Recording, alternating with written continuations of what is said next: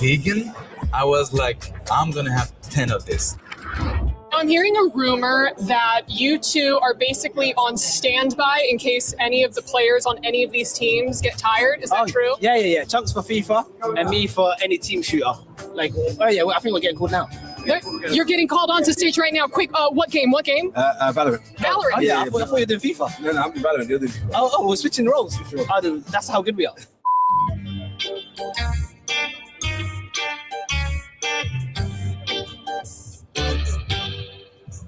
Have you been to Paris before? Yeah, I've been here for Champs, so it's my second time, and I also understand French, and I have French family, so it's nice to be here. J'aime le croissant. Ouais, je l'aime beaucoup. J'aime beaucoup. Okay, you've been practicing. You're practicing, or you've been watching a lot of Emily in Paris?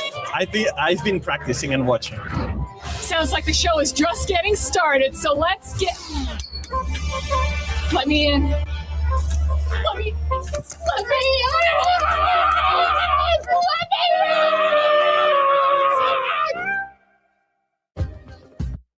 is in our DNA. Whenever we let it out, it becomes our superpower. Now imagine an entire city being built to supercharge it. Kadir City, powered by play.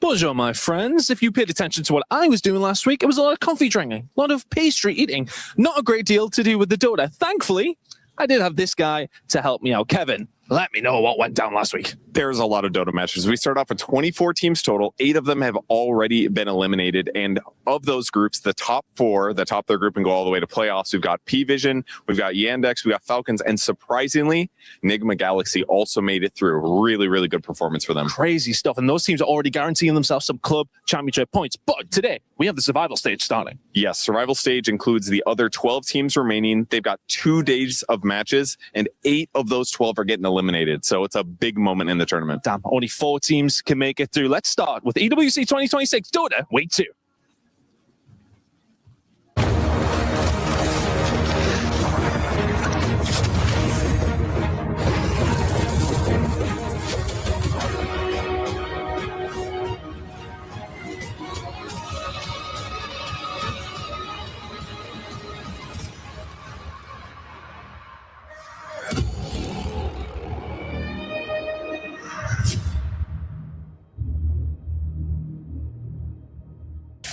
A very good morning. It is survival time for the teams here for Dota 2 at the Esports World Cup. We're live from Paris, and it's the second stage of the tournament. The survival stage is going to be brutal. We got a lot to talk about. We got some eliminations upcoming. We got some advancements upcoming. to tomorrow, because you don't survive with just one series. You're going to survive 2. I also got 2 people sitting next to me. They survived the first week just fine. I'm here with Seb and Lacoste. Seb, how are you doing? I'm great. I did more than surviving. I enjoyed it. I don't feel like I was a threat or anything. Doing great. Super excited for this week. I think usually this is when it starts getting very interesting. You know, like when tournament life is on the line. This is my jam. Yeah, I'm doing good. Doing good as well, Shiver. You know, I got the chance to explore Paris yesterday. I don't know, like teams had a day off as well. I'm pretty sure that they focused on different things, but really enjoyed it. My first time in Paris, and Dota has been amazing. And now it's going to come down to survival stage. What was the highlight? Gotta ask. Highlight of exploring Paris. I gotta say, Eiffel Tower. It was closed all around because of the celebration day that was preparing for today, and it looked like from the distance, it looked very tiny. Then we got very close. We took the boat ride for an hour, and it looked amazing. It looked much better. Different color than I would have expected it to be and what I've seen on the pictures. Oh, very special, of course, with fireworks yesterday as well. A lot's going on for France. They have the World Cup today. But there's a World Cup that's at play here as well. And that was this play last week as well, last Sunday. You might have not been able to catch any of the games. I don't know what you were doing maybe, but if you didn't catch them, that's okay. We got you covered. We had 2 series on this stream that could both, in their own right, be considered grand finals, Seb, starting with P-Vision versus Team Spirit. Yeah, that was an absolute banger. I think both these teams actually showcase also how close they are in terms of play, because it was a very, very close series. We had Team Spirit really put a stop to P-Vision's domination and remind everybody that they're not impressed. You know, they are Team Spirit at the end of the day, and nothing is out of reach for them. And you know, P-Vision were able to strike back. It's going to be interesting because these are 2 of the favorites here, I would say. Spirit's obviously the title defender, so everybody's looking at them. And P-Vision is coming in hot. Like they have shown a level of play that's very, very scary for whoever is going to try to stop them. Yeah, and P-Vision winning that series, the second game, they only need to win 1 game, so they tied. And P-Vision winning that 1 game was enough for them to claim top spots in the group, whereas Team Spirit will see them in action tomorrow in the survival stage. And then the series we had after that, we had 1W versus Yandex. Lacoste, this was another series that could be a grand finals. It definitely could. I mean, they shared the same amount of points. They were 7-1 prior to this series, and it looked like kind of like both teams can potentially take it. The first game, it was a bit of a stompy one. Yandex, they got a better draft overall and better execution. And the second game, I really like the sequence of what happened in that one, especially draft-wise, because they managed to take the PL for themselves and then steal the Earthshaker on top of that, knowing that it could potentially be the counter. It did go on for an hour, but very, very close series. Yeah, a super close series, and 1 step closer, of course, for the teams that won there to be taking the championship coming Sunday, because top 8 is only the start for those teams. And of course, some of the teams that you saw are not even top 8 yet. No, we did over the weekend as well, had some other action going on. We had 2 different titles finishing. We have 2 new champions added to the mix. Starting off with Valorant, they had their finals, and 100 Thieves was able to beat NRG, and that was quite the happening. 100 Thieves now with the 1,000 club championship points on the leaderboard for the club championship, so that is very cool. And keep in mind, you have to win at least 1 in order to be eligible to be first place to begin with. And there you see Apex. It is unlimited. They won the match point and they take the crown. That happened over on the other stage, and another extra 1,000 points for the leaderboards as we can start shape. I mean, it's just a couple titles finished so far, but you know, it's getting there, and that is cool to see. Seb, yeah, where are you? It's very early stage in a sense. So, you know, it's kind of like your first day of groups or something. So, you know, I think if you're Navi, for instance, or 100 Thieves, I've been there. It feels good. You know, you look at the scoreboard and you're like, yeah, number 1. You know, there's like something very positive about it, but it's going to be a marathon. So everything is very, very much up in the air. Nobody should get out of themselves. Yeah, I think there's like, on average, 3 games, different titles per week that finish Lacoste. So, I mean, we were like, what, week 1 just finished? It's a good way to start for these orgs, like orgs that have multiple teams and that are competing in multiple titles, but also starting with the W, like getting that potential championship as well. It's very interesting, and it makes it easier. I think it relieves some pressure from like the other squads that they are competing in with their own orgs, because you already have that guaranteed title. Yeah, and we can also take a look at our bracket and see what's coming in the survival stage, because a couple of these teams, if you're in the survival stage, you don't get any points yet. You need to be top 8 for that. And there's quite a few names on this list that definitely want some points. Most notably, I would imagine actually Team Liquid. They have come second years in a row, and they really want to get some points out of their Dota squad. Let me tell you that. They could really use those. But this is our survival bracket. We are going to see today 4 teams eliminated, Lacoste. 4. Yeah, from now on, it's just going to be single elim. It's going to be painful. I think teams had a little bit of extra time to prepare for this, and looking at the matchups and looking what's going to happen to them potentially in round 2, it's looking scary, because you have to go through BB Team, 1Dub, Team Spirit, Aurora. All of these 4 teams, like, they got second in the group, but these teams are also top contenders to take the whole thing. I think if you're Liquid or Extreme, you're like, no, thank you. It's like, can I go like backwards? Oh, and then back up or something? Like, how can we work this bracket differently? Because I don't want to move forward. It's going to be a tough one. It's going to be so scary for all teams. Single elimination as well. It's like, yeah, there is no second chances, and a lot of these teams in the past have relied on those second chances. This is what's coming your way today. So you saw that there's on the round 1, there's 4 series. We split them up over 2 different streams. So you're watching stream A. There's also stream B going on. Make sure you check that out. But right here, you're in the right place for LGD versus Mouse, and starting the day with Liquid versus Extreme Gaming. And I chose this time around. What did you choose, Fever? I think it's pretty obvious which series I chose Obvious to you. for the Sony story of the day. Come on, you can't choose me. I hope it's the second one. I hope it's the Liquid Extreme. Of course it is. I'm messing with you. I agree. We're on the same page here. Great minds think alike. We would have made the exact same choice, which is why we're here sitting together. Yeah, what happened to democracy, Shiver? Like, we were choosing and you were not happy with our choices, so you No, this is fine, because I thought we were aligned, so I'm like... You're in France, you're in Paris. We don't like being,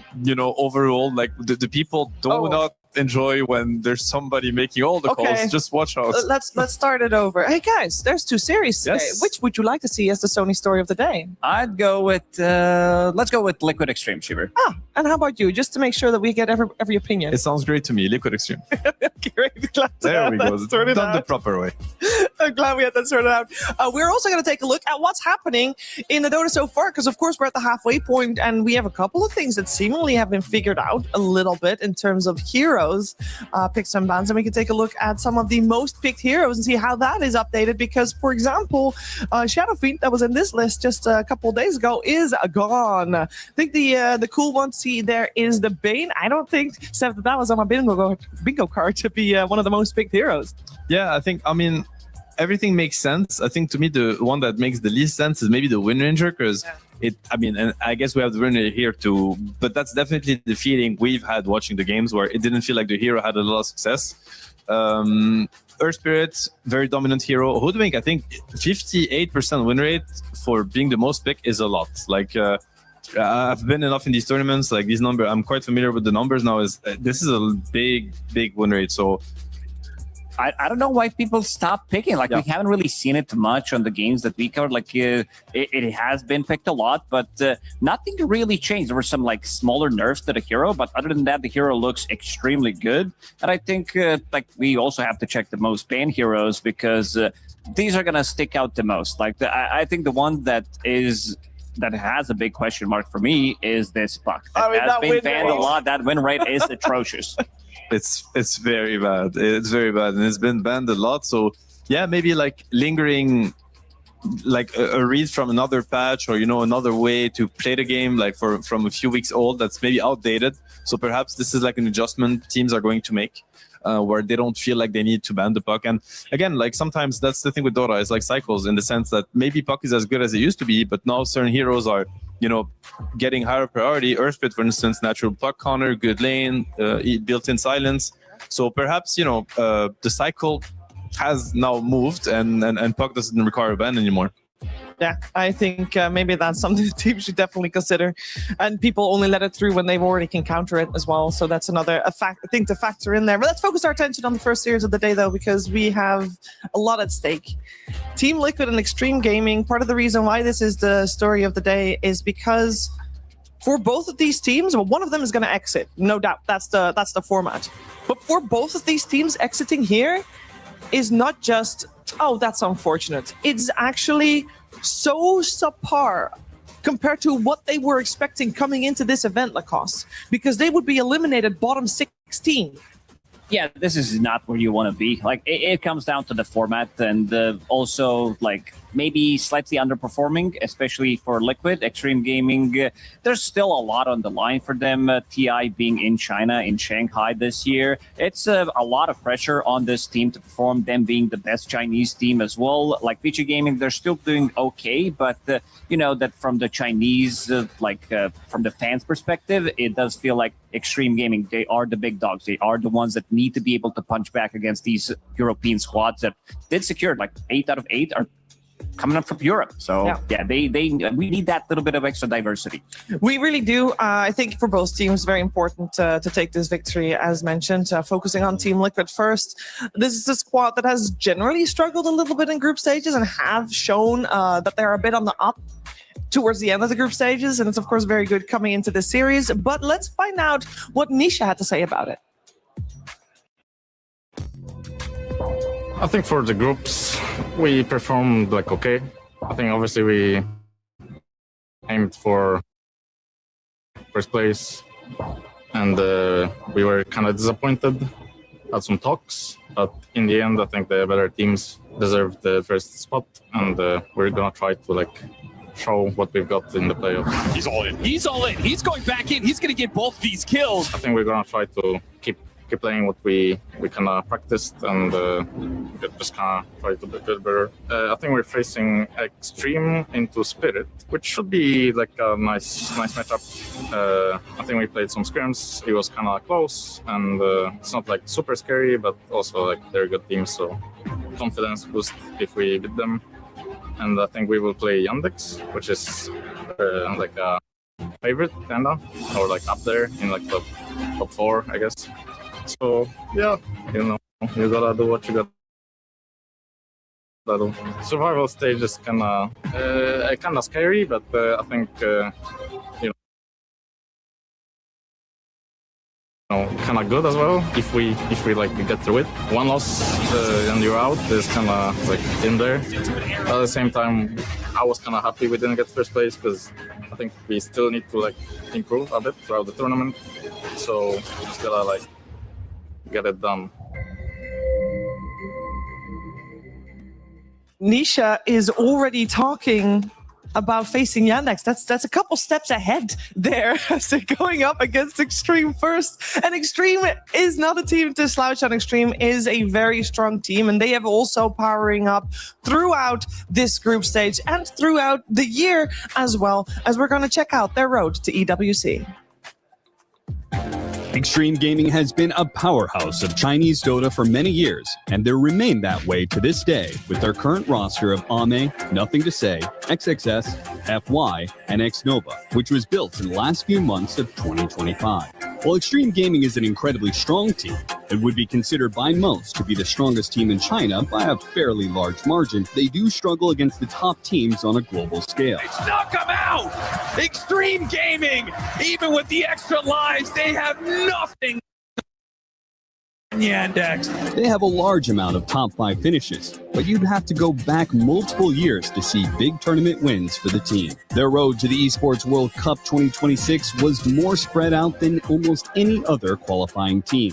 With no tournament wins to speak of, the majority of their points instead came from getting top 4 in Dream League Season 27, Dream League Season 28, and even ESL 1 Birmingham 2026.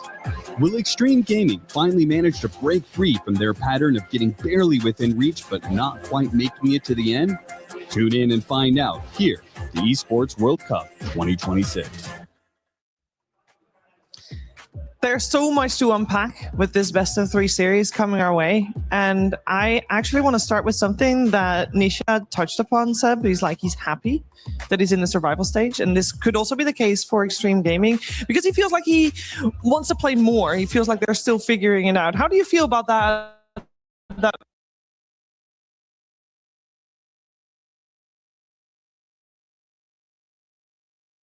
view on a tournament progression for a team? I think it's always scary to sit out and have the other teams play like 2 best of 3s and gather a lot of experience. It's like best of 3s, you're just more involved, right? When you're like part of the competition, like you're watching the games more closely, all of it, and you just sit out and you have to watch and eventually you meet them, especially in a single elim format where you could just get caught off guard by, because like watching and playing is just different. Like you get much more conclusions. So I understand where he's coming from. I think it makes sense that you want to get as much like playtime as possible. And anyway, you're going to have to beat every single team here if you want to take it home. So in that sense, having to face them, now or having to play extra games should not be a worry. But I have to say that usually pre-game interviews, you don't get much from them. Or I don't know, like this one really changed my mind on Liquid because he seemed so confident, even though he didn't want to sound confident, but he's like, I don't know, he didn't, it's just like, Spirit just went out of the window too. He's talking about Yandex and I'm like, there's Spirit on the way, there's like Extreme, and he's telling you, Yandex, they're top 4, but I think we can do it.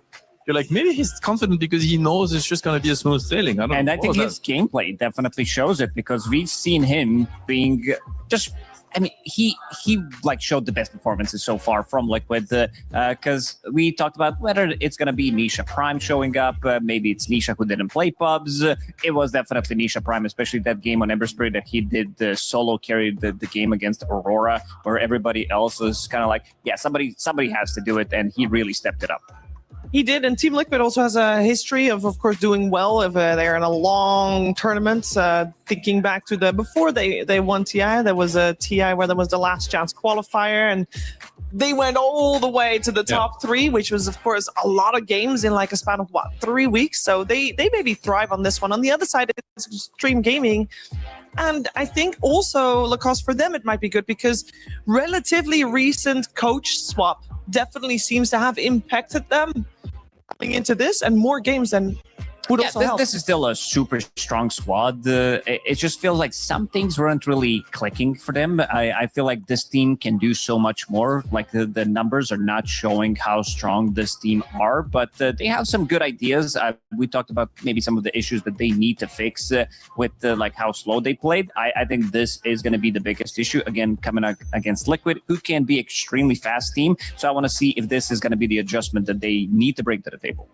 Like this is a pivotal moment for Extreme. Like I think you have players like FY or Ame. I don't want to say it's going to be their last ride, but it could be in a sense. I think these players have thought about retired or maybe even retired and came back, which is an awful thing to do. Don't try this at home. Do that? No, don't try this at home. It is very bad. But either way, like I think they don't take this for granted. They want to get some results. There's pressure on their shoulders in that sense. TI is in China, so the whole Chinese scene, and they're notoriously known for applying some sort of pressure on their teams. Like they really want the home teams to perform. So again, this is very crucial for Extreme. It is for both teams crucial, and we're all hoping that extra pressure for the teams will lead to the best Dota they've played this week. But before we get to talk more about the Dota 2, we got to get this series started properly on the stage.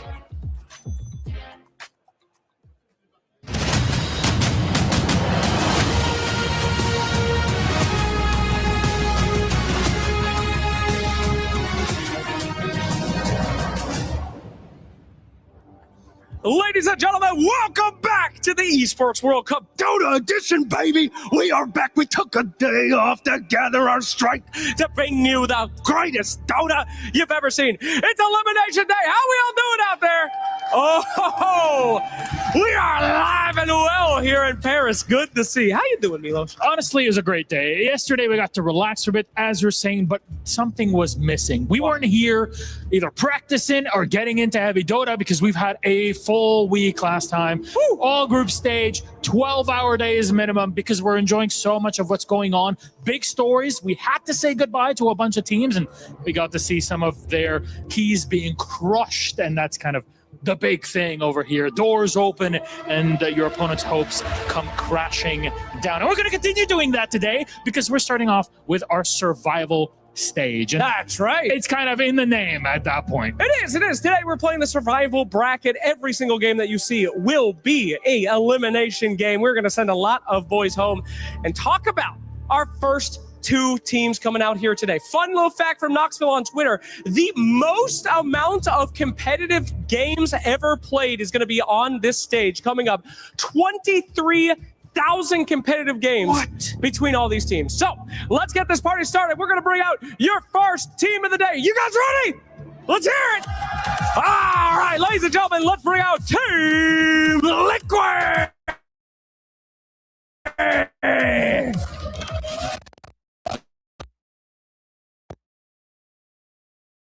Team that likes to grief the group stage so they can learn. You can't learn unless you lose. A lot of teams coming in here thinking that they can destroy. We're going to find out today if Liquid has learned those lessons and they're ready to survive against a powerful opponent. I, for one, am ready to ride that wave with them. I think they could do it. I don't want to call it copium or anything else here, Slap. We're going to leave it till the game actually starts off because from now on, it's all BO3s on this. So let's welcome their opponents to the stage. They're Extreme Gaming!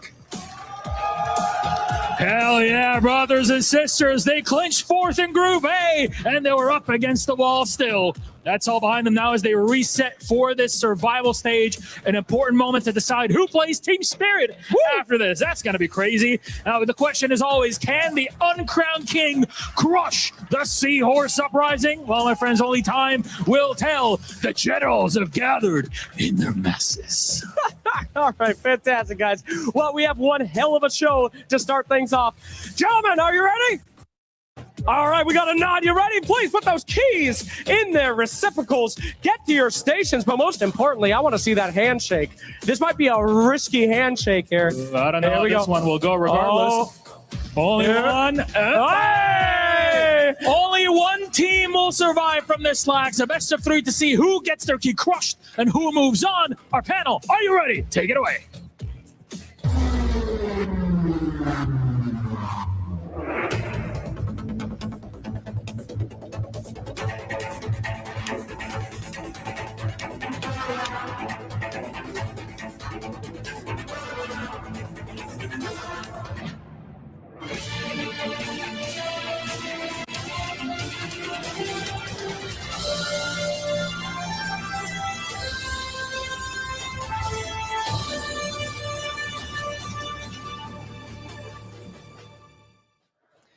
Flex and Milos shared some stats on stage. I would like to share some stats as well. It's scary stats, actually mostly scary for Extreme Gaming, because in the last 10 times that these 2 teams faced each other, one head and shoulders above the rest. There's been 1 tie, and that's nice.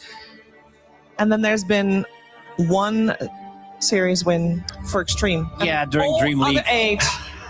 Dream League Season 29, they got that dub, but other than that, they haven't looked good. But you know what? Stats sometimes lie, Shiver. We saw it in Enigma Galaxy series against Team Liquid, where nobody beat the Enigma Galaxy 16 or 17 times in a row. And if they can do it, I believe so can Extreme Gaming. Guys, it doesn't matter. It doesn't matter. You can take your stats back. This is Extreme Gaming. This is your TI finalists. Where were Liquid in the last TI finals? I don't know. So they can keep winning. I know. Do you want to know? I don't want to know. All I know is like 9/13. Right. So I saw Extreme, I saw Falcons. That was the money time. Whatever happens in the season doesn't matter anymore. This is a World Cup. This is survival stage. This is single elim. You have players like Ame. You have players like FY. All of them. I could name. I would name the 5 players. They're here to play, and they can take down any team. So, I'm not impressed with your stat. That's all good. I just want to focus on the action anyway. That's normally much more impressive, and we talked about the pressure already. I want to talk about some of the lanes that we want to see do well, because I know there's been a lot of discussion when it comes to Team Liquid regarding the offlane. And when it comes to Extreme Gaming, we have seen the offlane also. They XSS popped off, especially on a Snapfire earlier last week. I want to focus on that again. What do we want to see? Or maybe there's something that you just really don't want to see, like I don't want to see Rubik straight away. I feel like Rubik in current meta just doesn't feel as good. There was one game where they opened up with Rubik on 9. I think in this current meta, there are multiple heroes who are much, much stronger than Rubik, and that was their downfall. I think it was against the BB team where they got crushed in 20 minutes. And also, maybe don't go too greedy from the offlane. I think the combination as well, because NTS, he looked pretty good in most of the games that he played. When he was the one when they were playing against Gamer Legion on Nature's Prophet, where he was solo kind of handedly bringing the game back in the first 20 minutes after the other 2 lanes they did lose. So I want to see something like more lane oriented, because they will need it against Liquid. The key of the draft for both teams, in my opinion, like on one side, Liquid finding their groove with the offlane. I think with the 3 and the 4, the player combination, as in the player hero combination, how do Boxy and Ace, like what kind of plan do they build for themselves? I think this has been off for Liquid since the beginning of the tournament. As we were saying earlier, like Nisha, he's been popping off, Mick is there, Tofu, I feel, and they need so much from Boxy and Ace. Like they're so important to their success. That is one thing. And on Extreme side, to me, is mostly the support and mid hero pairings, which I think have been very, very lackluster and has essentially disallowed them to play these games and at a pace that Sam, say it. Just say which hero you don't want to see. I mean, I agree. I 100% agree with the Rubik. I think, again, it's like, it's not only just Rubik. It's like, there's one more. There's Mirana, because you have to think of what are we going to see? We're going to see Ember. We're going to see Earth Spirit on Liquid. These heroes are like topping the meta right now. You pick a casual Mirana and it's like you give up every single rune. Like, they need to find a way to enable nothing to say, I think, is really important, because that's how Dota's played right now. You enable your mid laner so that he can enable the side lanes afterwards. Like, this is a give and take. If he gets the runes, if he has good levels, if he is allowed to push the mid wave, then he's going to rotate, fight for the side lanes. And they haven't done it at all so far. I wanna throw a hero you guys' way. We saw it last Sunday. Wow. We saw it last Wednesday. We might have actually also seen it Wednesday. We saw it Sunday. Wow, English is so hard. Lina. We saw Watson play it on the safe lane. And well, of course, we've seen it on the mid lane as well. So, as a flex, is only Watson able to play Lina? No, I mean, Watson is a hero specialist. It's like if he can make the hero work, maybe not many others can, but it does feel like a potentially good flex between 1 and 2. From the mid lane as well, we've seen different builds with either like spellcasting build. We've also seen GPK with the Treads, BKB, Satanic, Daedalus, Hydra's Breath type of a build, so more of a scaling build. From the safe lane, I believe we saw Mjolnir on Watson, and this hero has insanely high win rate. It kind of fits the meta because we're in the range meta still from the carry role, because like all of these position 5s, these melee 5s feel good to play with Lina anyway. Yeah, I think it's a really strong hero. Actually, I don't know if you recall, but I think Extreme was the first Lina we've seen. I think in the first series they picked Lina for nothing to say, and we criticized a little bit the pick because of the synergy with the supports again and with the other side laners. So it didn't. I think they lost that game and it didn't feel as good as it could have, but that's maybe a good sign that they were like, ahead of the pack and had the right read on which heroes were going to be on the uprise. Yeah, with the focus that we already want to see the nothing to say set up for success, and the emphasis we put on Nisha playing very well and having a very good tournament. Do you want them to draft also supports that are just extra heavy on the rotation? So earlier on than normal, maybe nothing to say can get a little bit of help so we can get a leg up there? I want them to pick their supports based on what nothing to say is going to play and what Nisha is going to play also. Like, this is what I want from Extreme Gaming supports. I don't care about this Rubik versus Bane. Like, this is just a bait. Like, at this point, it's just hurting them so much. I hope they came to that conclusion, because really this is what happened in these games. So if they can enable their mid laner and also make sure that they keep Nisha in check, because we've seen what happens when he's not. He just runs away with the game. Then, because I actually think that XXS and Ame are two of the most talented side laners in the world. Like, they are so good, these two. But they need the game to be stable. And it hasn't been the case, really. Yeah, XXS, I mean, I've been a big fan of this guy for forever. Like, I always put him in my top 3 offlaners because he has been so stable, and he can definitely, like, be the clutch guy for the team. Maybe the meta doesn't really suit him that well. Like, he's a hero specialist as well on certain heroes. Maybe, again, we're going back to, like, the position 4, position 5, like, what they're picking, and I also got to say that Xnoa, his hero pool hasn't really impressed me this tournament because he only exclusively played range heroes compared to like the pairings that we've seen with the melee plus position 1 carry that is range most of the time. Even though Kaori has been bringing out like some of the old classics with the Warlocks, with potentially, you know, Jakiros, which did look good. I feel like maybe he needs to expand his little hero pool a little bit more just to make sure that Ame also has a slightly easier laning stage. Yeah, 100%. And as we see the draft, you know, it's opened. We are going to get SF on Liquid, which is something they're super happy with. This is like a Liquid classic. Mike extremely comfortable on the hero. And Liquid is a team that strategizes in a sense that they always try to build on top of, you know, what the hero wants and kind of set the key heroes of their draft for success. So SF is a perfect Dota hero for that, you know. I bet you're happy to see the Mirana being banned, so you don't have to think about her. Yes. But yes. Are you not worried about the Darkseer, who has proven to be the strongest counter to Shadow Fiend? It's very, very strong. It's not so good in the lane. Like we've seen Darkseer, like 33, also going to jungle straight away, making sure that he is getting something out of the lane, because lane can be a bit more difficult. And they have multiple heroes that they can pair with this Darkseer in the lane. Like if we think about the Tusk King, for example, that's FY right there. But also another one that I would probably give maybe slight priority to is potentially picking up Spirit Breaker. I think this is one of the better counters in the current meta against Shadowfiend whenever you have a laning partner. But for now, it's just going to be Hoodwink.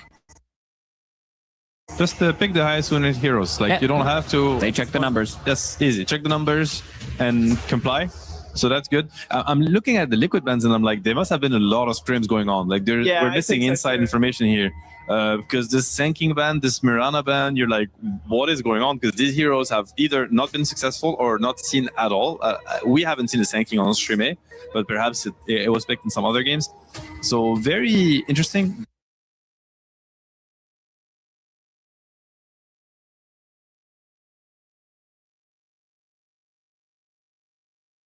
They let the Clockwork through, which obviously is one of the top heroes of the tournament, even though it's, I think the win rate, we've shown it earlier, it's a little bit below 50%, but this is a hero that's first picked almost every game. So in that sense, it's only normal that it's going to be, it's playing versus counters every game. And despite that, it's maintaining like a 50% win rate, which actually is pretty impressive. And of course, the Nisha Ember, like how can you skip that step if you're Liquid? It's pretty blind though, like it could get countered by, they only banned Lina. Huskar has been banned by Extreme, but we should expect nothing to say to pick a favorable counter. Yeah, there are certain counters. Like we've seen good amount of Necrophos as well, even though some teams feel like it is a counter. Some teams we felt like, even in the interviews after, saying that it's not a bad matchup. You're going to be losing the lane. I believe it was Nisha who can, like, you can still play the lane, drag the creep wave into the enemy triangle and get a good amount of farm. And also you are a Spirit Vessel buyer, but potentially a pick that, again, can be flexed to 3 different roles right now. Not as much. Like you can 2 different roles because they already picked Darkseer, but I gotta say, I've been very impressed by Earthshaker. This could also be... That's nothing to say classic. It could be FY, but... probably not. I'd be quite surprised, yeah. I think like Shaker Darkseer lane is not what it used to be, especially versus a Clockwork 5. So to me, this looks like the answer to the Ember mid. It's a good matchup for Shaker, I dare to say. I don't know how good it is anymore, in a sense, because I think Ember is like very, very buffed and Shaker has been nerfed for a while now. We'll have to see how it goes. Obviously, nothing to say thinks it's good, and amazing combo with Darkseer, that goes without saying. You know, if we go back to Shaker meta, you know, Mandarin, Falcons, TI, Shaker meta is stack triangle and protect the stacks. Like, so that you're going to look at that. I'm a little bit worried on the Darkseer Hoodwink lane, because if they have a rough one, if the safe lane of Liquid is very strong, it might allow Tofu to wander, place deep ops. It might also allow Mikke to even connect and try to contest the stacks. So the early laning execution from Extreme, especially on the off lane, is going to be important so that FY has space to stack and to protect the stacks. Yeah.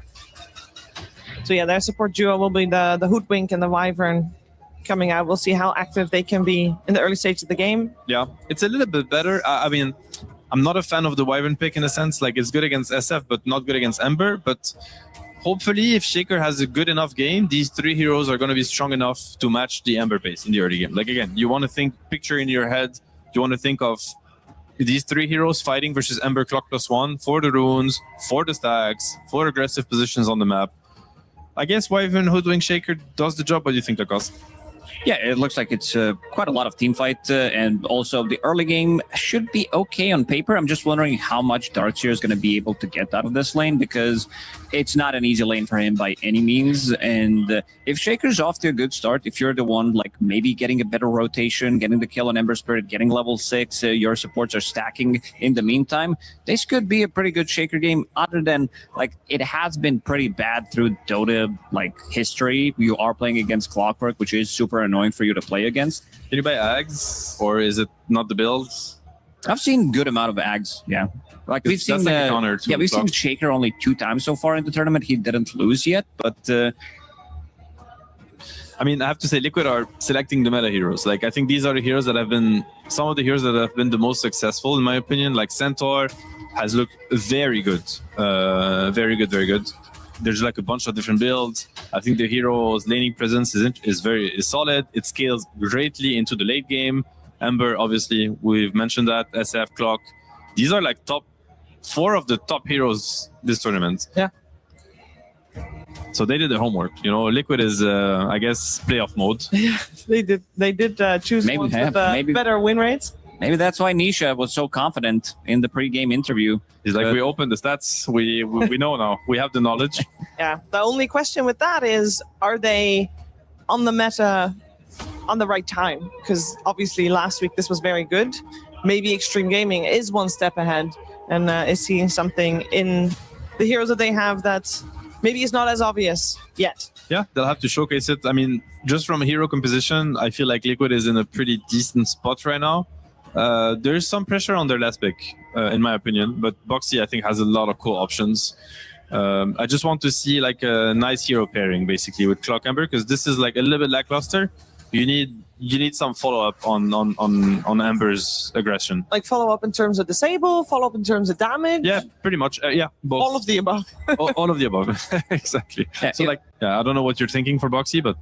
I was thinking Willow, it got banned. I'm thinking maybe Coddle, potentially Lion that can come out if they feel like they need slightly more control. I'm okay with Coddle, maybe slightly more, because you have like the combination. It's probably one of the best, if not the best hero pairing with Coddle, except for Pango. So it feels really nice to play. You also don't know the matchup, so you're going to be showing up the wave relatively easy with the Centaur plus Keeper of the Light. Coddle is banned, by the way. Coddle is banned, never mind, Shiver. Banned, okay. What else is there?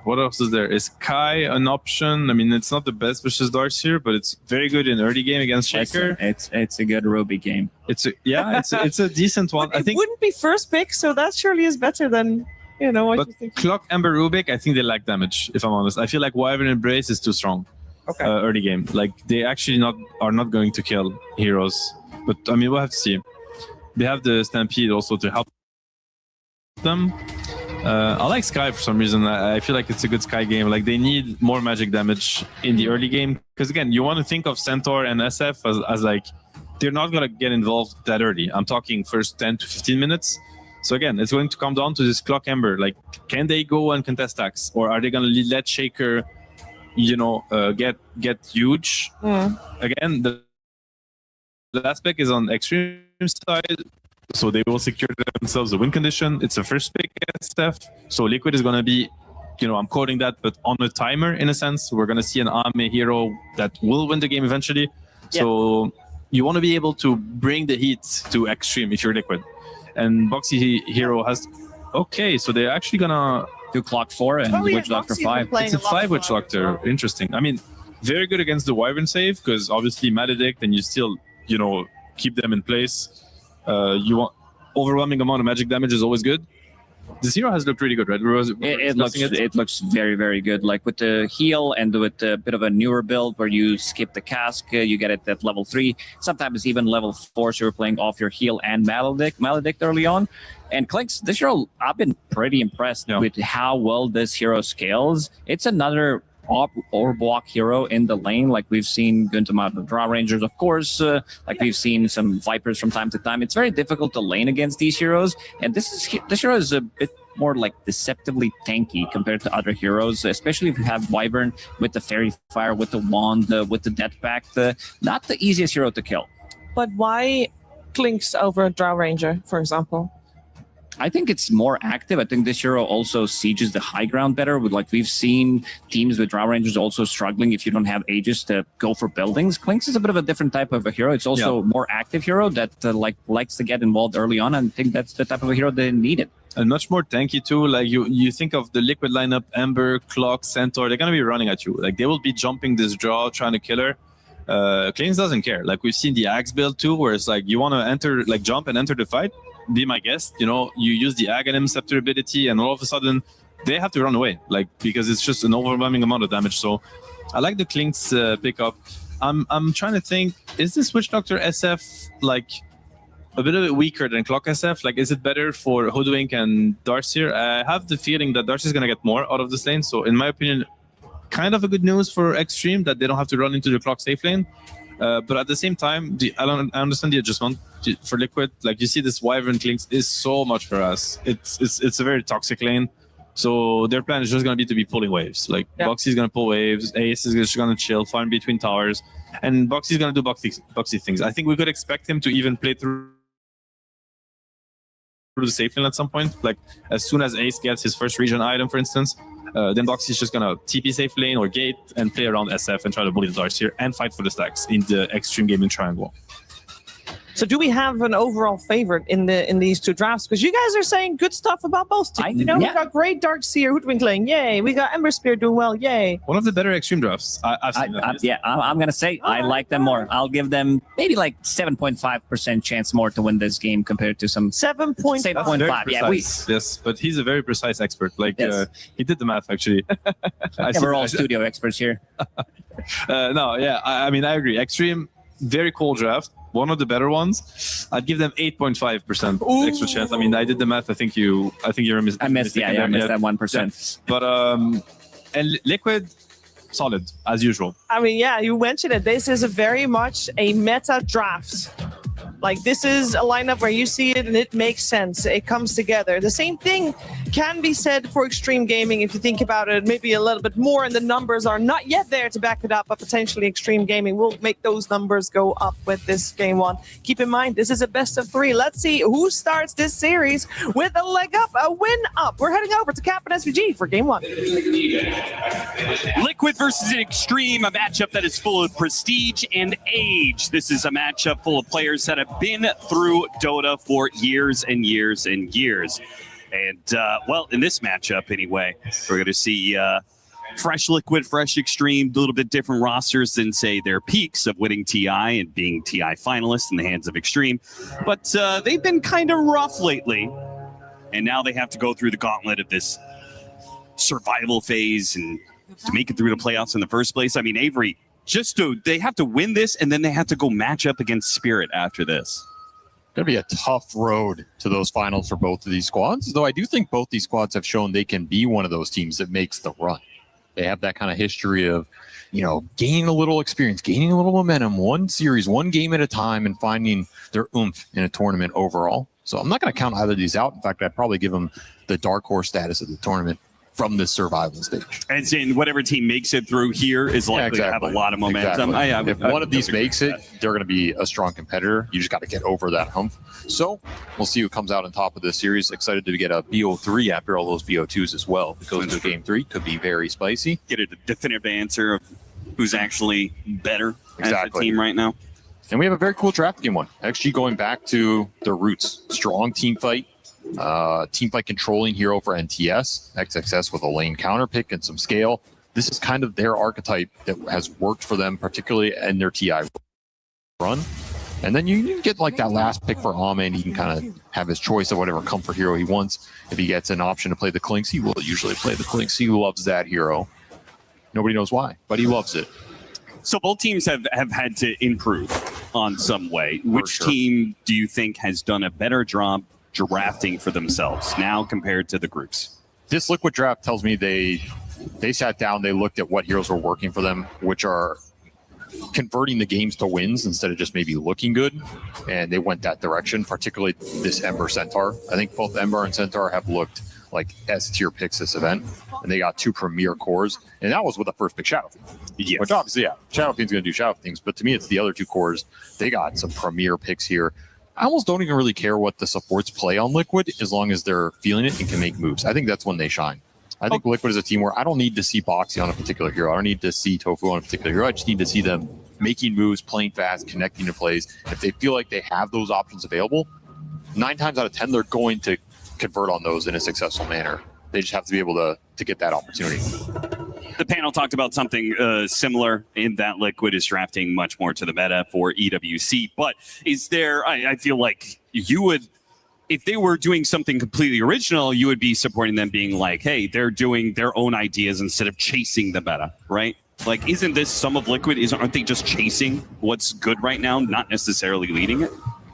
Maybe there's some argument in that. I don't think that's the worst thing to do in an elimination match like this when you're trying to build something, though. Okay. I also think maybe a lot of their own ideas just didn't work. Like, you're going to scrim with these things. You're going to play some series. If they fail, you have to make a call. Do we stick with them, or do we just try and move on and play more of the meta? And the meta looks pretty defined right now. Sure. So I don't mind this. Like, I don't look at any of these Liquid picks and be like, why are they picking this hero? And particularly this Nisha Ember. I feel like this is his best hero right now in terms of the hero-player meta combination overall.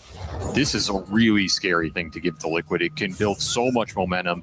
It's rare he's going to lose the lane unless you really cheese pick him. And it enables their support duo. It enables the fast gameplay. It almost doesn't matter what happens to this guy in the first 10 minutes. He's going to bring that mid-game Liquid's way. You have to be prepared for that. And that's a big question in this game.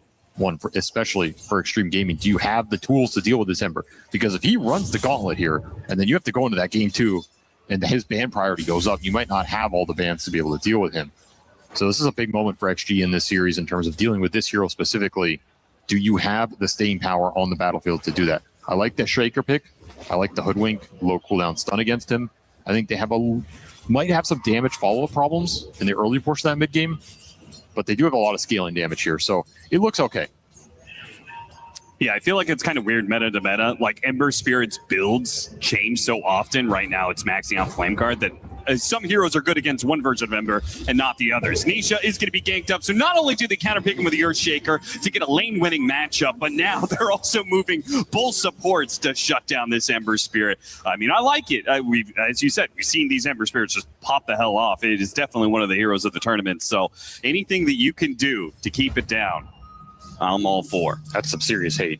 Nice timing, though. The 4-minute Water Rune, he's still level 4. You only have 2 points in the Flame Guard instead of potentially 3. So when he's a little more to these early nukes. I like that rotation from XG. Well, so what were you really doing in the side lanes? You're not probably going to beat this SF Witch Doctor lane, and the other lane, Centaur has already picked up his Helm of Iron Will, so it's about that time where Ace is going to be free farming. So honestly, your best attention is going to be to that mid lane.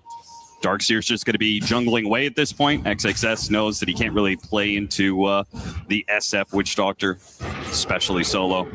The Centaur can die down here if you want to bring the Hoodwink, as Liquid are going to try and leave Ace alone. Courier.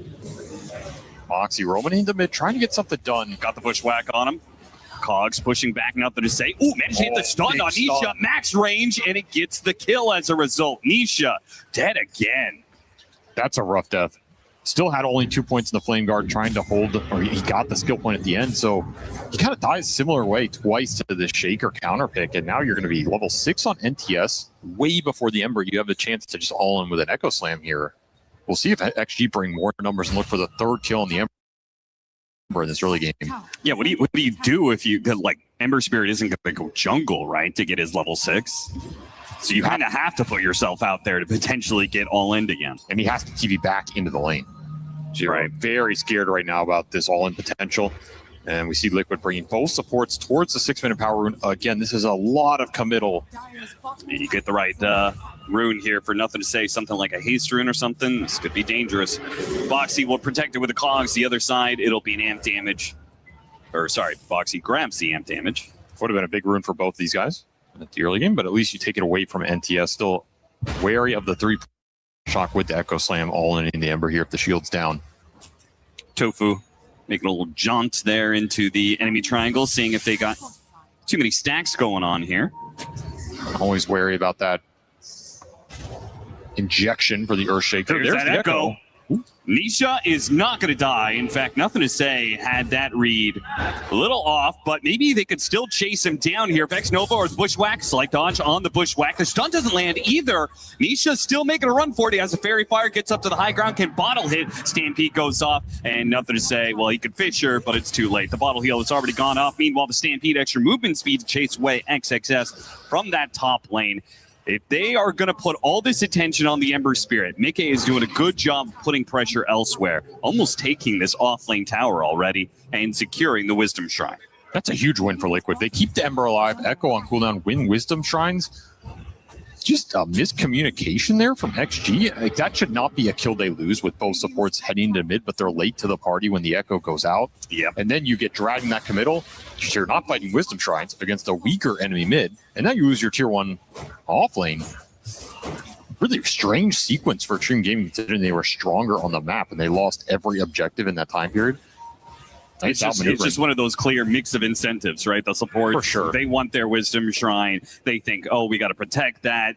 Nothing to say. It's like, I want to kill Nisha again. Let's kill this guy. I think his call was the correct one. I think it's okay to give up the Shrine if you get another Ember kill, but you needed to get 2 out of those 3 objectives, not 0 out of 3. Right. I think Liquid were kind of like, well, let's try and get something here, and they ended up getting it all.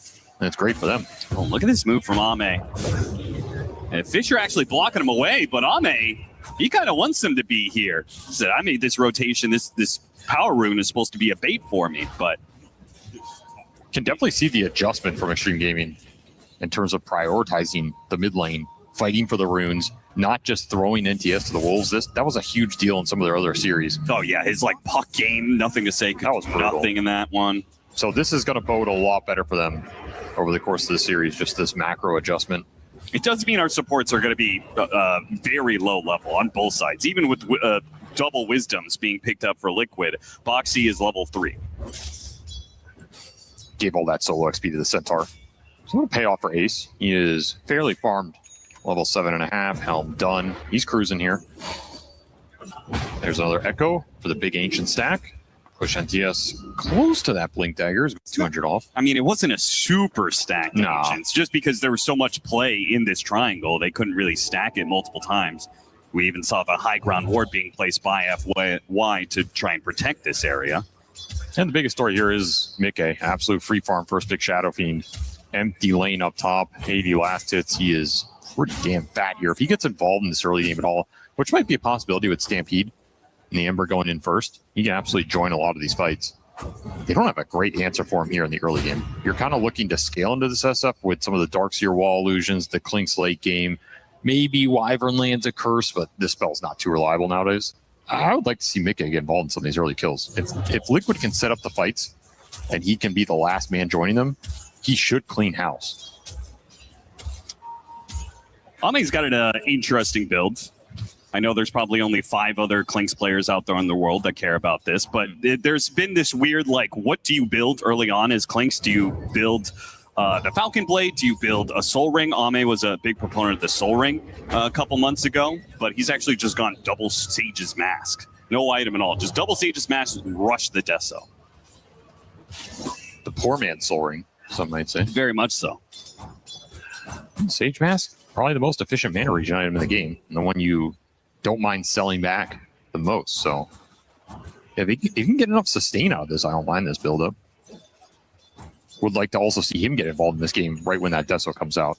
I don't like the Ame Clinks games where he gets Deso and he's just in the jungle for another 10 minutes. Yeah. We've definitely seen Clinks' prioritize Aghanim Scepter, so it does feel like we're trying to utilize Clinks a bit more team fight And there is so much team fight on Extreme Gaming. Vacuum Echo Slam is going to be brutal for Liquid if they don't play team fights correctly. Look at this bottom lane push. Ami's going to take this tower. And Liquid don't even try and put up a fight for it. They just say, whatever, we just farm. I think Ace was strong enough to stand there. Maybe just worried about where the Shaker is off the map. NTS was in jungle for a while there. And especially since he's got a lot of unreliable gold as he almost has the Ring of Taras complete. So concede a little bit here. Make sure he gets that next round of items. Still just looking at this net worth chart. Nisha's not getting a lot here, man. He can't stand mid. He's not getting a lot of the jungle priority. He has an Urn with no charges, and now he's getting hunted by Ame. Which is awkward because all the attention seems to be on the Clockwork right now. Now he's surrounded by 3 heroes, but they've already used their stuns from the Earthshaker. So Ame's just like, again, like I've made a rotation, guys. I'm slowing down my Deso timing, but like nobody's really working with me here. Okay, they just blink Echo on Nisha, but again, no follow-up. Where is the coordination? Extreme Gaming, they gotta wake up. Maybe Ame can kill Boxy. At least he can't even get Boxy. Boxy gets around the tree and out of sight. If Nisha ends up getting a kill out of the sequence, I don't know what to say. This is just ridiculous at this point. Okay, they do manage to stop Tofu from getting that kill. Maybe Nisha still cleans it up, though. Flame Guard to run him down with the Shield Rune underneath tower. Ame tries to stop him, but Stampede makes it easy. No, Ame's going to die. Triple raise, double kill for Nisha. Extreme Gaming, I mean, I don't even know what to say about this one. We talked about these teams not being in the best form, but this is the worst that Extreme has looked this tournament. I don't know what that sequence was from them. If anything, I thought you maybe just echo Nisha when he runs down the hill. I think there was a solid chance he died. There's no hook shot or anything. Then you wait till everyone's out of range, and then you go in. 2 of these echo slams just coordinated to 0% here. I also wonder, like, is this the Shaker build for the game? He's maxing Fissure over the Enchant Totem. I think he just kills the Ember there straight up if he has 3 points in the totem. Oh yeah, that is very weird. I don't like this build on the mid Ember at all, especially when you have Ion Shell for some extra magic damage anyway. Yeah. You want this core totem maxed. Like, you're going to do so much damage, particularly to this Ember with the overwhelming physical burst. It's hard to deal with. So I think you just missed opportunities here for XG. Still in an okay position. This Ember is still suffering, but that was a big recovery for Nisha. Well, the early towers are going down. Nice combo. Fissure, Bushwhack, and the finishing touch there, the sharpshooter. Now Extreme Gaming are getting some coordination. We'll see if the missed kills come back to bite him in this game, if this Ember manages to recover a little bit more here. It was also a great fight for Mickey. That's the exact type of thing you want to see out of him in this game. SF joining the tail end of these exchanges and just triple raise someone to death. Big gold injection for him. He's still running away with this game right now. In prime position to steal the mid game with some momentum. All right, let's talk about Centaur. Centaur, what is this hero now? Because Ace, who is a very big Centaur player, he is starting to go this build where he just rushes hard. Is this hero no longer an initiator? Is it just like an off-lane farmer? Are we going to see 33 playing? I feel like this is a 33 build if I've ever seen one. This is the farming, scaling Centaur build. If you want to have impact after 40 minutes, this is what you do. You're going to farm the fastest. You're going to be super high net worth. You're going to be a presence in the map. It's honestly not too bad in the team fights either. Makes your spells do a little more damage whenever you get that shard. You feel really good about scaling up as well. You just absorb a lot of spells. You just stampede in. Like, that's often more useful than I blink stun some dude for 1.7 seconds or whatever. Radiant's bottom tower is under attack. It's 2.2, but Scaled per level. Yeah, level 1's 1.6, 1.8. Oh, I see. It's a pretty bad stun. You have to put a bunch of points into it. It has a bad cast animation. Your damage follow-ups are irrelevant. I prefer this build. Look at how farm he is. You can't complain about that. No, I certainly can't. Because Nisha may not be having the best game. He is way behind in net worth compared to all the cores in the game. Is certainly being made up by these side laners. No doubt he understands that. He has to play with his 2 supports and try and make things happen. He's got 2 heroes that are going to farm. And, I mean, probably eventually win the game if they're able to free farm like this, right? Not sure their scale is that much better, if at all. Wyvern Darkseer is going to scale really well in this game against the SF.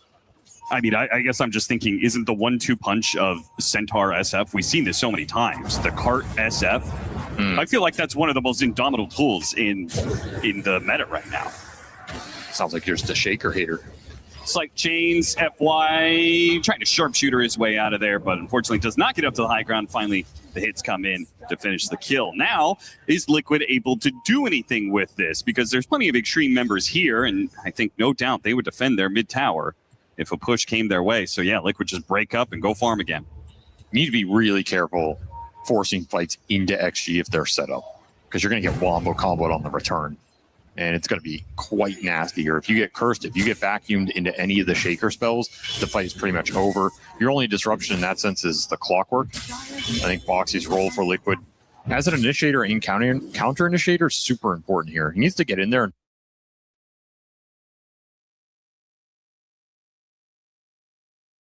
disrupt the combo from XG. That means either, finding shaker at the start of the fight or just jumping in, placing a cogs, which makes it hard to get this nice vacuum echo combo going.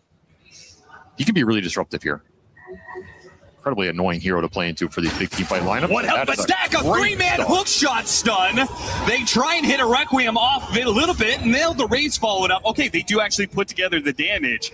Mickey, pretty good read of that situation to Requiem from so far away to chain the stuns there.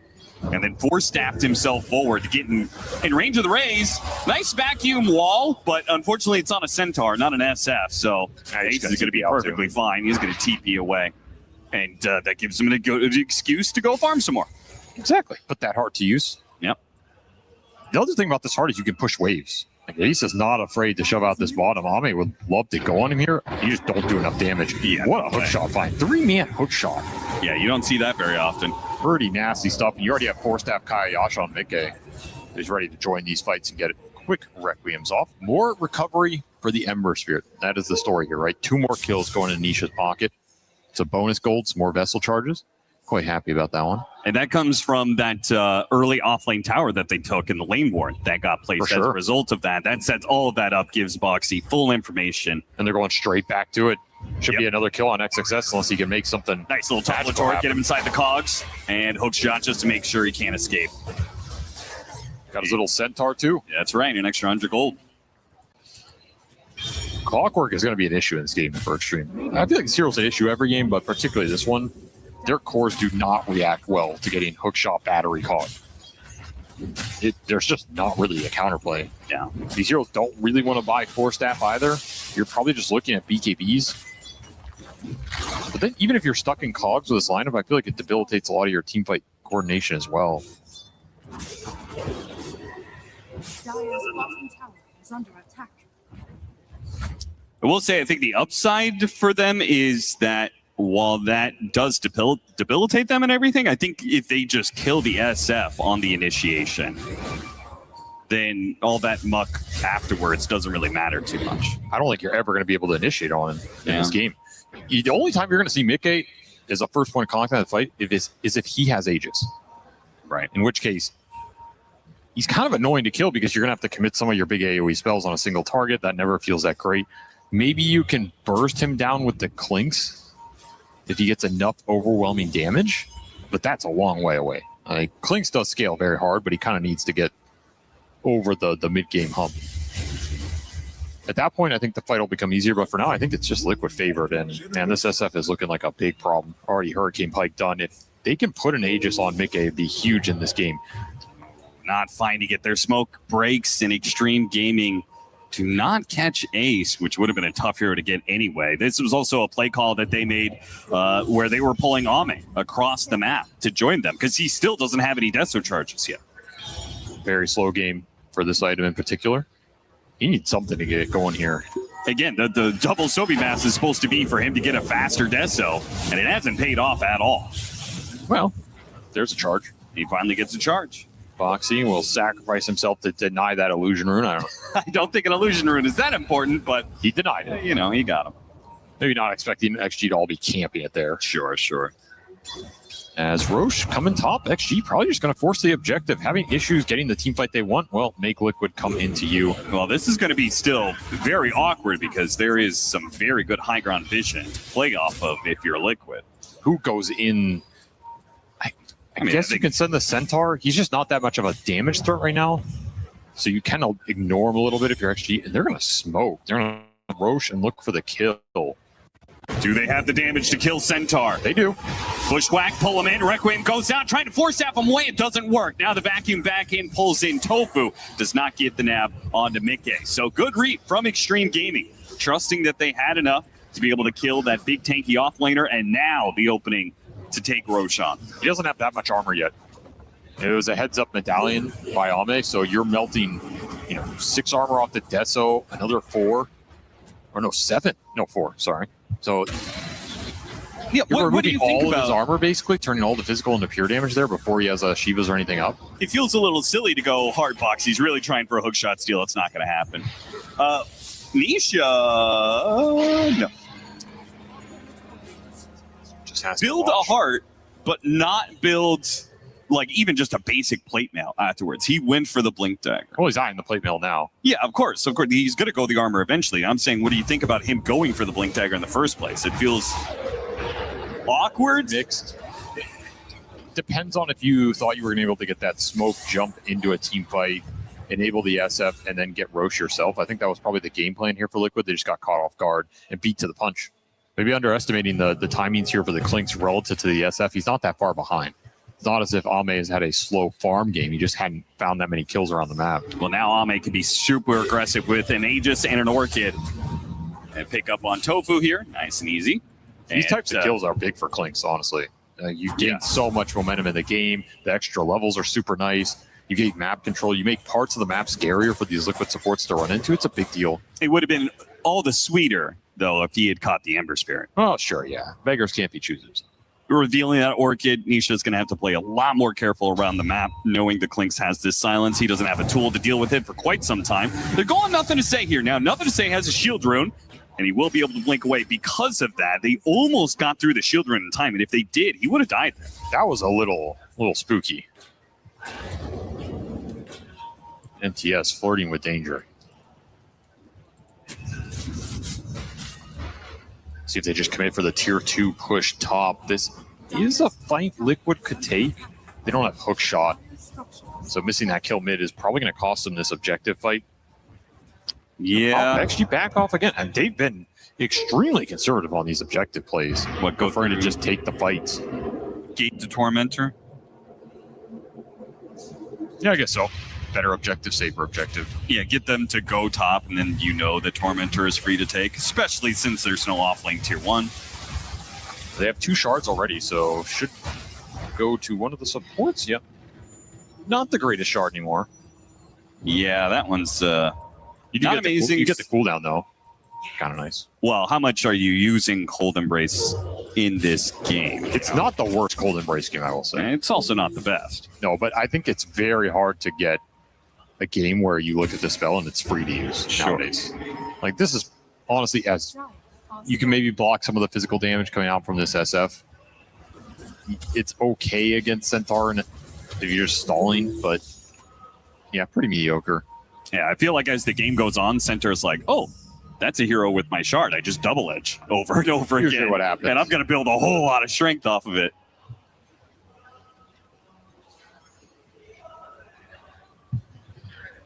XG looking solid right now. Liquid's going to smoke, try and make a move.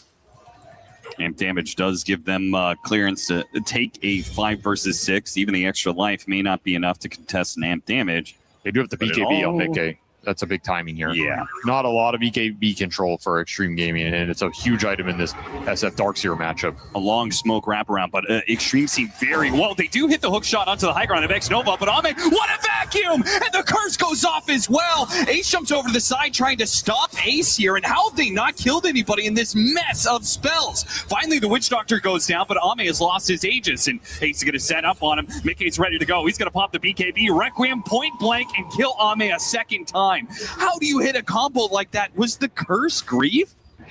the curse was fine because it should set up for the Shaker, but Boxy disrupted the Shaker on the backside of the fight, so you can't get in there and stun them all and create space for the Clinks.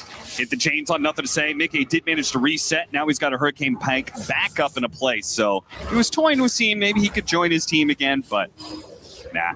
They call it quits here. They want to make sure Ace gets out, though.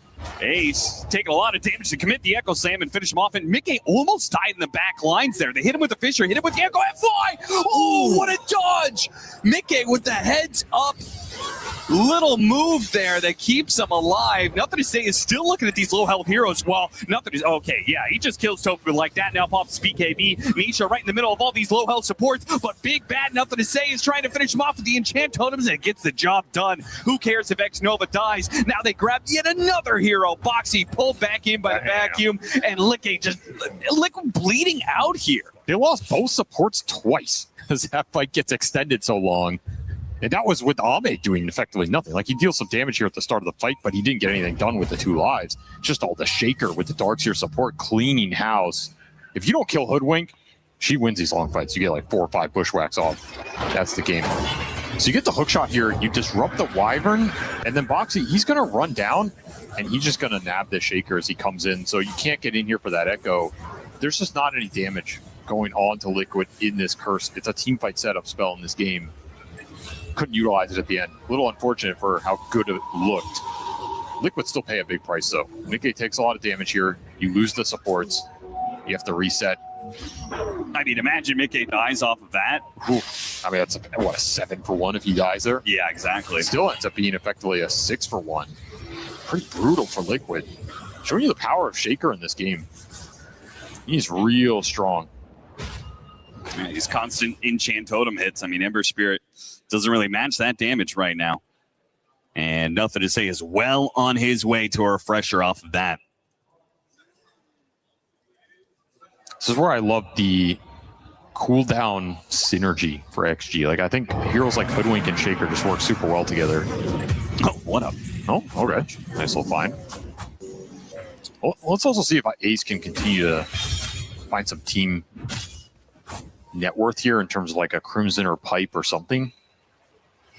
What do you think he's going with this plate mail? Is it Shiva's? Is it a good Lotus game? It's either Lotus or Shiva's, and Lotus is not doing anything for a year. Yeah, it's not. So it might just be a casual one for now. I could see him going into a Pipe or Crimson before he finishes his plate mail into anything.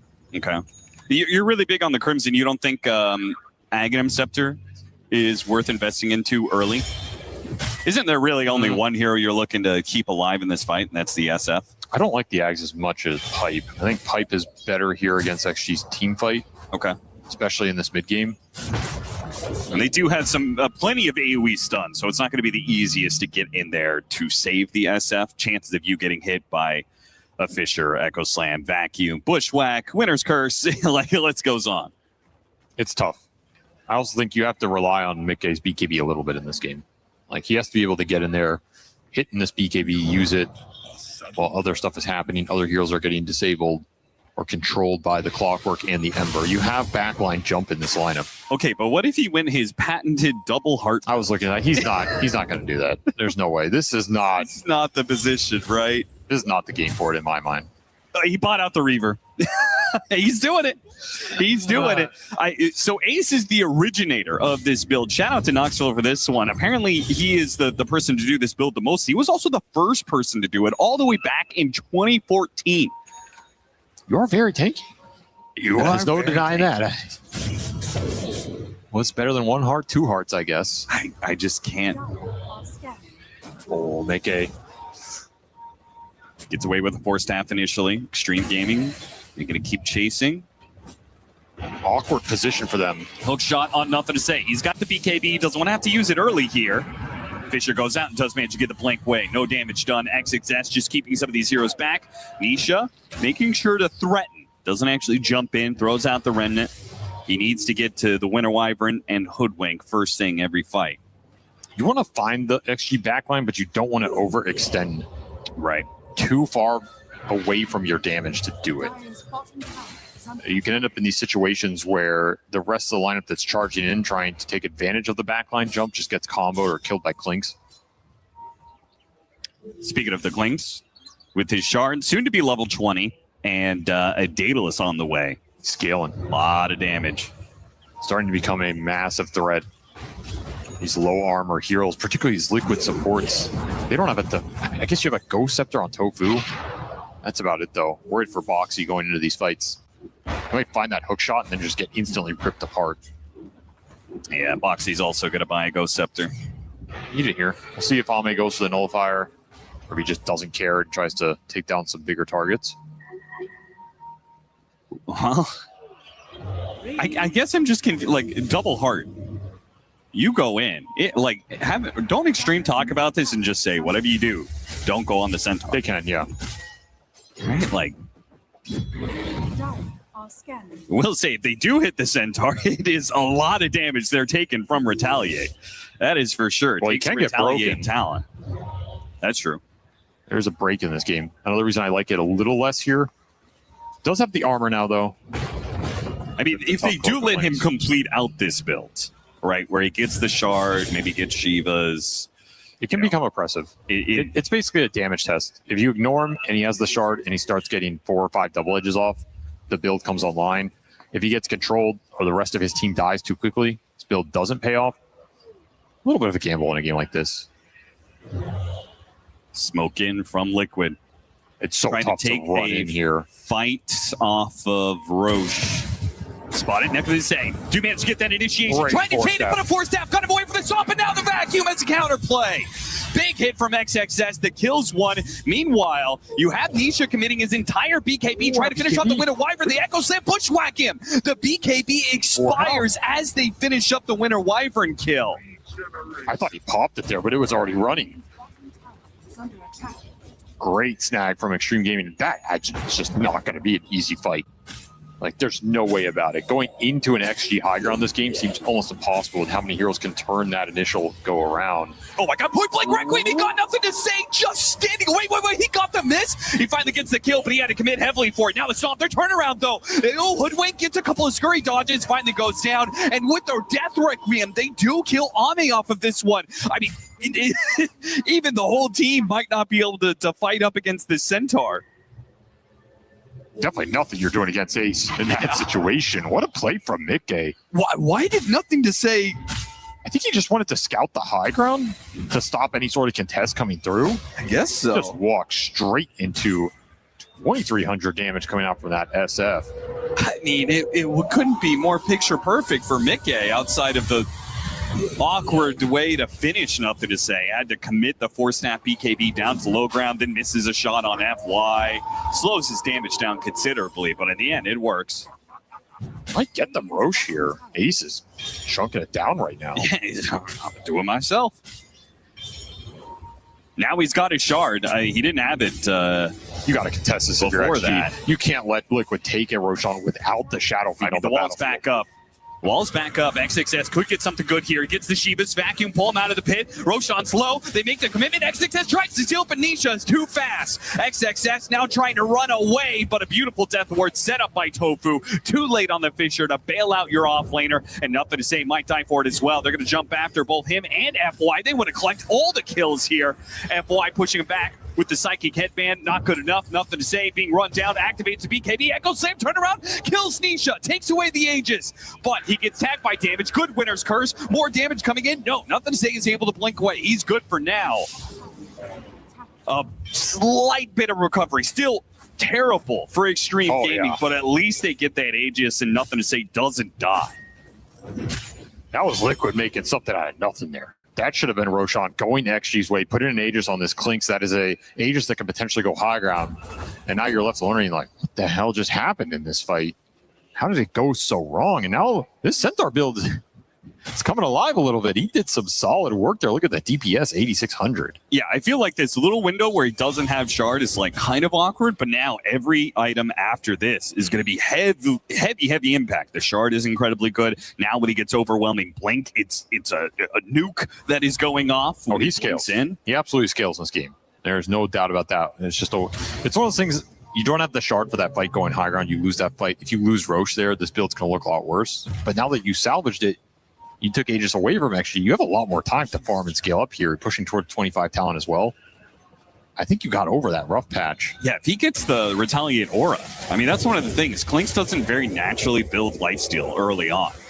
He's so reliant on his death packs, so that constant bit of damage for every hero that he hits is not going to feel good. He's trying to build up a BKB right now on Ame, then go back for the Bloodthorn. Definitely needs at least another survivability item in this game. I don't think you can itemize just pure damage here if you're Ame. Wyvern can only bail you out of so much. Nothing to say. Didn't go the refresher. He got an Octarine for just more spam of these spells, but now he will try and build the refresher. I mean, there's still, no matter how far ahead Liquid gets, though, and they're obviously only just now getting a net worth lead, very small one, Extreme Gaming pretty much always have the potential to put them in the dirt. I like their timing right now, though. They hit 25 on Mickey. First to 25 in this game. That is a beast of a talent there with the Shadow Ray applies attack damage. He's going to do so much DPS in the fight if Liquid can set it up for him. Nice pick off here. Extreme Gaming setting up on high grounds. Boxy trying to clear the way. And now with the numbers advantage, they push out. Boxy has been a huge hindrance to their initiation, to their team fight. So him being out of the equation is actually pretty big. They'll get the additional kill on Tofu. Another minor actor down, but Liquid still up with all their cores. Support solidarity. Yes. Where one go, all go. That's right. You know, I hate to say it, Austin, but I don't think you do, but go ahead. No, I really hate it. You don't know what I'm saying. I really hate it, but I think this Clockwork needs Shard right now. If there were ever a game for it, Jetpack. I think this is the Jetpack game because I think you just have to be as disruptive as possible. Absolutely. Right? Being able to like blink in cogs, fly away quickly, reset, get another round of disruptive spells off. It almost sounds like it's not one of the worst shards in the game. I'm it's being a must convinced. grab. I'm being convinced. Yeah. You know what convinced me? Some of those crit games. He made it look really good. Okay. So me and Insania telling you that Jetpack is amazing made no impact whatsoever, but crit. Yeah, he's slowly converting me. Okay. I'm a semi-believer. All right, Falcons, just keep drafting Clockwork for me. Eventually, Avery will see the light. Basically, I'm saying I think if Boxy can get in around a spell, survive, and get in Shiva's another. blinked in. Finds a beautiful vacuum initiation. That's going to be them all dead, baby. Ace is going to take a lot of damage, but he still managed to stampede some distance away. He's got the Orchid. That's going to take a little bit more. And a blink, not quite up. Hits him with another Fissure. They've got him. They've got a bit of control. They've got a bit of damage. Another Bushwhack lands. I mean, there's just constant follow-up from this team. With the Octarine on Earthshaker, once you're in, there's not much of a way out unless you got a BKB. These vacuums are nasty, man. You cannot get caught in them this game. Especially with the massive AoE on this spell now. Like, I go back to it every time. The fact that it has a 75 talent, the fact you're always going to get another 75 from Shiva's, the AoE on these vacuums, it's broken. It's way too broken. So you pretty much have to start fights on your terms if you're Liquid.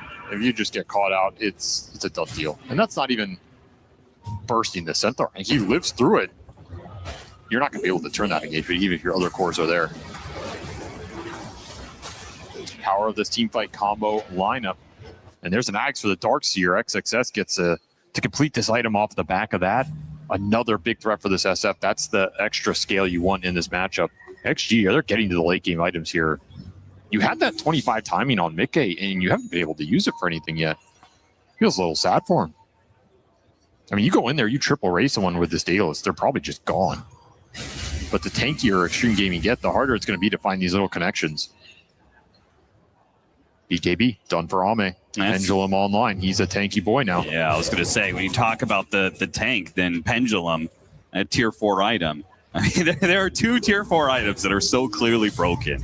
And it's Pendulum, and it's the other one that Darkseer has, Conjurer's Catalyst. We'll see if Earthshaker, did he not get it? Well, hold on now. There. You gotta keep Bubble in the conversation. Let's not.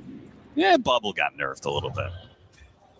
But did it get also? nerfed I don't think anything's broken if it takes you extending the game for another hour. Yeah, that's probably fair. Careful there, Liquid. You never know when XXS is going to jump in with his Giga Vacuum. Potentially double Echo Slam now. You have to respect the refresher on it. They have to go in blind. Hit the Shivas, trying to find these heroes. Doesn't really see the vacuum opportunity, holds it for now. Centaur goes in. Ace, Ame, he's going to back away. Ooh, that's taking a lot of damage, though. Hit him with the hook shot from behind. Where did Boxy come from? Can he get inside the cogs, too? Up in one more second. He's sticking on top of him. The force staff separates Ame. Mickey got put inside of the wall, and he's trying to deal with his own illusion. He'll clear it out. No problem. He got that done. X-Nova, he'll be run down by Nisha. And Ace is still on top of Ame. Ame has no way out. He's dead as well. The mobility of this lineup between Ace just being a wrecking ball that runs into Extreme and Nisha playing the outskirts, constantly able to catch up with this Aghanim Scepter. They just do not let Ame escape. Oh, so close for an extra kill. But either way, they got the big kill. Ame is out of here, which means all the damage is gone from Extreme Gaming, and they can take some objectives. Just can't stand their ground. Once the team fight starts to collapse, Liquid do an amazing job not clumping anywhere. There was no clear vacuum combo at any point in that fight. And that is the exact type of fight they want. They want the Ember going in deep with the Axe. They want Centaur running at somebody else. Clockwork is disrupting. Great positioning from Boxy. He did so much work to bait the initial go, reset, find another initiation on the Clinks as you're trying to retreat. Mickey just gets to lay in some damage. That's the type of formation you want here if you're Liquid. Multiple points of attack, a lot of chaos, not a single target for XG to kind of, okay, we're going to go on this guy and bait Liquid in. Oh, look at Ace. He's positioning himself to chip away at these tier 4s, saying, you know, you guys lose another fight like this, we might go throw. X6 so Echo Slam off the vacuum. Mickey is gone, and that's a refresher. What a combo from Extreme. They didn't need Ame at all. They can take that Centaur down in a winner's curse, stopping 2 TPs to collect 2 more kills. You cannot mess with the positioning here. Extreme Gaming have one of the deadliest team fight combos in the game, and they put it together without their carry to stop the assault on their base. Their barracks both go down to nothing, but stay alive. Sick execution there. No BKBs go off. No way to bail you out of this situation. It was perfectly timed. You have BKB Satanic on Mickey. He's probably thinking, there's no way I die here. Unless Earthshaker has some other plans. Even get the 2-man curse on the backside. Beautiful execution from Extreme Gaming. The fights have gone better when Ame's dead. No way around it. Like, and part of it, I think, is Liquid. They're a little asleep at the wheel there, right? Like that. Yeah, where's the hook shot to stop? Was it up? If so, like, or if not, like, should you be making that push in the first place? I just think you have to instantly be ready for that blink-in. Almost got Nisha there. 1 lane at barracks turns to 2. You lost heroes. You didn't have buybacks, and Ame came up shortly after they won that fight. I mean, it's the perfect opportunity. Clinks is going to take 2 lanes of barracks. They'll probably back up after that because Roshan has the potential to be up. Boxy pulled the mid-wave. It'll kick back Dorian no matter what. What a team fight win for them, though. This game was starting to look scary with how fat the Shadow Fiend is, but now you have a Hex on Hoodwink, you have 25s coming out soon. You also win a fight like that, it's going to give you time for this refresher to come back up because they were dead for so long and you took their base. It's already only 25 seconds here for NTS. See if this Aegis goes their way after fighting so long, so hard for it. Trying for the hook shot initiation. Boxy's not going to get this opening against Extreme. They swarm the area. Making sure there's many bodies as possible to stop. That's refresher shard Roche too, right? Yeah. You got Cheese, Banner. But you can potentially give this to the Darkseer if you really just want to ruin Liquid's day in the team fight. Yeah, he's got an empty slot for it. Drops his boots because... I wouldn't mind it. Double wall, double back is incredibly nasty. The second Mickey does not have BKB in this game, he will just get evaporated. So poses a lot of threat here. It's beginning to feel like Liquid always have to make the initiation. If they give the opportunity for Extreme to make the jump, I mean, frankly, they just don't have the builds to stop it. If you had BKB Ags on Centaur, I think it's a different story, right? Even when he gets Ags, it's like, what's the point? There are too many stuns, AoE stuns to stop you. You have to get BKB as well to ensure you can actually use the Ags. So he thought about Ags. Now he's going, okay, I'm back to the overwhelming blink. The biggest issue is it's not that easy to convert on your disable here. If you go in with the Ember, you go in with the Clockwork. Your damage follow-up is either the SF or I guess Centaur, you know, how Ace is playing him. But if you go in and you all focus the same target and you clump, you get punished. So you kind of have to send multiple groups of heroes at different targets in these team fights and just make it chaotic, or let the Ember create space. But you really have to watch your spacing, and this is where the Wyvern's annoying in this game. It's not that the curse is going to kill you, it's what happens after you get caught in the curse. So you're looking for X-Nova, you're looking for NTS. Those are the two big heroes you want to find at the start of the fight, or at least get vision on, so that Mickey can go in with confidence that he's not going to get wombo combo. But if he gets vacuumed, but he still has items up, it's fine. If he gets vacuumed into stuns, as we saw in that base push, it's fight over. And they did end up passing that refresher shard to XXS, so you get caught in anything here, it's just going to be wombo combo for days. Hey, I don't know if, because the AoE the vacuum is so big, like, do you really want to be waiting on your high ground? I feel like this triangle positioning is maybe the best spot to be. XXS, he gets the scan and only hits the Echo Slam on one. The Tofu, yeah, Eontis easily deals with that one. Cut off a really good Maledict. Anisha's in prime position to chase down heroes now, having used that combination. Nice vacuum wall, though. That holds back much of Liquid. It means that Mickey has to deal with his illusion. It's only Nisha who can make this chase, but he does manage to get NTS in the end. Now he's going to go after the support, see if they can pick up. Ame, yeah, he just can't deal with Ace. That's going to be one life down. Scythe of Ice gets used with the illusion rune on SF. SF is going to be in some trouble. Mickey, he's in trouble. It's Satanic help keeping him alive. Enough lifesteal. He forces Ame to be out instead. Extreme Gaming tried to go for the turnaround, but now it's back to retreat. Full retreat from them. X-Nova, no, the Winter's Curse doesn't save him. XXS has to get away from the Death Ward. Missed hook shot on the side. Buyback's going to be used. Extreme Gaming resetting here because they have a fresh round of spells if they want it. Don't forget about those refreshers. They bought NTS and he couldn't find anything. Still holding the refresher. There's just no opening. They used a refresher shard on the Darkseer as well. That's the type of fight Liquid are looking for. Very chaotic, multiple points of contact.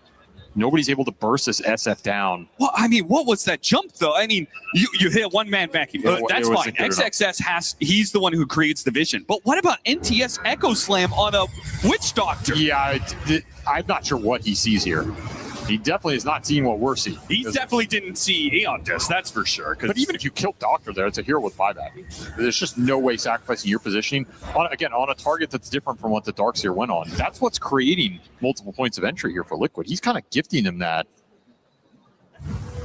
You have to buy back supports. No, that was the missed hook shot, right, from Boxy. That was his reaction.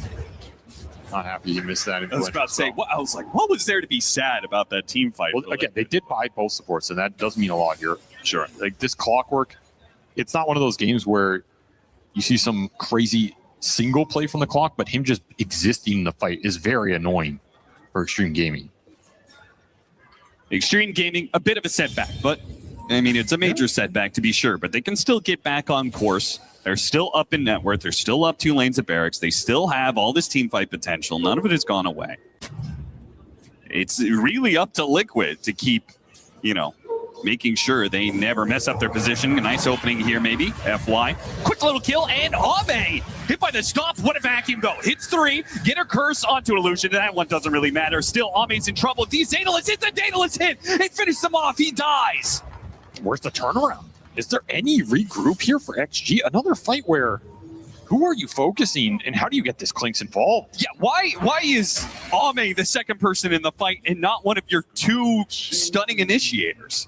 Liquid just catching them off guard, just running at them. This Ember is starting to do a lot of work in this game, become a big problem. That's right, Nisha. Cogs, all they have to do is keep XXS, keep damage on him, make sure he can't get a blink away. He hit the hook shot on the slided Ember Spirit.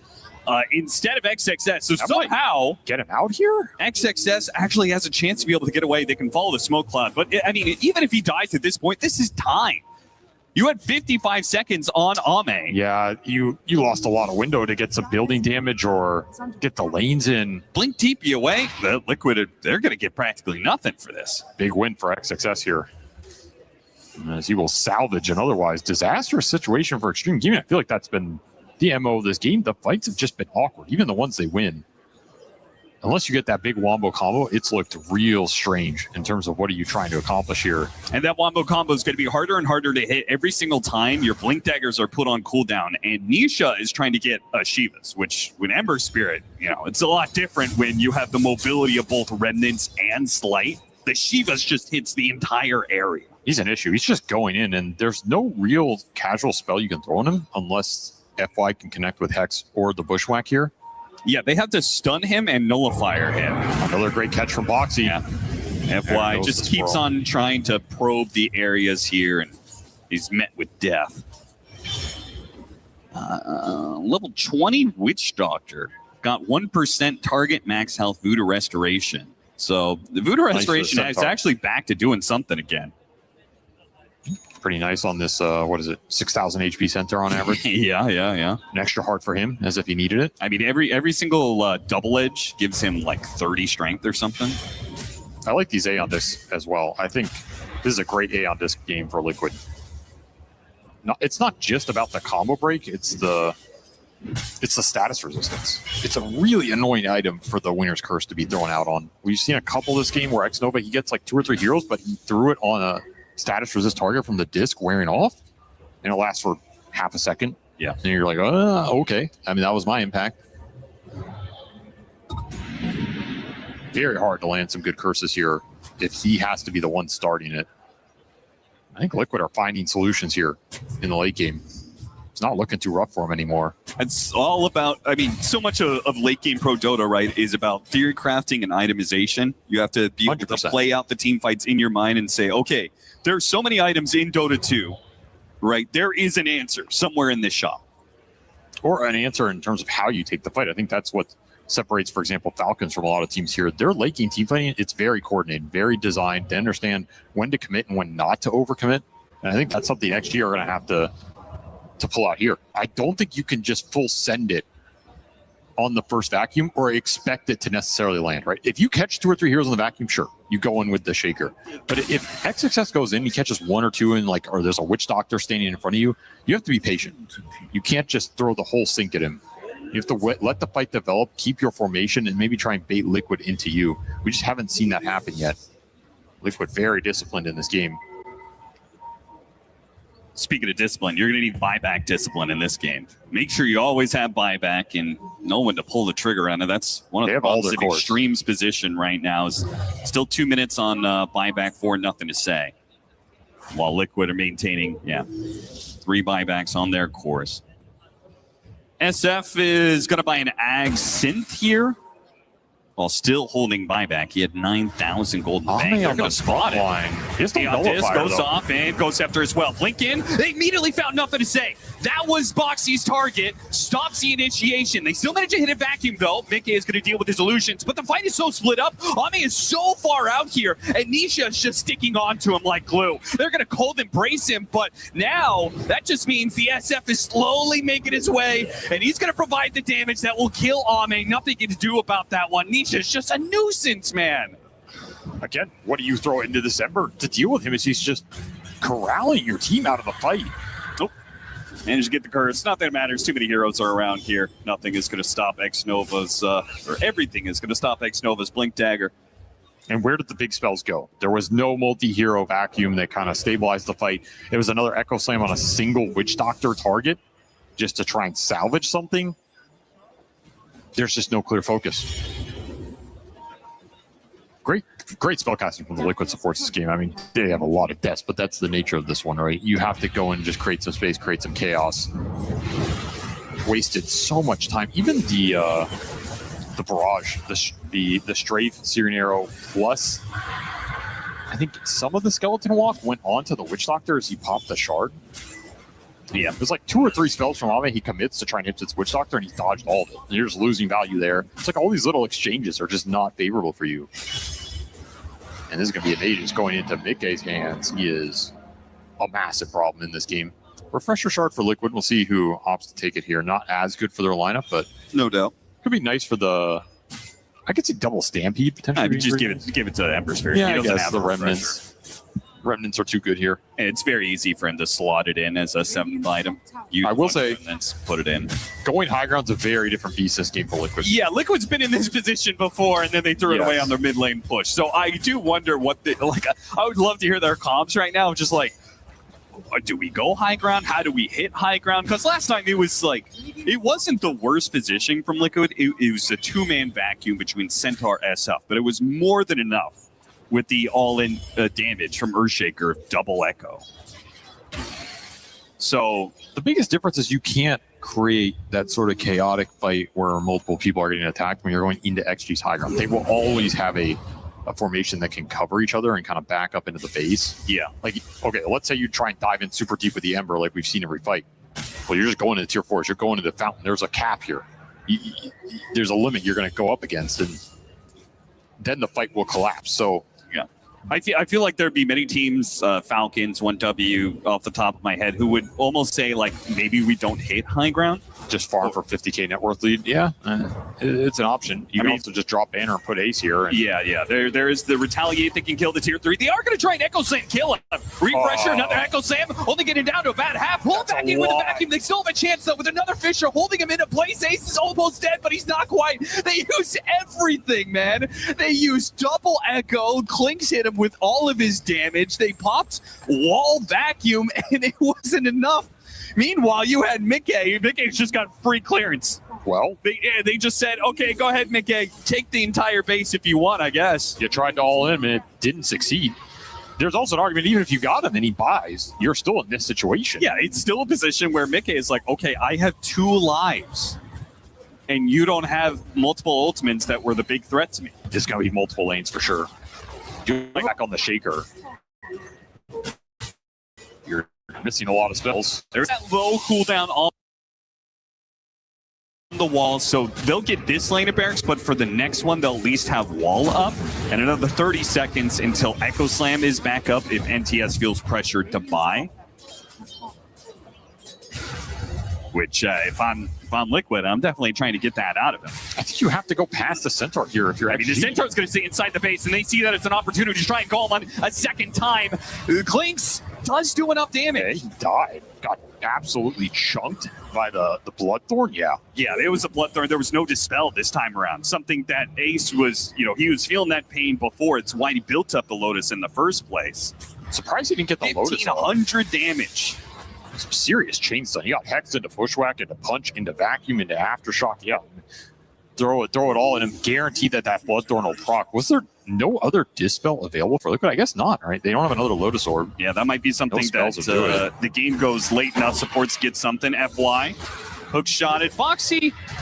He's jumped pretty far out here by himself. He'll throw away a gem there. Yeah, that... What? Huh? Just feeling himself, he's feeling far too much of himself, that is for sure. Well, Liquid throw a little bit away on that high ground push. They do get 2 lanes. It's not unsuccessful by any means. But the buybacks are revitalized here for everybody in the game except the Shaker who committed to turn that Centaur kill. It is Silver Edge. I saw a Demon Edge picked up, and I thought for a second there, Mickey was saying it's Divine Time. Completes the Silver Edge. Will Extreme go straight to the high ground to get these buybacks to be used? This is a risky push. It's very risky. Ame makes it a little bit easier with the Axe. Burning Army, point blank Requiem though! And they weren't prepared for that one at all. Ame doesn't use the BKB fast enough. He's gonna buy. He's gonna buy back now. Beautiful Bushwhack catching the 2 of that. Echo Slam's gonna be put to use here, but they really do much damage. They can still keep heroes here. The 2 supports will die. The Amber Spirit has free reign to get out, though Tofu's not dead yet. Neon Disc, Ghost Scepter.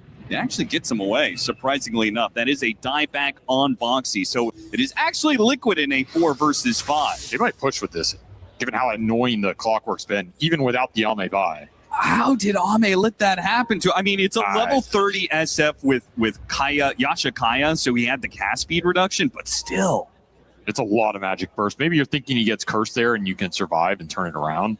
Just too much overwhelming damage. See Liquid setting up on the side. They are ready for XG to commit. Will they?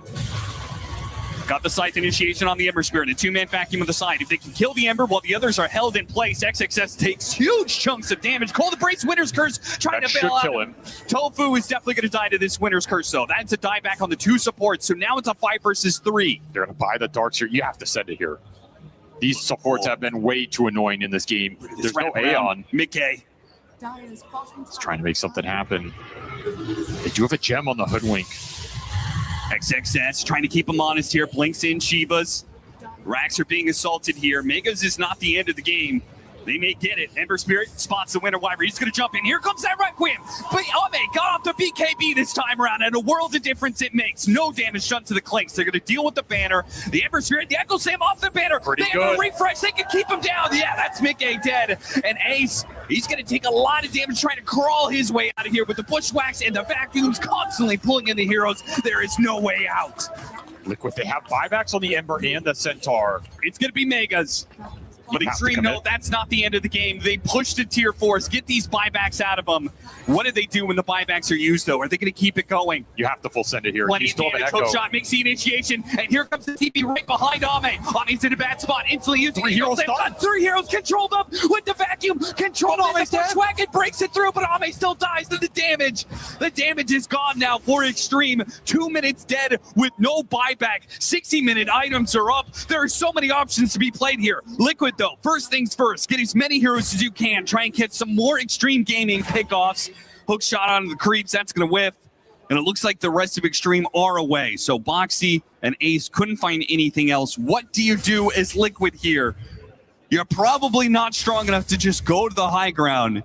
This looks like they're just going to have to play for tier 5s. You have to just get the lanes out, try and deward, get your neutral items. It's almost fortunate in a way that the one core that died back there was the Ember, because that killed the chase potential for Liquid. You weren't able to clean up any heroes at the tail end of this. And he died because his Aeon got popped very early in this fight. Huge Echo Slam finds from Entias. These are not vacuum setups. These are just him going in, finding the connection. Those final shots that followed him after he rendered it, I guess he had no slights to disjoint. He's just running out of spells. And again, here, he just gets chain stuck. No Aeon disc to pop. He gets Bloodthorn by Ame, his last will before he dies. He's like, I'm taking you with me, brother. I will Bloodthorn you. From hell's heart, I stab at thee. Liquid are actually going to have some attention put to this final lane of barracks. Maybe they could get the Megas. There's a glyph here. Ace is saying, I can do it. Everybody else is going to play to the back now. Extreme Gaming, they can play. They can make this an even game. They can say, okay, you get the Megas, or maybe we can just stall for 30 seconds, but... They got doubled. Book of the Dead. That's pretty nice in this situation. Maybe not the optimal item for the heroes, but it's going to do some work here, installing up this push. They're sending Necrobooks down mid right now. This is a lot of base pressure on Liquid, and you just can't put the SF up here and take the buildings quickly. Yeah. It's not going to be fast enough. And you're going to get caught. Awkward position. Fisher, they're going to pop the Stampede, but the vacuum is there. Pull him back in, and I think Tofu, he's just going to tell Ace to run. Wait, no, Boxy actually goes back in. Ace is still holding around. I mean, Mickey is not here, so... Double echo for the Doctor. Yeah, that is one hell of a commitment. Tofu's perfectly fine. The Crawlers, they managed to stop Ace's initiation with the overwhelming blink. He was going to go after, nothing to say. Mickey was just about to join them. Here comes Ame, though. Puts the damage out. The Requiem, high ground. He hits a lot of heroes with that one. The Winter's Curse to saw him up, though, and it pulled in Ace. Now they're going to be comboed up. Hook shot, though. It stops the follow-up stuns out from the Earthshaker. They kill. Another vacuum goes off. Refresher pop by XXS trying to get off the wall. He needs the wall. He needs the vacuum. He needs it now. And he gets it off towards the end, but there's no follow through. Mickey, he kills XXS and he's able to get away from these illusions. And we are back to a position where Liquid have the advantage, but they are having to battle through mega creeps to take advantage of this. At least Boots of Travel to in Mickey's back pocket. He can clear some creeps and join a fight if you want to look for something here. You got some big buybacks out of XG. There's also tier 5s for every single one of these heroes except for Mickey available. So yeah, they need a little bit more here in terms of the control. Like, these heroes are kiting them out a little bit too much. His fights are getting way too chaotic. And if you just run into a fight like that with Stitchy and 2 on this Clinks, you're going to get absolutely shredded. Like, he is now the highest DPS hero in this game. A lot of the advantage for Liquid has come from some sick positioning from this Shadow team. Like, these Requiem jumps have been game salvaging. The one on the base defense, the one there, You're picking up some big kills on the back of the fight. But it still feels like Ember is the most important piece of the puzzle here. If Nisha goes down, XG can kite the fights out a lot more. If Nisha's up, you're not kiting the fight. You're getting hookshotted. You're getting remnant chain.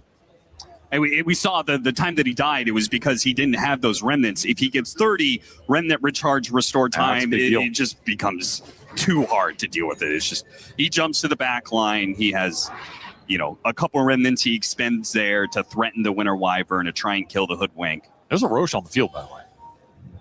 Liquid did not feel comfortable forcing it, even without the darks here. Pretty interesting here. They might have had a moment to do that. Again, how much does Roche matter at this point in the game when everybody's 6-slotted? Yeah. It becomes a little less enticing. Yeah, Aegis is not the best. I think it's honestly nice for Ame still, just because he has been focused so heavily. It buys time for your team fight combo to maybe land. Yeah. That's something. He's looking at some finishing items here. Scotty, swap out the treads, pick up a Scotty. That'll make him significantly tankier. That'll pull him over 4,000 HP. Does that matter, though, when SF, if you catch the clinks, SF is dealing like 1,500 damage crits. So not really. I don't think it's saving you in that situation. Again, maybe it buys you time to get the combo off, like one more hit. I mean, thanks to the multi-shot, the slow is very effective. True. I think the biggest thing you can do as Ame in this game is just get in the fight, set up your army, and let it go to work. Yeah. And then even if you die, you're still doing so much damage with this Stygian pickup. But man, the Ghost Scepters have been annoying. The Aeon Discs have been annoying. The switcheroo from the Witch Doctor. It's so hard to kill these two liquid supports. Even with Nullifier Hexes, it just doesn't... I guess there's Stampede on top of it too. There's a lot of interrupt here. He's almost level 25 on the Witch Doctor.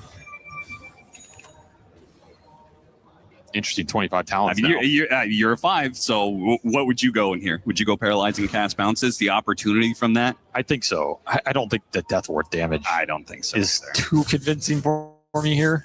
Again, so many AoE stuns. Yeah, you're not playing that style of game. I don't know if you're channeling anything here. Tofu's mostly been playing off of Aeon Disc, Ghost Scepter, blink in with Voodoo Restoration, and keep Centaur alive. Feel like that's what I've seen him do in most of these fights. The cast bounces are also a little extra wave clear, which you just lost to tier 4 to Necrobook. So Boxy's going to be throwing some cogs into the mix, actually kicks the Clinks out of the pit. I mean, Roshan is important more so just because it's an opportunity. It's some sort of crazy team fight. We're going to line out the Burning Army. Shiva's trying to keep these heroes back, not let them go inside the pin. Where Ice? Perfect timing. Could he grab the Aegis, though? It's still on the ground. Ame is almost dead. Finally, the Aegis get dropped up, and they go for the grab, and Ame gets it, sure.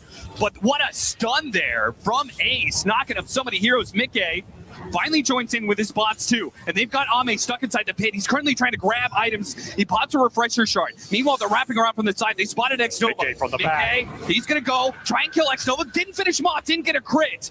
Got Winter's Curse held in place by the Bushwhack. Meanwhile, inside the pit, there is still Ame, still being held in place. He finally lost his Aegis. He got the kill. Now trying to get up. The SF is dead, and Ame's almost back into play. And the Ember Spirit is almost dead. Quick little refresher. Now the Cogs trying to get these heroes back, but it's not good.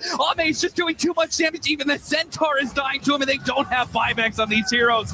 Ace fighting for his life, but the Bloodthorn will burst him down in the end. Liquid trying to push it too much.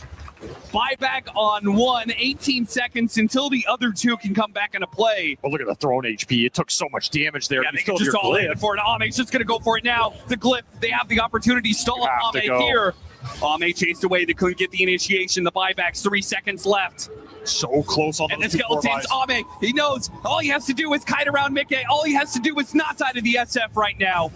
He dodges that initiation. You just go. They have no Glyph. Now they reset. Go all in for the throne. All they have to do is get past these liquid heroes, get around them, but Ace is making that difficult with his overwhelming blink. Now Nisha, he jumps to the back line, but a Bushwhack grabbed him. The vacuum on 3, and the combo once again. Ame and the rest of Extreme will prove they can outfight you and take your throne afterwards. What a late game performance from Extreme Gaming. That has been their wheelhouse. When it works well. They drafted for it. They played for it. Some missteps along the way. Some sick plays from Liquid. But at some point, the overwhelming AoE is just inevitable. You can just park this Clinks in the pit, and like nobody wants to man fight him. Then if you clump, you get punished. You're trying to pick off the backside of the fight. I honestly think Liquid overperformed in a lot of those team fights because they're just so chaotic. It's very hard to continue to plow through all these big ults and keep track of it and keep track of who has an A on disc up, who's checking this Earthshaker on the backside, not getting vacuum, not getting cursed. It's a lot to think about. They really isolated this Clinks a lot of times and gave themselves openings. It's just so hard to go high ground and end that game. Like, that is the ultimate problem they ran into. Every time they went high ground or they're trying to siege, you can put the center up there, but you're too afraid to put anybody else. And the one time they did, they got mega punished for it. Yeah, that's part of the strength of this lineup for XG is they're happy scaling from a defensive standpoint. Very close game down the stretch there. If you get a couple more Roshans, you get a couple more kills, those buybacks were coming up. That last team fight can look a lot different, but ultimately it will go XG's way. And I guess they're feeling pretty good about the game plan coming together. Yeah, I guess it comes together in the end. I mean, we started the story of this series was that these are two teams that are not in peak form right now and trying to get there. And I think you saw that play out in the game because, I mean, it was hella entertaining, that's for sure. Some throws on both sides, some sloppy misplays, some sick-ass plays at the same time. I mean, we saw the full gambit of the best of Liquid and the worst of Extreme and the best of Extreme and the worst of Liquid at times. And results, what hell of a game one. Just one of those sloppy games. Looking at the end game score screen, I feel like Ame got absolutely decimated every fight, but he still ends this game with 120,000 hero damage, double Mickey's. It did not feel like he doubled Mickey's damage in that game. I mean, part of that's like Bloodthorn procs and the Burning Armor and Stygian's like. Yeah, the Centaur gives you a healthy boost of damage. That's definitely tanks some DPS here. He received 240,000. The next highest was like 100. So that build paid off for Ace. You just couldn't close it out here. And man, sick vacuums from XXS. I think at some point it became almost impossible to get the vacuums because Liquid were just so spread out. Yeah, they were fighting over 3 different screens. Exactly. It's like, how do you get a clump in this game? It's almost impossible. He still found some sick openings. And man, what a game one. Excited to see what these teams bring for game 2. And you got to respect this Ember Spirit. Yeah, you beat it. But man, you beat it barely. Yeah, maybe you got to put some respect on this Nothing to Say Earthshaker as the response as Extreme Gaming take game 1. What an absolute treat we get for our first game of the day. Over an hour long here between Team Liquid and Extreme Gaming, with the latter coming out on top. And me slightly hoping that we'll see the distance here with this best of 3, but Extreme Gaming making a good case for themselves. This game, Lacoste, we already ended the draft saying Extreme Gaming looking very solid with their draft coming into this. It played out really nice. Oh, absolutely. I mean, it wasn't a clean execution by any means, but they made all the right adjustments, I would say, from the start. And you can definitely feel that a lot of work was put into this kind of a draft, addressing some of the issues that they did have in the early stages of the tournament. But this one, they completely slapped. And I think the Liquid, they did not respect the big AoE wombo combo that they had in this one. Yeah, they did not. I mean, the big stage, elimination games, Shaker comes. It's always the case. I feel like it's August. It's July. It's that time of the year. He's on vacation the entire year, and then July, August kicks in, and Shaker's here as usual. You get the big Aqua Slam vacuums. It was an incredible game. I think like so many crazy plays on both sides. Like this was one of the most entertaining game I've watched, I think, all tournament so far, and we're just getting started with the survival stage. The numbers are wild. 240,000 damage taken. It was said by the caster, who don't say it here, by Ace. I don't think I've ever seen such a number. It feels broken. Like the second heart does feel like it's broken, and also just a casual plate mail that's gonna get him through like these early stages of the game or like mid stages of the game, depending what we're talking about. And it also feels like I was checking the numbers. He was healing for 250, 260 per second without the Witch Doctor, because Witch Doctor also had level 20 down. This is 50 base heal plus 1% of his max HP, which is crazy like combo, 60. actually. He had 6,000. So he's healing pretty much for 400 per second almost. They broke the game with some of these items and numbers, and the damage dealt by Ame also, like 120k damage on this Clinks. It's absolutely crazy. Like these are some very late game numbers. They really are. And this game, it was very back and forth. What do we think was the deciding factor in the end that made Extreme come out on top? I think they were focusing supports heavily, seeing that every single time they want to take them out. Like there was one fight where they initiated, like he Echo slammed him twice. Like he's like, on this Ghost Scepter, this very annoying shard. I'm just going to go for him. Like I'm really sick of this Witch Doctor. I'm really sick of the other support as well, making sure that we are taking a bit of a longer fight. Clockwork, how many times we've seen Boxy initiate onto Ame because like he felt like even through the BKB, like we're talking about the later stages of the game with the refreshes and everything, you only have one BKB, and this is why like some of these late game fights are so chaotic. You're seeing good amount of Aeon Disc as well being picked up, so that you have that extra bit of protection that you need. And it's also like in late game, if you think about Liquid's lineup and their heroes, they kind of have one round of fighting in them, and Extreme, they can afford having very long and drawn out fights. Like this Clinks, in and out, and he has the skeletons, and Darcy's spells coming back off cooldown, same with Shakers. Whereas, for instance, this SF, once he clicked BKB and ulti, essentially, he's very susceptible. And the same can be said with Ember when the Iandis is on cooldown, because they have so many stuns and so much lockdown for him.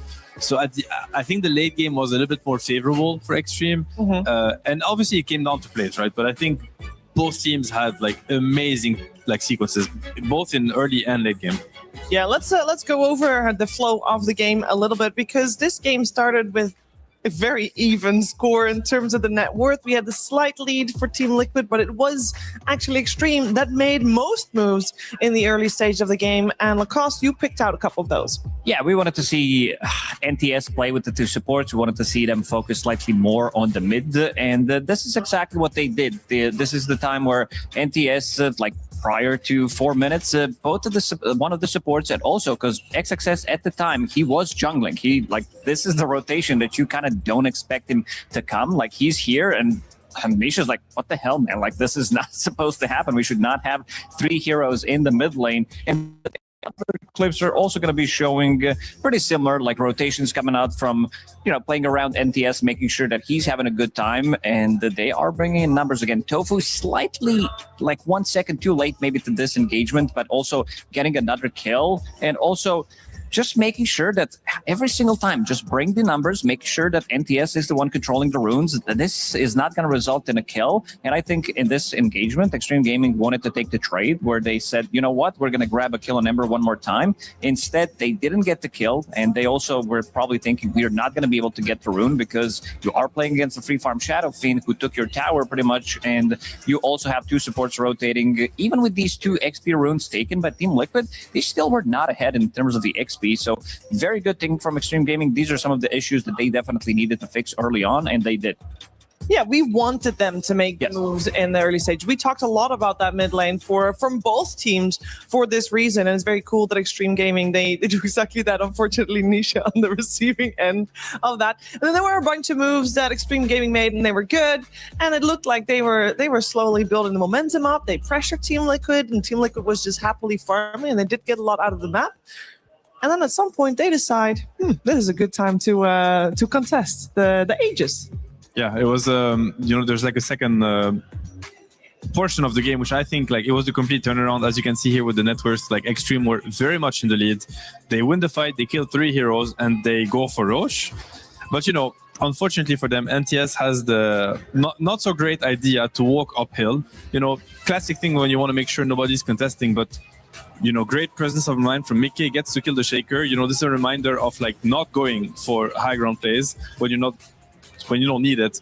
And essentially this is a 2 versus 5 where both Mickey and Ace, they managed to kill 3 heroes, stop them from roshing, and they will actually secure the Roche for Team Liquid, which will result in a complete change of pace of the game, where it went from being completely dominated by Extreme and having them pretty much 8k 90 gold lead with Aegis, to the game being even and Liquid bringing it back. And to me, that's always the mark of the greatest players out there. And you think of Mickey, they deliver when the stakes are at the highest. The pressure's there. They're playing an elimination series against Extreme, 2 versus 5. They somehow clutch it.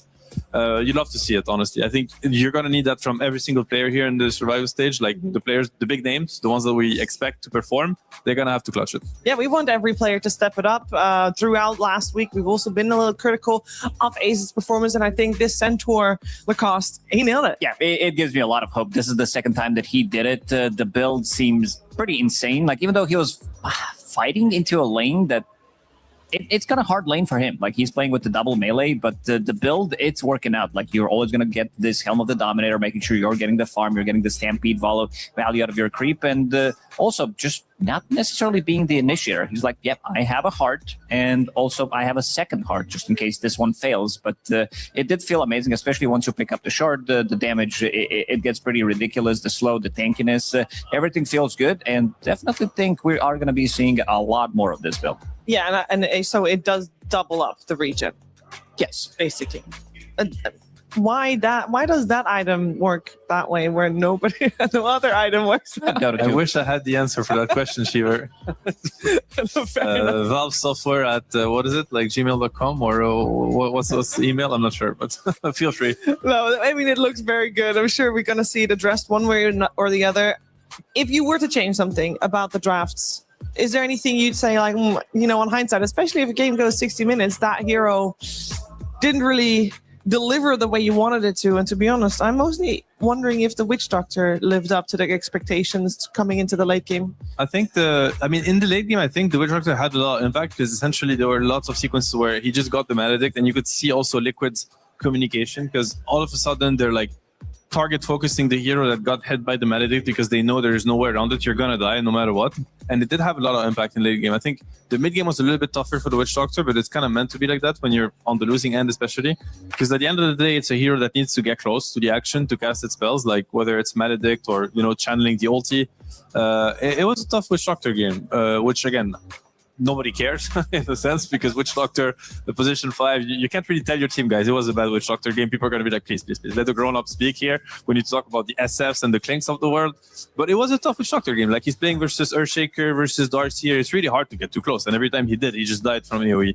So I do think the hero has a lot of potential. And on both teams, I think all the heroes were good and had a lot of impact, honestly. Like, this was a really high caliber game. I think they both played exceptionally well, but eventually it came down to, few moments of the game. It could have gone either way. It really could have. Until some of the last moments of that game. It was a very cool game number 1 of this best of 3. And we said it at the start, and I will say it again for both of these teams. Getting eliminated in this spot is a massive disappointment, and one of these two teams will be eliminated at the end of this best of 3, and it's Team Liquid that is 1 game down. So we're going to see if they can step it up going into that second game soon. Before we check in with that second game, though, we're going to listen to XXS as he talks about how he feels about this matchup in particular.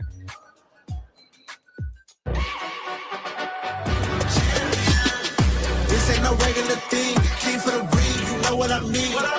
You see my name in the lights, better get right, I'm champion.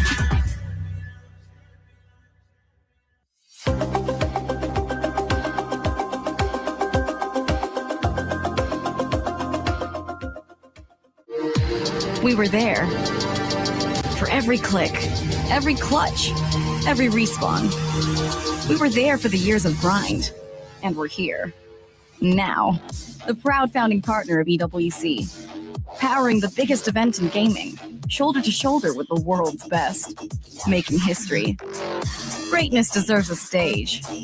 Lenovo Legion, reach your impossible.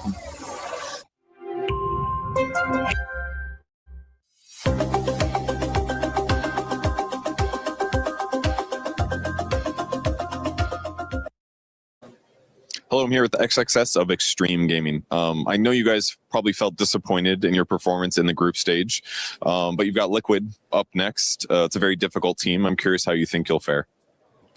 那首先，你们在小组赛的发挥可能算是自己比较失望的吧但是你们下面的一个对手就是一个比较强劲的战队理亏战队了。那你们认为面对理亏战队，你们胜算有多少呢？5-5开吧。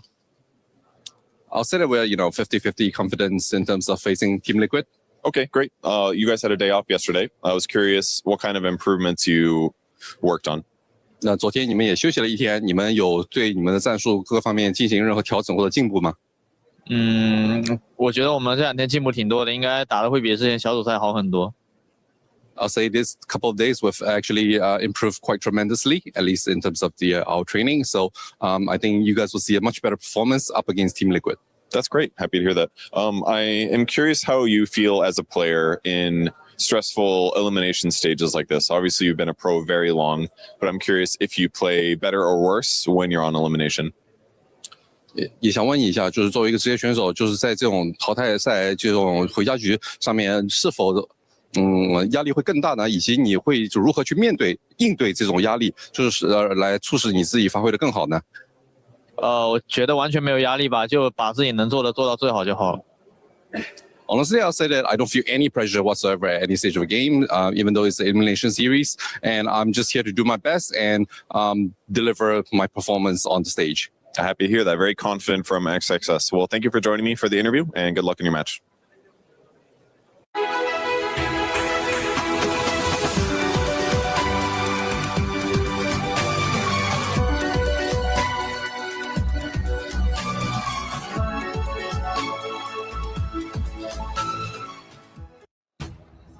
We are getting ready for game number 2 of this elimination series in the survival stage between Team Liquid and Extreme Gaming. And Extreme Gaming just took game 1. And statistically speaking, that does not happen very often, as it normally has been Team Liquid 8 out of 10 times. They were victorious in the last 10 matches they played against each other. Can Team Liquid force out the tie to go to a game 3 is the question. We're heading into the draft very soon. We just heard from XSS that all he wants to do is his best. He got to play the Darkseer. It was his or their first pick, overall second pick. It worked out very well, especially if you're going to be in these late game situations. Probably not going to get his hands on it this time around if Team Liquid wants to get that Shadow Fiend again, but we already see that Shadow Fiend's banned, so we're going to have a completely different draft on our hands. Also because Team Liquid this time around is Radiant with Extreme Gaming Dire and Extreme Gaming with first pick Stolen Centaur straight away. Yeah, this is also a classic one for XXS. This is one of his most played heroes. He plays it really well. He also does go for a bit of a different item build. He is one of the few ones who is not going to say falling into a trap because it is working, but he also thinks outside of the box, whether he needs to go for hard straight away or if he's going to be picking up, maybe a Lotus, maybe a Pipe, depending on the game. But after seeing what happened in the previous game, he probably got a little inspired as well. Yeah, for sure. I mean, this hero looks really strong right now. I think there's also like facets of the hero we haven't really seen, such as the Aghanim, which can really break games sometimes. It becomes really hard to play versus Centaur Axe because it's such a reliable save, and it's obviously much more than that. So many ways to play that hero, honestly. As well as the laning presence, the farm speed. It's a hero that's pretty hard to stop, honestly. Like when you factor in max return, Stampede, early Helm of Dom to pull creep waves to himself.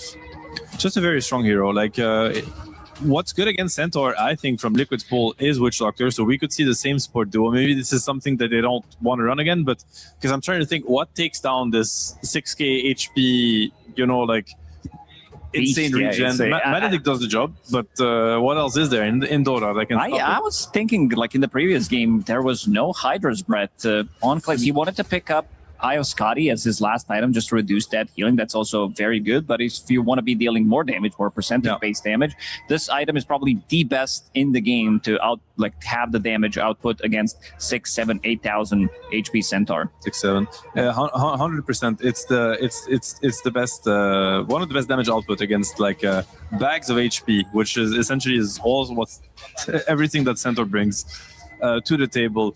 We'll see the Kes being first phase banned. To me, this is quite interesting. I think it was ignored, or am I mistaken with this one? You are not mistaken with that one. I will double check to be sure. Completely ignored. Interesting. So, I mean, dynamics with first pick, second pick, maybe something that, I know Mickey has grown into being one of the best Kes players out there. Like, he's been playing it a lot for Team Liquid with a lot of success.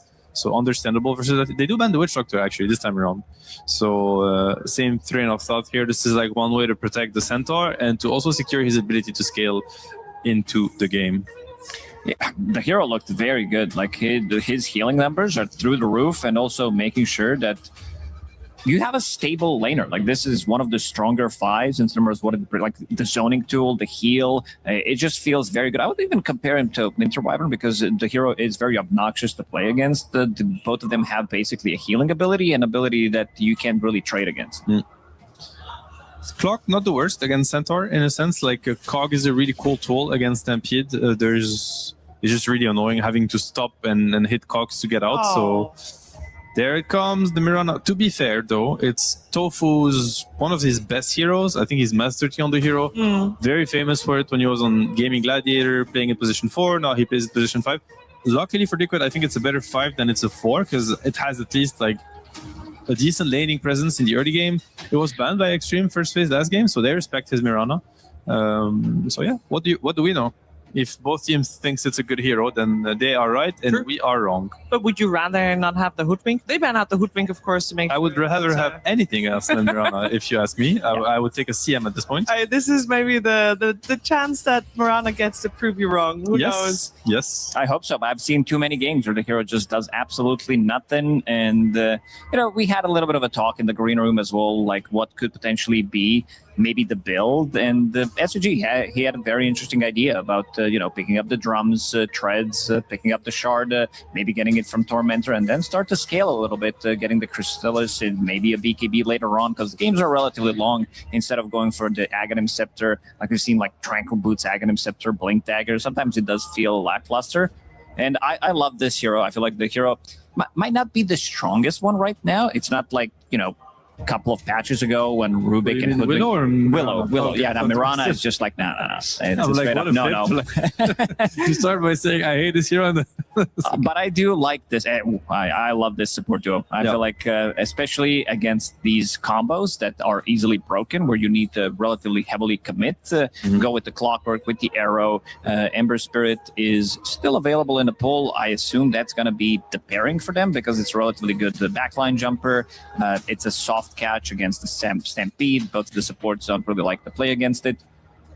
Yeah, it's a good Spirit game. Like you see the support duo like Willow and Ringmaster. You think of Ember. You think of Earth Spirit, for that matter. You think of Puck, which has fallen behind in terms of meta. But all these evasive, flashy mid heroes are pretty good. They're going to be contested by both teams. The one issue for Liquid, though, is that Extreme have 18 picks, so they could heavily punish it on the lane. So they have to cover certain angles. Alchemists. Alchemist, Necrophos. That's a strategy, I guess, coming out.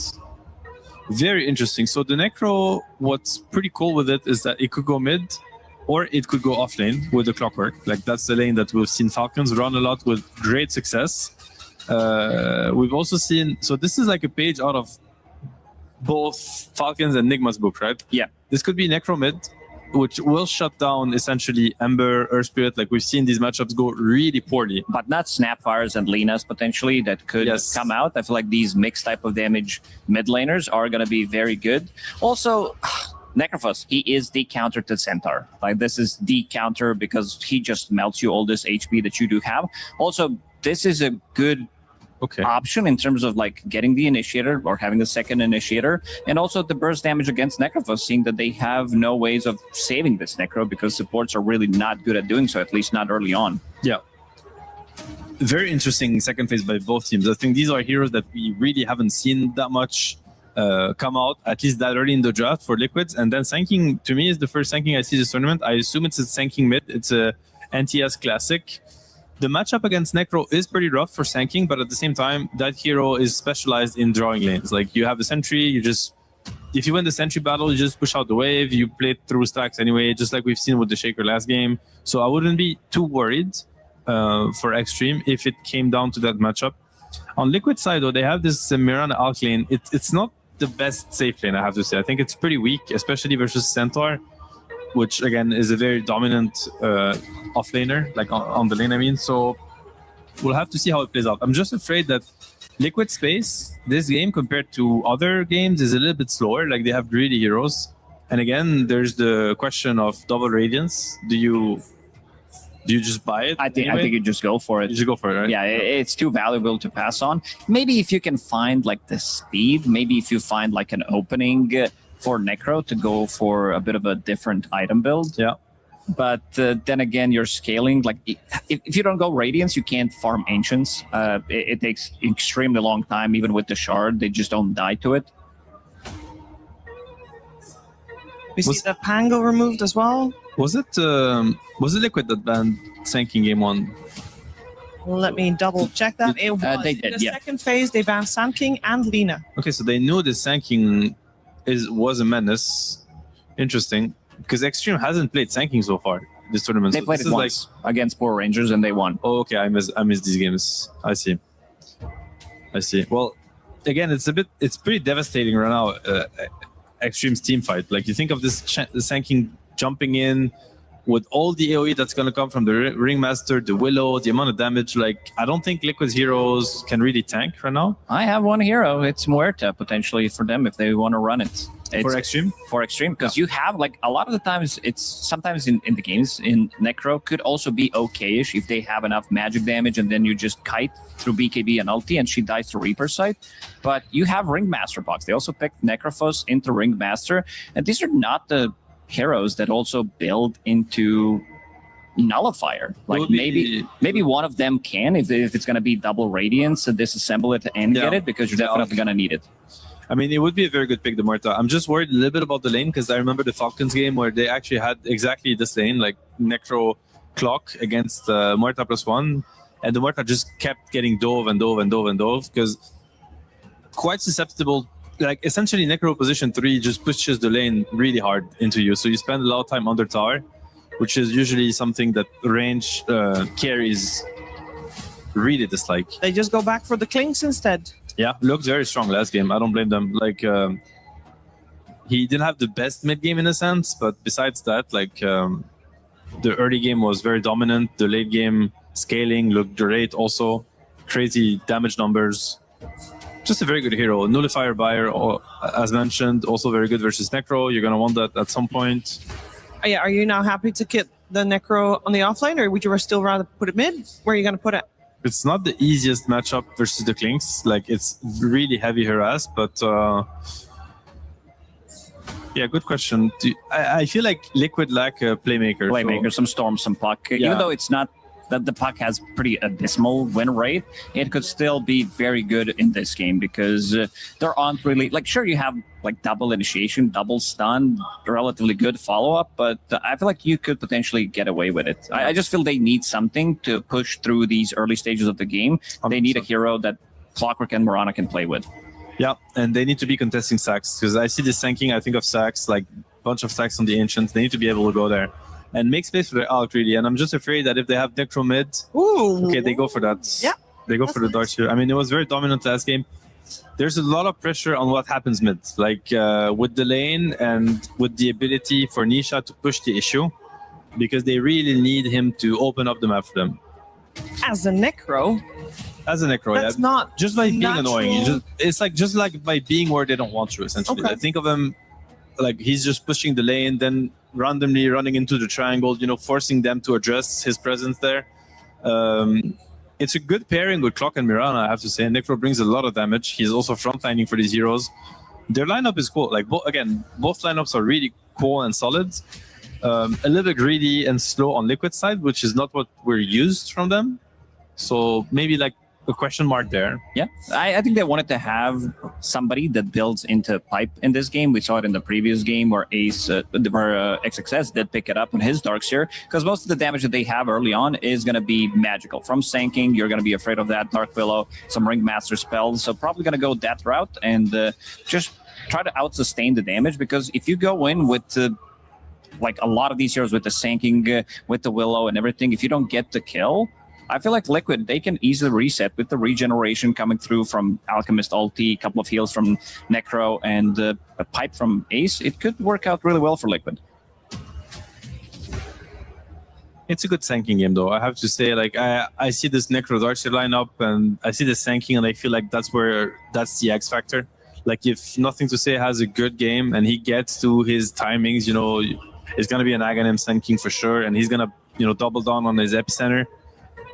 He can just melt all these heroes. Like, at the end of the day, Alk and Necro are not very high strength gain heroes. They buy heart and whatnot, like Necro could, but they are very susceptible to Sanking Ags, especially the first, like the early timing. Like in the mid game, these heroes are going to die to Sanking.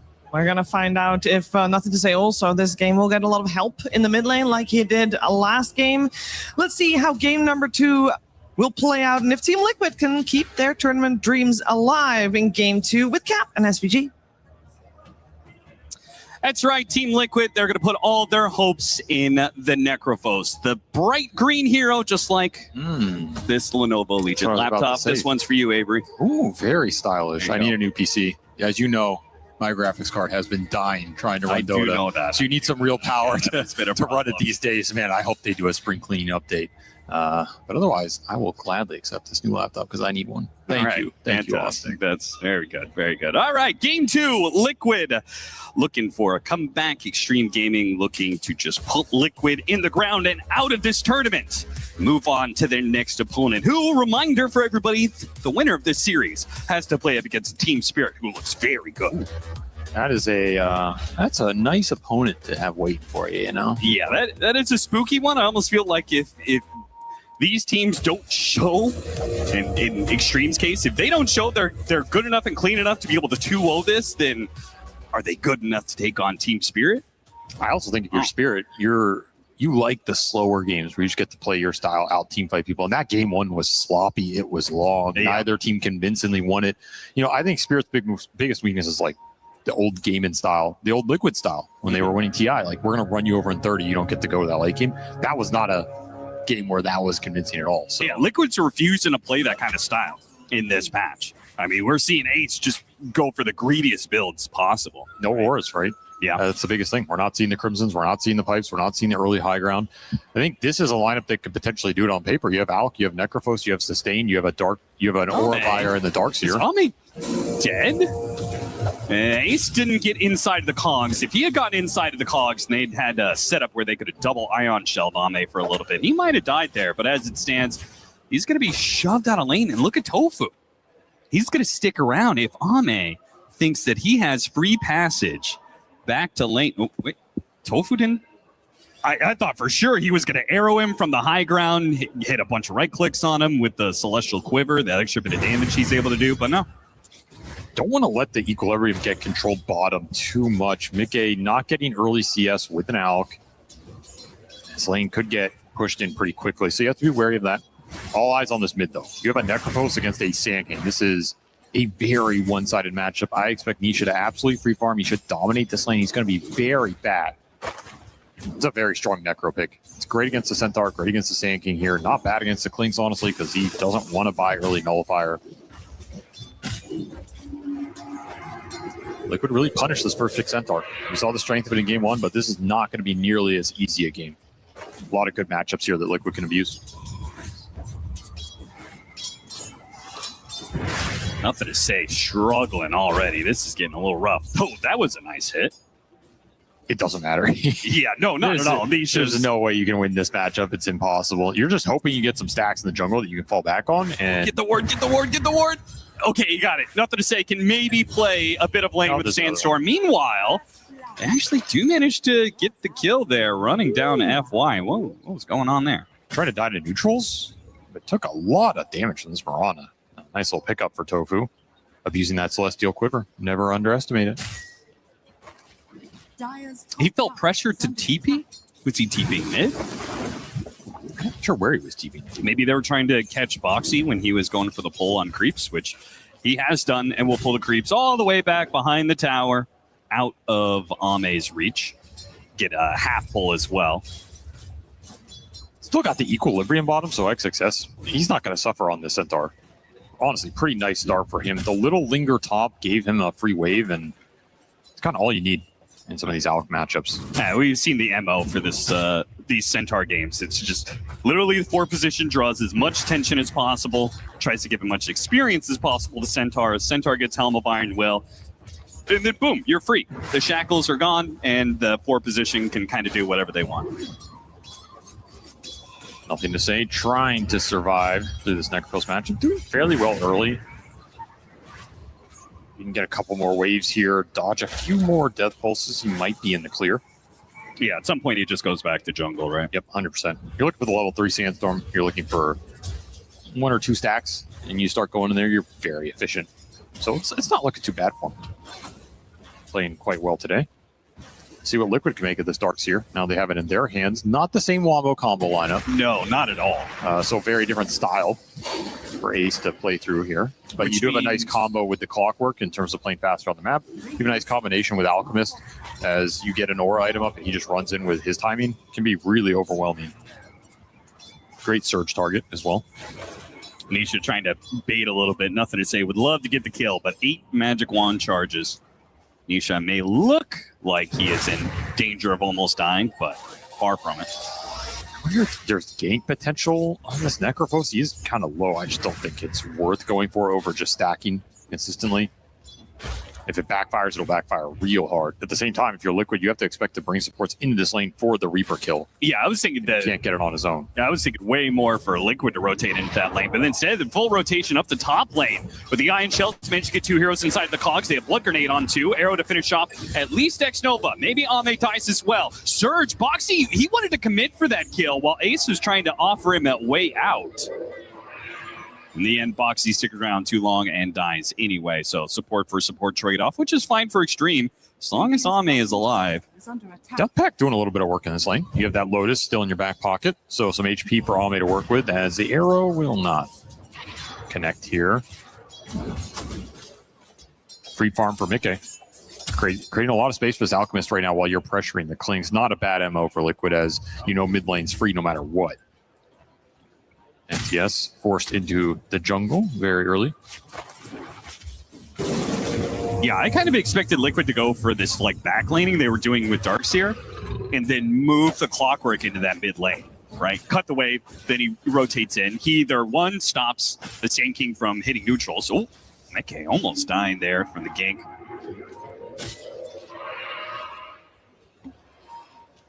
I expect Boxy to start scouting the Sand King more. Yeah, they're going to scan him here. He's going to run in with an Obs and a Sentry. So this is where you want to look for him, because now you have the Reaper online and you have the Catapult Wave mid. So you know NTS is going to be pressured to respond to this in the mid lane. He does have Epicenter available. Yeah, there's turnaround potential here. Oh, you got to be a little wary. Tofu feeling like with the glyph being used, he needs to stop this bottom lane push. With the arrow, he kills the Siege Wagon. And with the leaps, he should be fine. Pretty hard for Centaur Dark Willow to stop him from pulling waves. This means NTS will get to kill his wave for free, though. That's a pretty big win for Extreme Gaming. Deal with the catapult timing, you're not getting Reaper here. You even have a chance at the power rune. He'll take it on X-Nova. Got it on both sides. And Too bad. damage for X-Nova. Do they see Boxy here? He's going to kill a Curry. Now they see him. Annoying Clockwork that they will have to play against for the second time in a row. Blocking out the Ancients. You got to get vision on some of these stacks. Like, you know they're coming. You definitely want to contest them this game if you can. You have very good heroes to contest it, especially if you can get the Alk in there. Currently has a couple stacks of his own, though. Mickey farming very efficiently. So, NTS gets all this uncontested. It's a big win for him in this game. Yeah, there's not much pressure on mid. Like, X-Nova is taking the wave with no contest. Liquid just playing again to farm. It's surprising for me. Maybe I still have this old idea of the team that they want to like play through mid super fast, abuse runes, abuse the winning mid matchup. They haven't really looked for it at all. I think that Liquid is kind of dead. Oh, all right. I think maybe it's the introduction of Tofu Ace. Maybe it's a bit of the patch. They feel like it's not you can't play that way anymore. But Boxy, they'll go for kind of a suicide contest here. Onto the Wisdom. Maybe Tofu can still get something out of this. X-Nova gets low, but needed 2 more hits probably from the Mirana. Not good enough. Feels like XG are getting the little wins here. Yeah, for sure. Because they're not supposed to be doing this well in this early game. Like that's my gut read. So the fact that NTS is as farmed as he is, you get to sit on a top with some solo XP. You never gave this Centaur up in the early game. 0 deaths. He's going to have a fast helm. Feels like all your cores are kind of chilling right now. Amadam almost done for Ace. Need some more golem camps for this Alchemist. That's what we need right now. That's true. Start stacking those golem creeps. They do have incredible neutral farming, because even the supports can do it with Tofu. They'll be able to hit a lot this game. Clockwork can do it with Ion Shell put on him. So if they could just push lanes in all the time, Liquid will kind of out-farm you. Combination of both the Alk and Necro, plus the supports being able to do something. Boxy with his haste rune runs into the skeleton archers. Ame is going to retreat back through the gate here and pressure the alchemist. Here comes that epicenter. The chain stun allows the epicenter to do full point blank damage, and Ame is just here to take the tower. Nice surprise move from Nothing to Say. They had no read on that at all as the Necro's just been jungling. That's another reason I don't like Liquid giving up this pressure point mid in such a favorable matchup. Like, you're giving NTS some freedom to make some plays on the map that the Necrophos does have booth travel now. You can respond, but there's no response on a play like that. There's no turnaround potential. Your damage is a little low in this early game with the supports. You need Ion Shell in these plays to take those favorable skirmishes. You know, it's the kind of thing you wish you could, like, Ion Shell Boxy and TP him in somewhere and look for some sort of turnaround. That play happens too fast. Look at Nisha. Pretty fearless, man. He should be. He should be fearless in this game. He needs to play aggressive. He needs to take space away from Extreme Gaming and abuse his position. I mean, this is a pretty insane blow to the economy. Oh, yeah. These are taking this double, big of double stacks. XG just not protecting this at all. And this is what you want to see out of Liquid. Stack contesting, take it away from the Sand King. Ame's also doing kind of the same. He's not taking stacks, but he is trying to take some of Alec's farm, which is a nice idea. He's taking the golems. And the Reaper Scythe kill, not quite there. Is there still a Death Pulse flying? No. Yeah, it looks like it. Yeah, there is. Oh, okay, okay. It just disappeared. That's what I thought. I'm like, I didn't see the Death Pulse connect. Yeah, that was weird.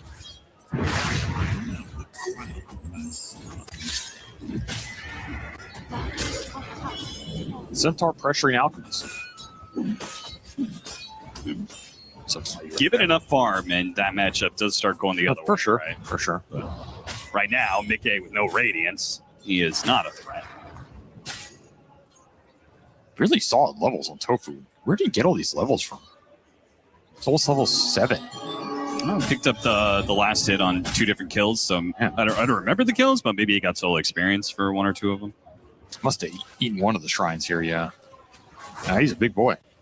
Could start farming up. Nisha is still taking those camps. They're no longer Lornoff camps. They're now Nisha camps. Is that the official term for it? Apparently. Did Lornoff tell you that? No. Oh. Don't think I've ever spoken to Lornoff in my life, so. Maybe Lano changed this tournament. Maybe Nick Galaxy is doing very well. Oh, look at this, though. Liquid starting to take some of those top net worth positions is what we expected from the triple uber fast farming. Maybe it's XG who should have been a little worried about contesting stuff here. Yeah, I mean, well, okay.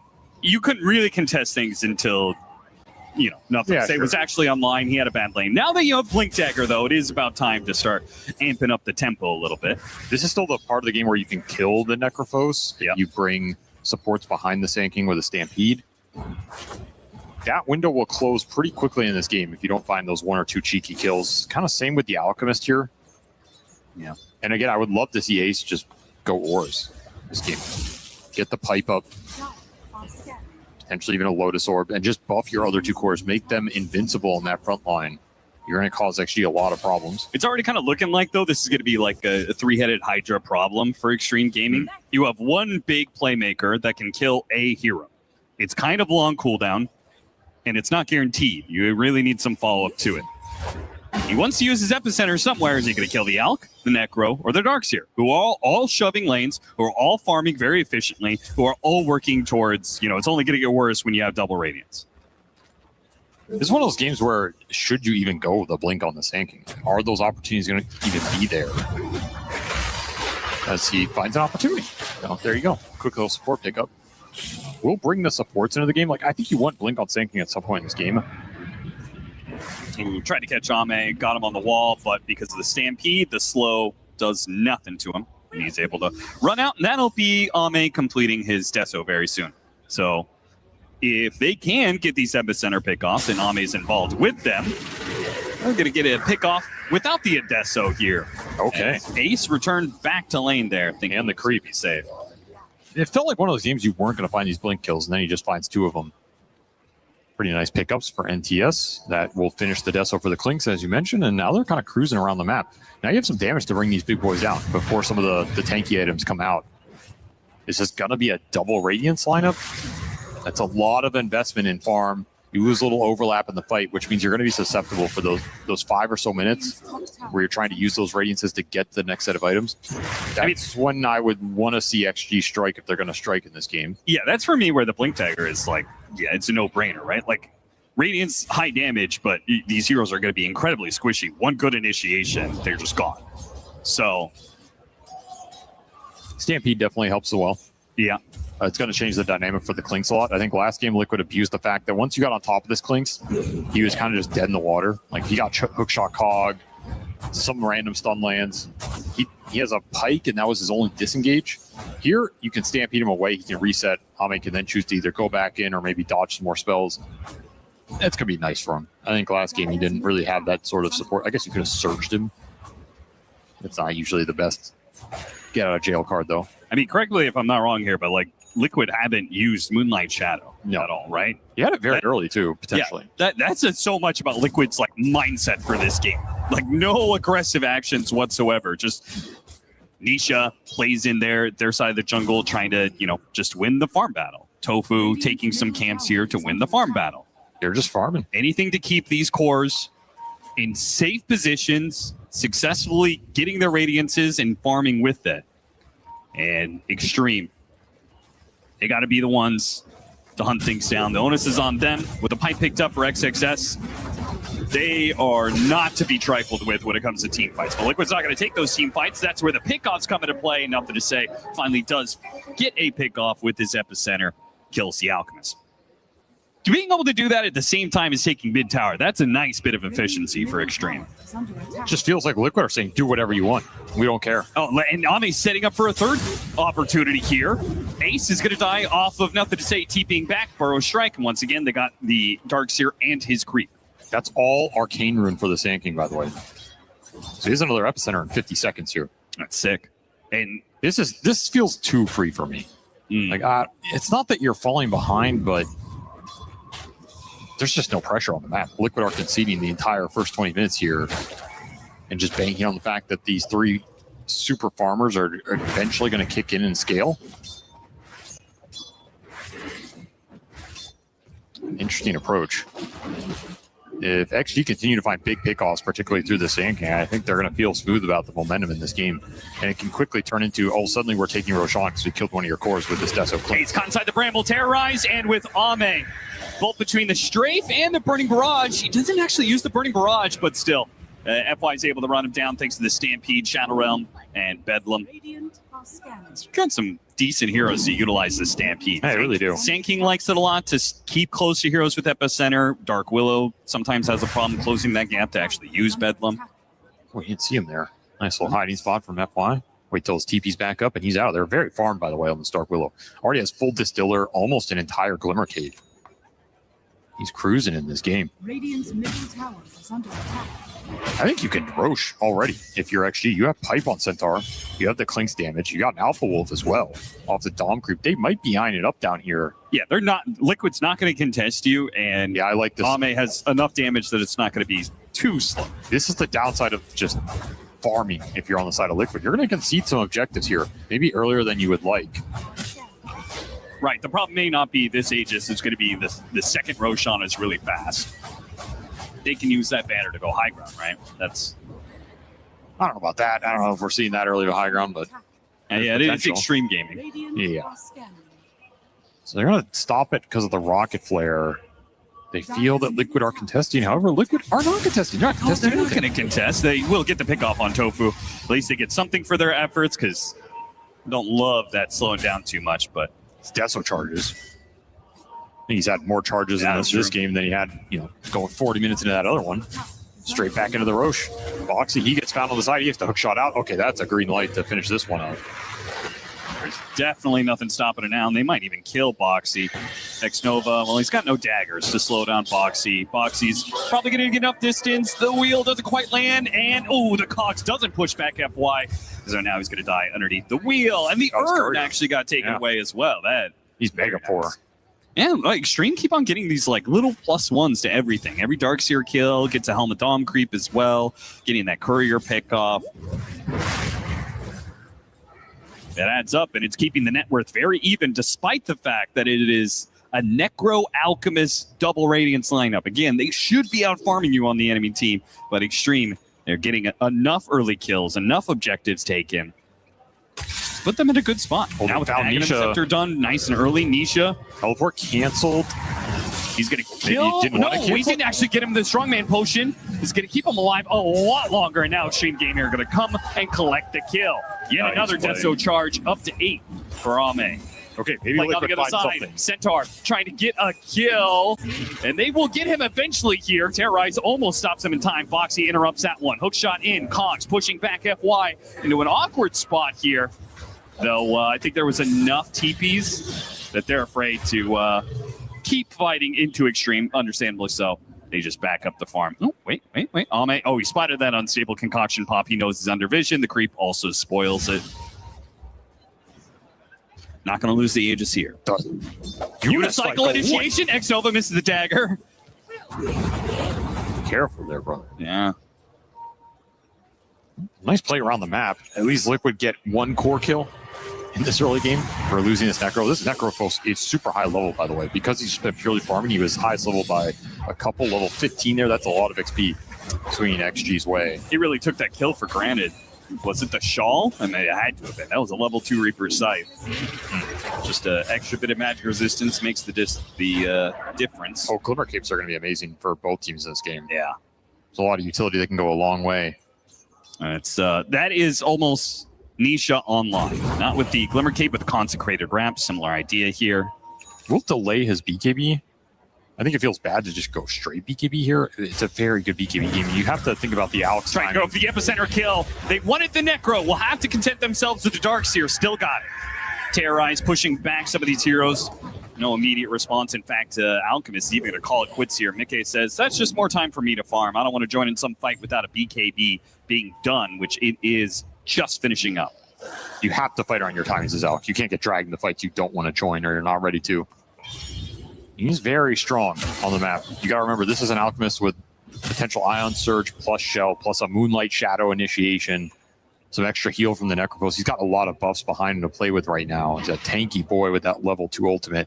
Liquid with their triple item pickup timing. All three of their cores are online for the early game. They're going to make their first real big offensive move to kill Ame, take away his Aegis. Counter initiation Great boxing. cogs. It's a beautiful cogs, locking in 2 different heroes. Ame's about to come back up. Can the wheel stop? It got 2 on the wheel, and that's beautiful with the Stampede getting Ame out of there, away from the Alchemist. What a reset. Now Extreme still going to be chased down on some of these heroes, though, as the Alchemist keeps the Centaur within reach, constantly slowing him down.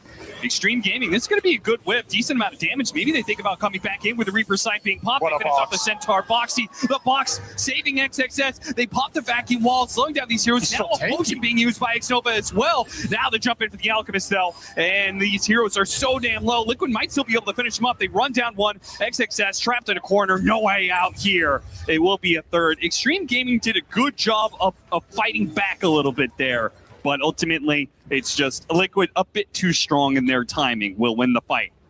The irony is the supports had such a good early game, they both had kill streaks there. So a little bonus gold going Liquid's way. Some of the streak went to Mickey, some went to Ace, and they get that big Centaur kill at the end.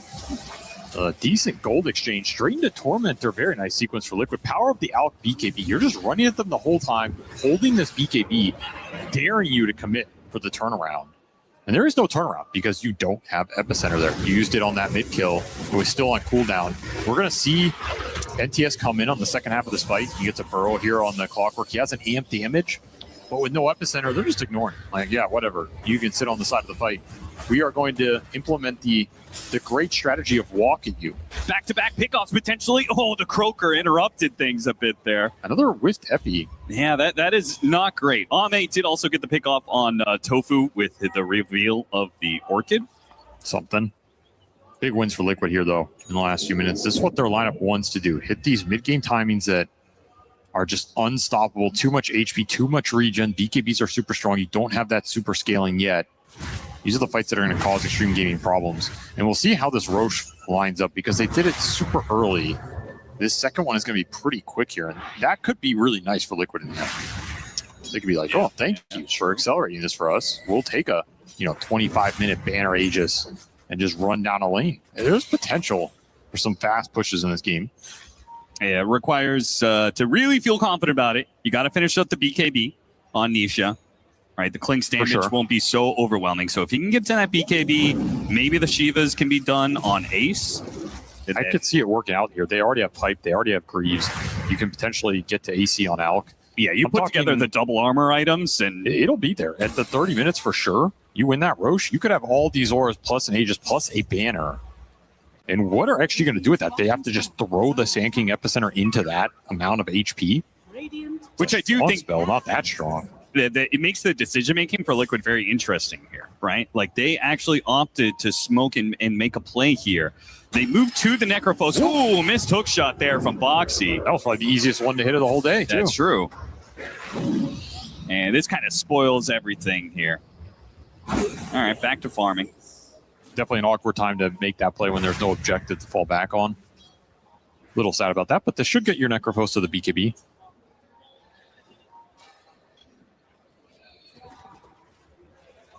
But it does slow down both Ace and Mickey. Getting their two very crucial armor items. I don't know. I just felt like the timing of that smoke was like... I feel like you look at that Roshan timer, you see 2 minutes till it potentially spawns. You say, okay, that's 2 minutes of farm. You know? It's definitely a little awkward. But you always have Moonlight Shadow to create some extra smokes for you. That helps a little bit. Yeah, that is true. But that was very high. Some missed Radiance farming time, that's for sure. High level Tofu, level 12. Every single time I look at this guy, he is clearing through some sort of camp with Starstorm. So race to BKBs for Liquid, and honestly a race to level 20 for NTS here. I think that's the biggest teamfight upgrade for Extreme Gaming. Yeah. That Epicenter talent. Get BKB on him, you're level 20. Suddenly, maybe this Epicenter can just cut through some of the HP pools here, particularly if you can land some chain stuns. This is not the same ease of execution Wombo combo as their lineup in game one, but it's still there. If you get caught in a 2 or 3 man stun by Centaur Sand King, it's going to get chained by the Dark Willow. You can get chained into the Wheel of Wonder. There is a lot of potential chain stun follow-up you have to be careful of in this game. It's funny, you talked about the difference of play style for both offlaners, right? Because XXS has just completed a heart, but he's not in the same position as Ace's Centaur because he's matched up against the Necro.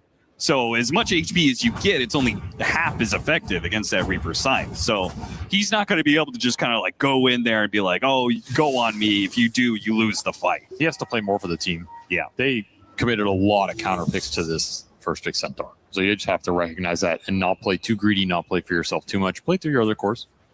Knowing that, though, do you think the heart is still the right choice? Like, is it a necessity for this hero to scale? This hero feels real bad without it, honestly. Yeah, that's fair. He's going to be a bit of a faster Roshan. Not that either team knows this. That does result in it being firmly on the dire side, which is to Extreme Gaming's favor. They're going to group up here and smoke. They have BKB on the Sand King, but he couldn't hit that level 20. Probably needed way more ancient stacking or something to get there this early in the game. However, Nisha, he gets his BKB and he is level 20. So, a nice talent for himself. Not as impactful, but a little cherry on top. Tofu play. Oh, what a backstab! The Mud Golem stops the TP here. He's going to Moonlight Shadow. Oh, the Mud He Golem ran one direction, Moonlight Shadows, then runs the other direction. Successfully juking out much of Extreme for now. Nothing to say, just throwing blind burrow strikes out there. Looks like Tofu is away. And look at the rest of Liquid. They are squaring up, and they're going to go straight for Ahmed. They had vision on him. They're going to hit Unstable Concoction. The wheel, the box. Maybe that can get Ahmed out of here alongside the Stampede. 4 staff over the cliff, and away he goes. Now he's so low. He can't really fight into this one. He has to just go for a desperate TP away, and he does manage to get it. BKBs were used. Extreme Gaming get out with only 1 support loss. Honestly, that's a win considering how it started. That's a huge win. The Reaper was being thrown. I mean, that's a dead Clinks 100% because the box was already used. And you somehow got him out of there with the power of the Hurricane Pike 4 staff. I do think there was an opportunity to maybe turn that. I don't know how well it worked out, but that's the type of scenario that Liquid have to be careful in. You're chasing after the BKBs are down. And of course, it all starts with the Mud Golem, the hero that actually needed, but he has no dust, so he can't see anything. That is true. You start on this Clinks every time you can. Yeah. Like, that is the best target to find. He gets barely bailed out here. 2 different fights that X-Nova has had some clutch saves, and it's something Liquid are really going to have to start considering. I think if you have the level 20 talent Sand King, you might turn that. Yeah. BKB's down, you go in with all those epicenter pulses, you're going to do some serious work. But that timing was not there. Liquid know it. They're going to play very aggressive. Roche is available in the bottom pit here for another minute and a half before it switches sides. That is something that Extreme Gaming need to think about right now. Do you want to force the Roche again? Foxy's hanging around. As long as he is alive and rocket flaring the pit, we saw how timid Extreme Gaming was about it earlier. Trying to make a move on this Necrophos. The team is not coming through the gate or anything. Just trying to get a BKB or some response out of Liquid. They do get the Moonlight Shadow. Wasn't worth nothing here. Yeah, they're going to use the remnants of this Moonlight Shadow to make it go on mid. Nothing to say. Arrow goes out. They spot him, but he's too far away. He's burrow struck. He's up to the high ground. Dangerous proposition. Even with knowing that Ame isn't here, knowing that he's top lane. Sand King. I think the Liquid timing's better right now, but it will not be in a few minutes. This Clinks is close to full Daedalus. So if you give him a pick off here into Roche, this game is going to become a lot more difficult. Yeah, full Daedalus combined with level 20 on Nothing to Say. That is a massive power spike for this team. They're very close. I think Liquid still look pretty good if they can get the initiation, but how do they get that initiation over the Sand King? They got to stop him from epicentering. They run into Tofu. That's very nice. Is that enough to do Roche here? Quick pick. No, it's 15 seconds, so it's going to change sides no matter what. Yeah, that will almost guarantee Tofu will be back up and able to play the Roshan fight. And that just means a few more seconds for Liquid's cores to farm. Level 20 on the Alk. BAT upgrade. Lotus Orb, Nisha, once that, I mean, you have to have Dispels against the Bloodthorn. Not that he has it yet, it's just the Orchid for now. We're going to see just how tanky this Liquid lineup is. They might just run into the Buzzsaw. They clump up into the Sand King spells. They can start on NTS, that sounds pretty nice. It's going to be hard for him to disengage and then reinitiate. Combo is definitely not the same for Liquid off of the Darkseer as it was in game one. That is for sure. The best play is Vacuum Unstable Concoction, which very much could happen. It's not the worst stun to throw into it because it tracks the guy. Yep. I wonder if there was any argument to go like Shivas on this hero. This game for extra AoE, but it's probably way too minor of a value point to overlook the armor. Plus, yeah, your whole team appreciates the AC armor. Yeah, 100%. Right. They really want to pick off into Roshan here. Yeah, they are not finding it. Extreme Gaming are not even anywhere close to the pit. They just left the helmet Warpine in the pit. They're going to scout this Roche the second it gets done. Boxing slowly killing with battery. Yeah, you got to kill this thing just to force Extreme Gaming not to play the map as much as they're doing right now. They're farming a lot. Oh, Nothing to Say blinked in there. Oh, got the Bro Strike off before the Unstable Concoction, but Ace is there on the other side with a Vacuum. BKB has to be used by Nothing to Say. The Dark Willow, Glimmer Cape does not get out the Terrorize. So it's a pickoff, but not a core pickoff. They're looking for Ame bottom. Oh, remember, he has no BKB here if he gets found on detection. Concoction. Mickey hits him with the bash. Reaper side closing in. He's gone. Okay, now Liquid have the opening to go for Roshan while Ame is down. It's not totally free because, again, the Epicenter is very spooky. You have BKBs, though. That's the biggest thing. If you have BKBs available, you can mana for these objectives. You're not going to get bursted before you're able to pop that, get the health regen going, and turn that fight around. Without Ame, you don't have the overwhelming physical to burst these targets, so I think this is absolutely the right call. I doubt we'll see actually contest this. Yeah. Way too difficult to make anything happen here. Nothing to Say is already on the other side of the map. He's going to push in that wave, try and get his Shivas for the fight they're going to have to take against this Aegis. As I imagine, Liquid will start mounting up some pressure on objectives off of this. Absolutely. Can try and go high ground here. Your lineup's built for it. Give Aegis to the Necrophos. As the slots available, not too bad. And Banner as well. So high ground, wide open for Liquid. As long as you don't clump into the big AoE, the fight, it doesn't look that difficult. You're just kind of worried about some Klink's Daedalus hits going through. Oh, nice hook shot. Nice blind hook shot there from Boxy. There almost followed up, but Xnova does get a bit of distance. Hit by the Unstable Concoction, and he's punched once by Mickey, twice to finish it off. You have a wave up here as well.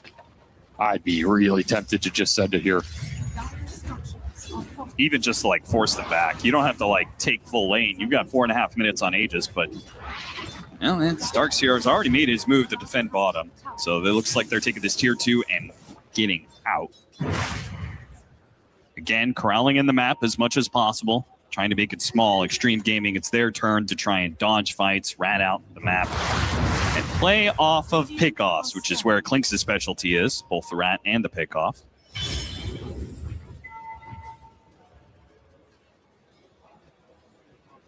I'm a little worried for Liquid scale if the Sand King gets to, 25 dash or refresher. I think double epicenter going in this lineup. At that point, you're a little worried about your sustain. Yeah, do you feel that way because the Ags for Liquid are not amazing? Necro is very good, but I feel like Darkseer in this game is pretty whatever. Mirana's going to build it herself anyway. Clockwork Ags, I guess that doesn't help too much. Like, that's a big component for Alchemist lineups late. For sure. Right? Ace does get spotted here, but he's baiting it out. He wants to take this fight. They're already going to make the jump. Necrophos in some trouble. Tealosi is here. Meanwhile, they're going on the Centaur. Managed to Abyssal Blade him during the Stampede. Let's see if Boxy can catch him. Hookshot over to the side with the arrow on Ame. Yeah, Tofu is killing him solo right now. He's running him down. Had to use the box epicenter, everything they can. And Tofu's going to make the leap away. And Ame is still going to be caught by an Unstable Concoction Reaper Sight. Tofu, the hero of that fight. I mean, Liquid probably win that anyway, but they get the Klink's kill because of that arrow. What a sick find from Tofu. He has the shard too. You look at the death summary for Ame, it's Mirana. Yeah. It's just 2,000 damage from Mirana with 9 quiver hits, 4 Starstorm procs, a max duration arrow. He had his number and punched it. And look at the damage difference. Extreme did 2,000 more damage in this fight. But it was a very one-sided fight. Liquid's heroes are so tanky right now. Ame just doesn't even see this arrow because you're looking to the right side of your screen right here. Oh, he runs into it off the Stampede. He was resetting. So much damage. Back in real time, Boxy's already made its initiation. They said any hero that shows up, we're making the go while Ame's dead. They saw a Centaur and they went for it. Now Boxy's still trying to hold them back here. This Centaur is so tanky. Without the Reaper's Scythe, it's not an easy kill. Liquid will lose much of their momentum hitting this high ground now. It's kind of a double-edged sword. Yeah, they have no epicenter, but you have no Reaper. Yeah. So just the fight gets really weird as neither team can really kill the big targets on the front line. Got to respect these big ultimates. Nisha is level 25 at 36 minutes, though. This sustain is out of control. I mean, they have to get him first. Otherwise, these death pulses, it's just too much HP, too much damage over time. I think you just pull him Mags right now. I think so, too, yeah. Like he's so beastly, so high level, so fast. He already has the heart. You pull him in Nags, it's doing a crap ton of damage. Him just existing in the fight will win you the fight at that point. And your options to all in him are just to throw all of your big AoE ultimates on the Necrophos, which means if he survives in that backfires, you're absolutely screwed in the 5-on-5 engagement. Yes. At the same time, Liquid don't have any saves, really. They have Glimmer Cape for Boxy, but they have nothing hard save, which may be something they have to consider in the future. Get a Wind Waker or something. Yeah, Wind Waker on the supports. I mean, Tofu's gonna have the farm for it. Like, he is. I think he is gonna go 12,000 net worth. Yeah, he's already built up Yules, so good choice. Too good in this game. It's gonna force even more Nullifier presence.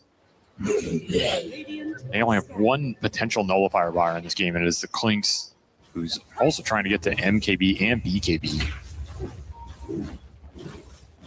A couple Conjurer's Catalyst. That is a insane Conjurer's Catalyst for NTS. Oh, yeah. Imagine he rolls and he doesn't get it. Well, he did get it here. He's very happy about that.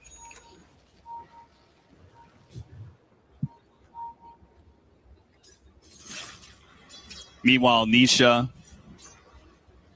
Ooh, his options are terrible. My goodness. I mean, he would want Conjurer's Catalyst, right? But he also would love to have the Pendulum. Right? Anything that keeps him alive is worth its weight in gold. I think the Rattle Cage honestly is a little underrated on these heroes that just tank a huge amount of damage. Sure, yeah. I mean, he's going to be the focus. It's going to bounce back a lot of damage. He went for the idol. So slow resistance is value. Evasion, very good. I think him being able to gain the evasion against the Clinks, he also has Quicken, so you can go up to like 50% evasion here. Pretty nice. Wow, that is a lot. Now, Ame already had the idea. He wanted to build MKB. He doesn't want to rely on Bloodthorn to be able to get through this, which is fair enough, but it's a long ways away. He's trying to finish off his BKB right now, and here comes the smoke of Liquid. Making his way. They're going to crash into XXS, who was a high ground ward. Actually stomped in there. Hit a stomp. Epi coming. Here comes the epicenter, going for ace. Take out that team fighter and much get damage. the boxy kill as well. And look at Mickey went down to half health. Now here comes their turnaround. Nisha's going to start popping those death pulses, healing up the Alchemist. They can't sustain it though. No, they can't keep this up. With BKBs now being on cooldown, the hit from Nothing to Say, that damage was insane, and it was an arcane rune. So the epicenter is going to be back up very soon. He had the basher for it, and that's the power of the Conjurer's Catalyst. It just starts proccing on everybody there. A nasty amount of damage. If the Alk gets caught in that Wheel of Wonder, that fight is completely over for Liquid. They had to buy the clock. They lost the Darkseer. Yeah, you have these death pulses, but they're not coming out fast enough. And especially with Ace so far forward here, blinking forward off the smoke break. And he is food. And again, no saves are even possible from these supports. I mean, Mickey's lucky he doesn't get chain stun. That's very close. You're thinking about Reaper and Centaur, but they're still the box. They're still glimmers. It's not that straightforward. And that was with an Ags pool to the Necrophos. He had it going into that fight. A huge upgrade for Liquid. Not being able to run that over. It does feel like this is going to be a persistent problem for Liquid. A combination of there's always going to be, I think, better initiation for Extreme Gaming, and Extreme Gaming also have the save advantage where you do not. Until super late game where you're able to itemize your way out of it, those are two massive advantages for Extreme. Escape Act is super annoying in a game like this. Again, it forces you to buy the Nullifier. Does the Alchemist want to buy the Nullifier? It's like a broken record at this point. Nobody wants to buy this item. And if you don't, you're like, man, I wish I bought a Nullifier. Yeah. He can disassemble Radiance here. It's very easy for Mickey to pick it up if he wants it. No one else on the team is likely going to buy it. I guess you could argue Mirana can get it too. Like your options are either Wind Waker or Nullifier. It's kind of the strength this hero gives you. Her spells aren't that great, but she can farm a lot. She can buy some extra utility. Otherwise, yeah, you just have to deal with this Escape Act. Man, think about if Ringmaster ever gets an Ags in this game. And honestly, he has 3,000 gold. He's not that far from it. That's true. Double box would just be insanely debilitating. It means whoever you go on first gets boxed, and you have a backup one for the Reaper Scythe. Yep. At that point, the fight becomes really difficult to play. Oh, also, just like even just a small little window means that Stampede BKB could go off, and you have not like Nullifier for sure interact anything with that. So it's going to have to be perfect for Liquid, that initiation. The one advantage I feel like Liquid will have is vision, presumably, as that's kind of what the Clockwork gives you. And the Mirana. And the Mirana with the Moonlight Shadow. You should be able to find some nice vision angles. So it's all about trying to break down Extreme Gaming. The reason that the last fight went so well for them, they were set up on a high ground ward. For sure. Again, though, I'm just thinking about the scale. Like the double box, the double epicenter with the 25. Yeah. It's spooky, man. It's really hard to play these kind of sustain lineups into the ultra late if you can't hit that mid-game timing. They're going to try and poke the Roshan here, force XG into them. You can potentially abuse buybacks on an outpost fight if you have them here on the side of Liquid. And just wear through the ultimates. They only have the Necrophos right now, but the Alk could have his. Extreme's going to see the Necro bottom lane and immediately make the push. But Necro has already TP'd to the tier 2. He's going to join his team up in the triangle area. He has the big buyback here for Liquid. So even if you ult in Nisha, that fight might not go your way. Get scouted here by Boxy. Annoying Clockwork as usual. What can you do about it? Absolutely nothing. Again, every little bit of information, it's an instant decision from both teams to go for a smoke play. Liquid popped theirs off of Boxy, showing some of these heroes. Arrow comes out. Doesn't see anything, though. Gonna send the Alchemist in. He's your initiator here. Leading the charge. What can Mickey find? He wants to find the Sand King or the Clinks. Might just find the Sand King would be beautiful, but he's already blinked away. Nothing to say. Very quick on that one. Unstable concoction, self-explosion, little courier, little helmet dom creep, Boxy trying to jetpack in, and they're pushing Extreme Gaming farther and farther back. Extreme Gaming is going to smoke now, and they're not spotted by that rocket flare. They maneuvered this pretty nicely. Yeah, they really did. They're getting around Liquid. Moonlight's out. Liquid presumably have no idea where they are right now. They pushed up to the top of the map. Oh, and look at this ward. It's not there. This ward is scouting right now on the higher side. There's no gem here. This could be a beautiful opportunity for them to wrap back into their own jungle. If they a can full burst circle back around to go for Mickey. And here comes the stop. They managed to get off the chemical range, but here comes the epicenter blowing up inside of that epicenter. They got him, and once again, they'll get the +1 on the Boxy. And Liquid, they're going to have to BKB, nothing to say, hoping he could bash. Nah, he's not going to get that. Beautiful movement there from Extreme. Oh, managed to get the vision on him. Anything? No. Still going to the pit. Roshan, available for the taking for Extreme. What a huge ward. That's why we see a lot of teams buy gem. Yeah. Like, you leave these wards up, you can pay a big price. Sick outmaneuver from XG. Like, they disengaged super well, got that smoke off just in time. They played around all the vision mechanics from Liquid and still had an advantage going into this fight. And the second you chain stun out there, it's too much damage. That's where you wish you had the escape pact, right? There's no bailout. You don't have the Wind Wakers yet. Oh, look at this. Mana from heaven. They're going to take this Roshan, grab all the items, and then on their way, juicy and amp damage. Real juicy here. Ame is peaking right now. Bloodthorn done, Daedalus done. He has all the Deso charges in the world. Now an amp damage on top of that. Yeah, all that's left is him getting his 25, which he is so close to, but won't have just yet. Did get to the Sand Kings, though, and they got Refresher Shard. So NTS, he's not going to have to buy Alpha Refresher. He just gets it gifted to him. Accelerating that timing by a large margin. They're down 5 or 6K. It does not feel like it. No, they are definitely the ones winning this game. Right now, and perhaps for, I don't know, for the rest of the game, you sound pretty doubtful of Liquid's late game here. I just think it's going to be hard for them to all in heroes, and that's what their lineup has to do. Yeah, more tools for Extreme Gaming in those team fights, for sure. You already have Ags on this Ringmaster. If they don't find X-Nova, worried about the Alk and Necro committing onto a target, because what happens is you go in with these heroes, you have to make a very quick call. Do I pop BKB, or do I risk getting chain stun? How does nobody on Liquid still not have detection? I mean, like, no gem, really. Like, you got to make sure you're not underneath these wards. Tofu spots the sentry up there high ground. Here comes the wrap, though. They're going to quickly kill the Dark Willow. Box attempted. Spots X Nova. They're going to go for the Ringmaster. Here comes that Epicenter. Trying to blow up Nisha. Not as easy of a kill as it was that Alchemist from before. Man, still managed X Nova. They have to Reaper Scythe him just to make sure goes down. Back to that Dark Willow, who bought back TP'd into that fight. As a dieback. FY, that is not a great decision for him. A dieback, very awkward. They used a Refresher Shard too? Yeah, to refresh for an Epi that never got thrown out.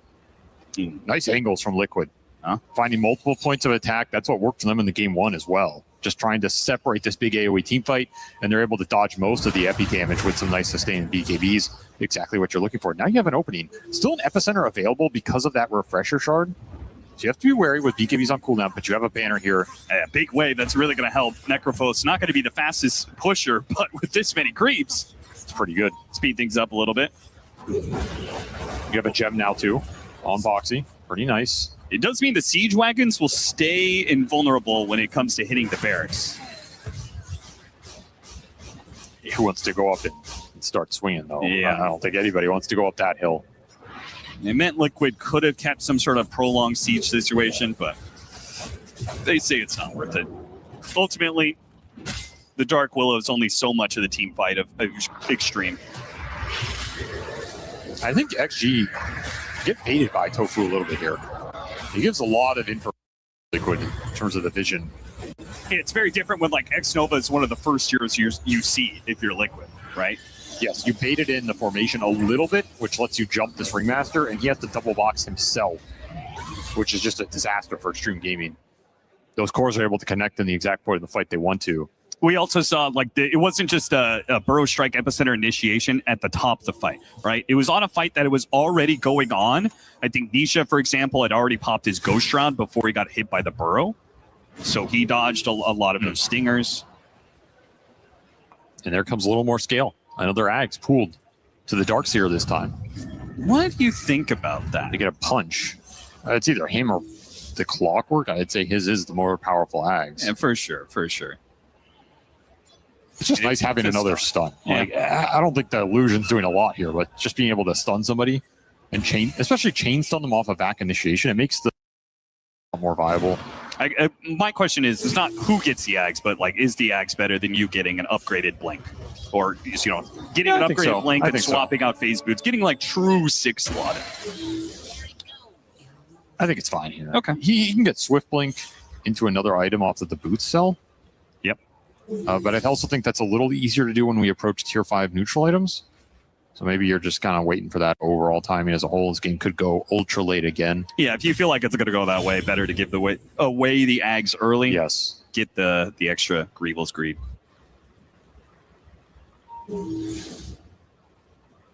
Still need an Ags on his Clinks. Waiting for that army. And we still need that refresher on the Sand King. Remember, he had the shard in the earlier fight, so he still needs to purchase it for himself. So still some big items to pick up for XG. And it's curious. Extreme Gaming are actually going to go for the fight, not wait for those items that they're so close to. But if they catch Liquid by surprise, they had a nice ward. Again, if another ward killed Liquid, they lost a team fight. Like, there are teams out there buying 20-minute gems. They have a gem. They have a okay. gem. Boxy just didn't see it. I got you. He's had it for a bit here. Okay. I love that he's still holding on to that Quelling Blade, just in case, he wants to chop down a tree and place one of those sneaky boards. Nice reaction there. There's the tail refresh. end of, this was the tail end of the Aegis period for XG. You're right. They're trying to get something going with it, but Liquid, they're not going to bite. And they're sitting pretty on that Necrophos net worth. Very intimidating there. He has, of course, that entire difference is in his bank, sitting on 11,000 gold right now. Nisha, what do you want to buy? You got to decide here. Can't bring that gold into a game 3 if there is no game 3. It's true. Wind Waker. It is funny, like, the Alchemist game, right? Net worth is very skewed. Talk about the late game as well. Like, how far up do you think Liquid has to be in order for this to be an even game? Probably about where they are now. Okay. I'm not going to say 20,000. That sounds a little too much, but it's probably... If you did say it is right now 50-50, so you're right on the money. I think 15K is like the even mark. Because the thing is, I think a lot of their net worth is not translating to damage impact as directly as XGs can. Right. Now, a lot of that's execution dependent. Like, for sure. You can land some Reapers and stuff. But in theory, some of the counterplays there. Like, how much does this Necro net worth count for if he just gets bursted or chain stunned? There's no save for him. There's no Wind Wakers yet. That's my big concern. Wind Wakers come out, it gets a lot more dicey for Extreme Gaming. Okay. They already have a Nullifier on the Centaur, though, so they're kind of preemptively thinking about that, which I like. Block can come down to tier 5 neutral items, too. We get that Stygian on the Clinks again. That's a huge damage upgrade. Throw some more books out here. Bigger AoE could be pretty nasty.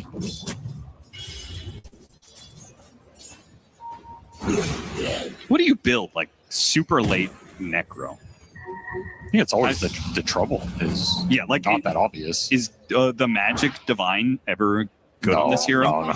It's not. Maybe Hex, maybe Wind Waker. You can end up in these like mass dispel builds where you have like Manta, Wind Waker, Octarine, and you're just permanently kiting in the fight.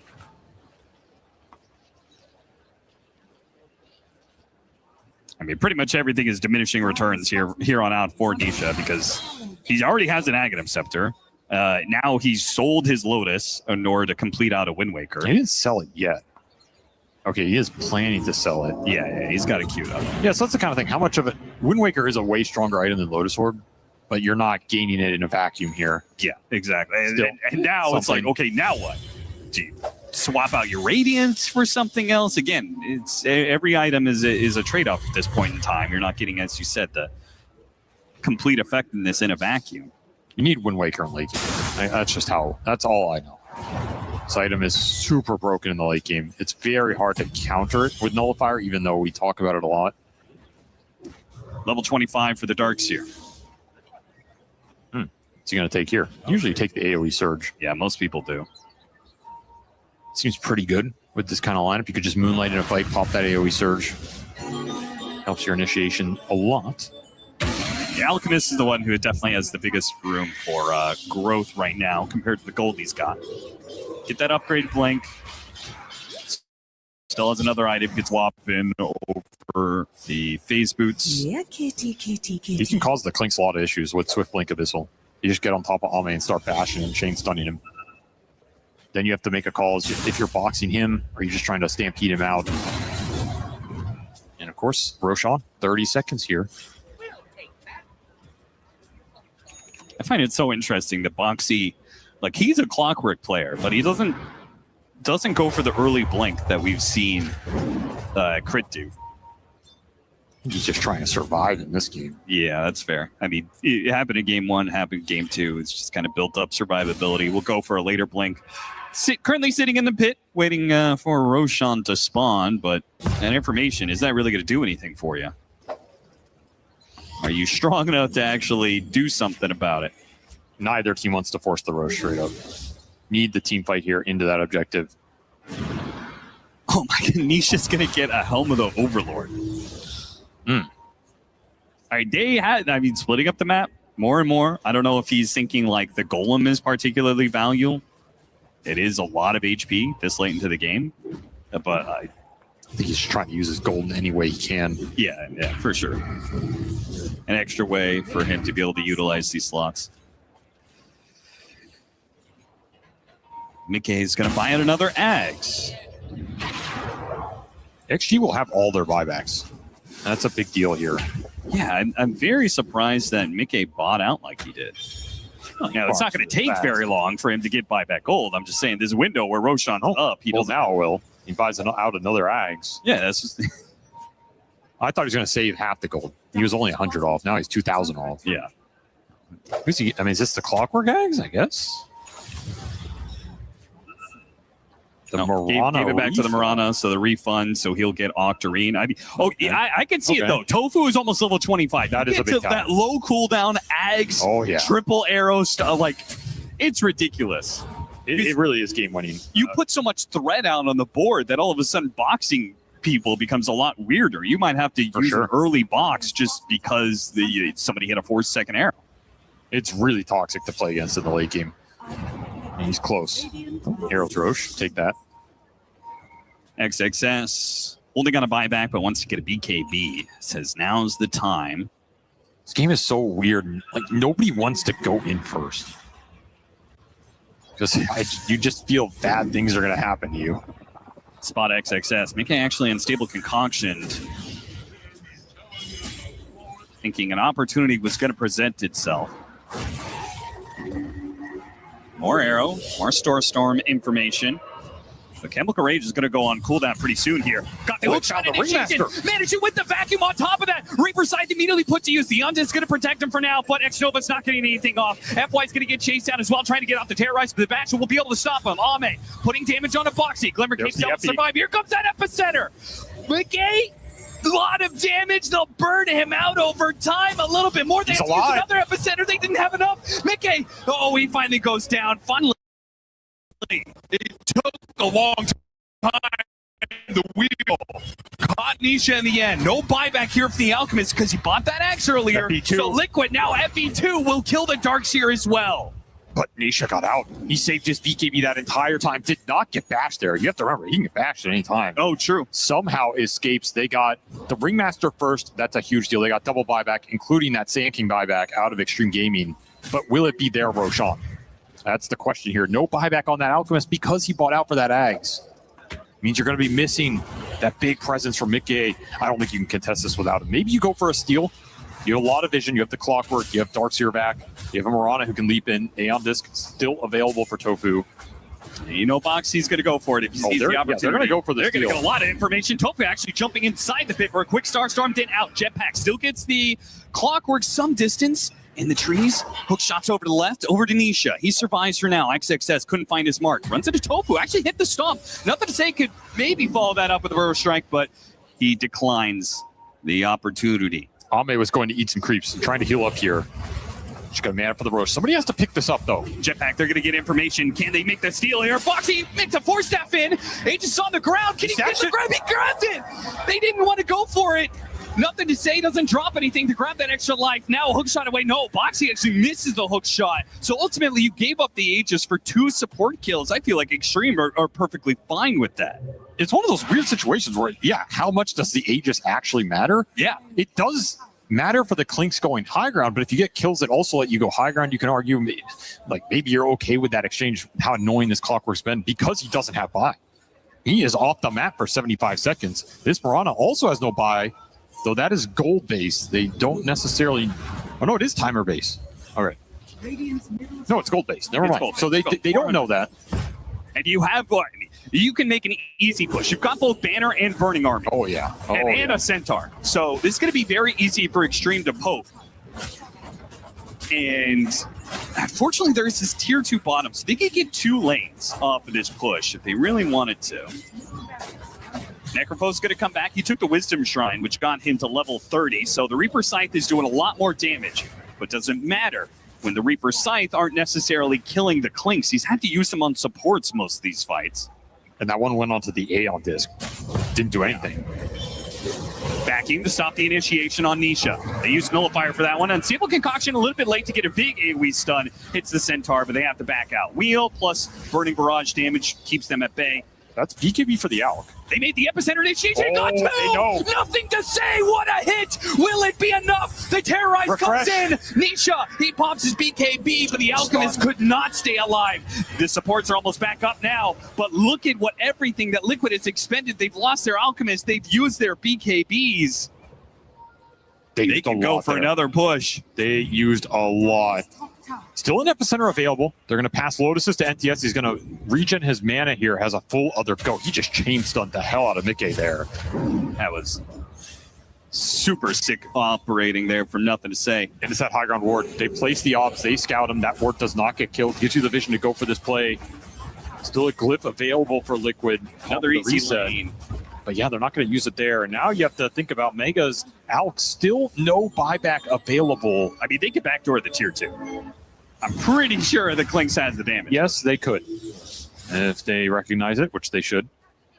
But the question here is, if you're Extreme Gaming, are you assuming Mickey doesn't have buyback? There's kind of no way you assume it here. He's an Alchemist at 60 minutes. He has to have the gold, right? Of course. But most of that gold is on Nisha. He actually had like 12,000 gold. Wind Waker dodged the stomp. Nullifier placed on the Clockwork, so he's likely to die here from the Bloodthorn. Vacuum counter initiation doesn't do much here. Again, it's only really catching the Centaur. Ame is managing to keep his distance. A Harpoon, even if they do get him, helps him reset his positioning. As scary as these Vacs look, they're not doing anything. No, they're not. You have too many resets with Stampede plus double box. It's really just like a momentary stun that stops the follow-up. If you catch the Clinks, that's kind of the ideal. Like, you can suck him into the wall, probably forces him to pop BKB, and then maybe Al can just jump him, trade BKB, stun bash him. Think so? I mean, Ame is not so threatened by his... I think he just harpooned. No, to me, well... Or Hurricane Pikes, right? Yeah, if he gets out of it. But at least then you're forcing some items out of him. Sure. I mean, what else is this wall really doing in this game? Not a whole lot. It's just a big... Oh, look at the smoke through the base. Ooh, if they catch Mickey again, oh my god. He's slipping right past them. It made them jump onto the Necrophos instead. Nisha's chain stunned up for now, but the BKB is going to go off now. The Wind Waker. It's a little bit of trouble for Extreme Gaming. Can they get a Reaper Scythe kill somewhere in here? Box 1 gets used. X-Nova trying to chase away. Nothing to say. Wait, I think he he blinked got into stunned an by arrow. Oh, what an arrow from Tofu catches him as he makes the jump in, and now he's going to be the one to get Reaper Scythe. X-Nova got chased away. They have to Stampede full retreat now, and Liquid, they need picks. They need more than just one hero. They need multiple. They're going to get FY off of this. Just one extra kill is not the worst. It is a gem laid down. But the fact is, they should know that the Sand King doesn't have buyback. An opportunity for Liquid. Opportunity and danger on the same, or two different sides of the same coin, though. If they go for that high ground push, they might just end the game on themselves if they lose it. Power Mirana, you land those arrows, it changes the whole game. That was a devastating arrow for that Sand King to blink into, and now you have the multi-shot. That was before the triple arrow. Right. Now it's all not. I believe Nisha slotted in Lincolns for this play, and then Nullifier hit the Lincolns. Oh, I see it, yeah. And so he's ghost shrouded here, and you can't hit him. It was a surprise Lincoln slot onto the boots. That's a crazy Really heads up hits- play. yeah, That's that's the arrow. He insane. blinked right into it. Insanely clutch from the Liquid mid laner here. Look at the regen on this outfit. Oh, It's yeah. just stupid. It's just a battle of regen against overwhelming DPS from this Sand King. Man, that Lincoln's just completely caught Extreme Gaming off guard. What happened in that one? Extreme Gaming have been winning so many fights. But a slip up. And now. That play could have completely caught Liquid off guard, though. They were not expecting that smoke through the top lane. Yeah, it was a initially- good idea. Initially, it did look like they weren't going to get anything for it. Right? Like, even as Necro survived. Sure. Everybody was getting out, and then Sand King blinked into that arrow, presenting the opportunity for Liquid. I Now mean, what Liquid's can going to you get a fresh round of items. They're going to change up their item builds a little bit. We're seeing, Nisha is swapping in item after item. Again, diminishing returns on all this because he keeps selling some item to buy some other item. He's back up to 12,000 net worth on himself that is not being used. So 18,000 net worth lead is basically nothing because there's just so many heroes holding gold. You get tier 5 neutrals, though. Triple Minotaur Horn. And Divine Regalia is the choice for Tofu. Tofu said, I'm going to have to carry this game.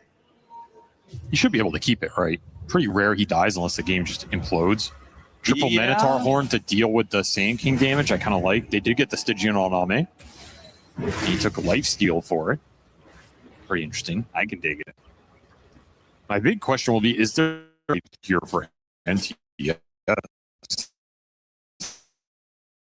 This Conjure's capacity.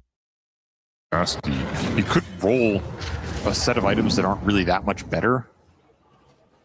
Yeah, you're 100% right. Right. If it's do you think he should get the Stygian Desolator as well if it's presented? Yes. And then should he get Divine that is a Regalia? damage upgrade. You got the Zoom. That's also interesting on this Zoom, hero. Yeah. I feel like there's 3 items that are an upgrade. You got pretty bad. You got a pretty bad roll. I think it's either keep the Catalyst or take the Zoom here. That's a lot of health chunk on this item now. 35%. Yeah, but casting a lot of spells. They have Arcane Blink. I mean, I feel like that AoE is still very effective because the way Liquid wants it's to big. play fights, right? Yeah, they it's big. want to stay so split, but that AoE increase is so massive He'll that he take it commits here. to it. it's the right thing. You can't refuse to Zoom on this hero. It's built for this hero. There's the last act pool, I assume. Yeah, 4th. Going into that clockwork.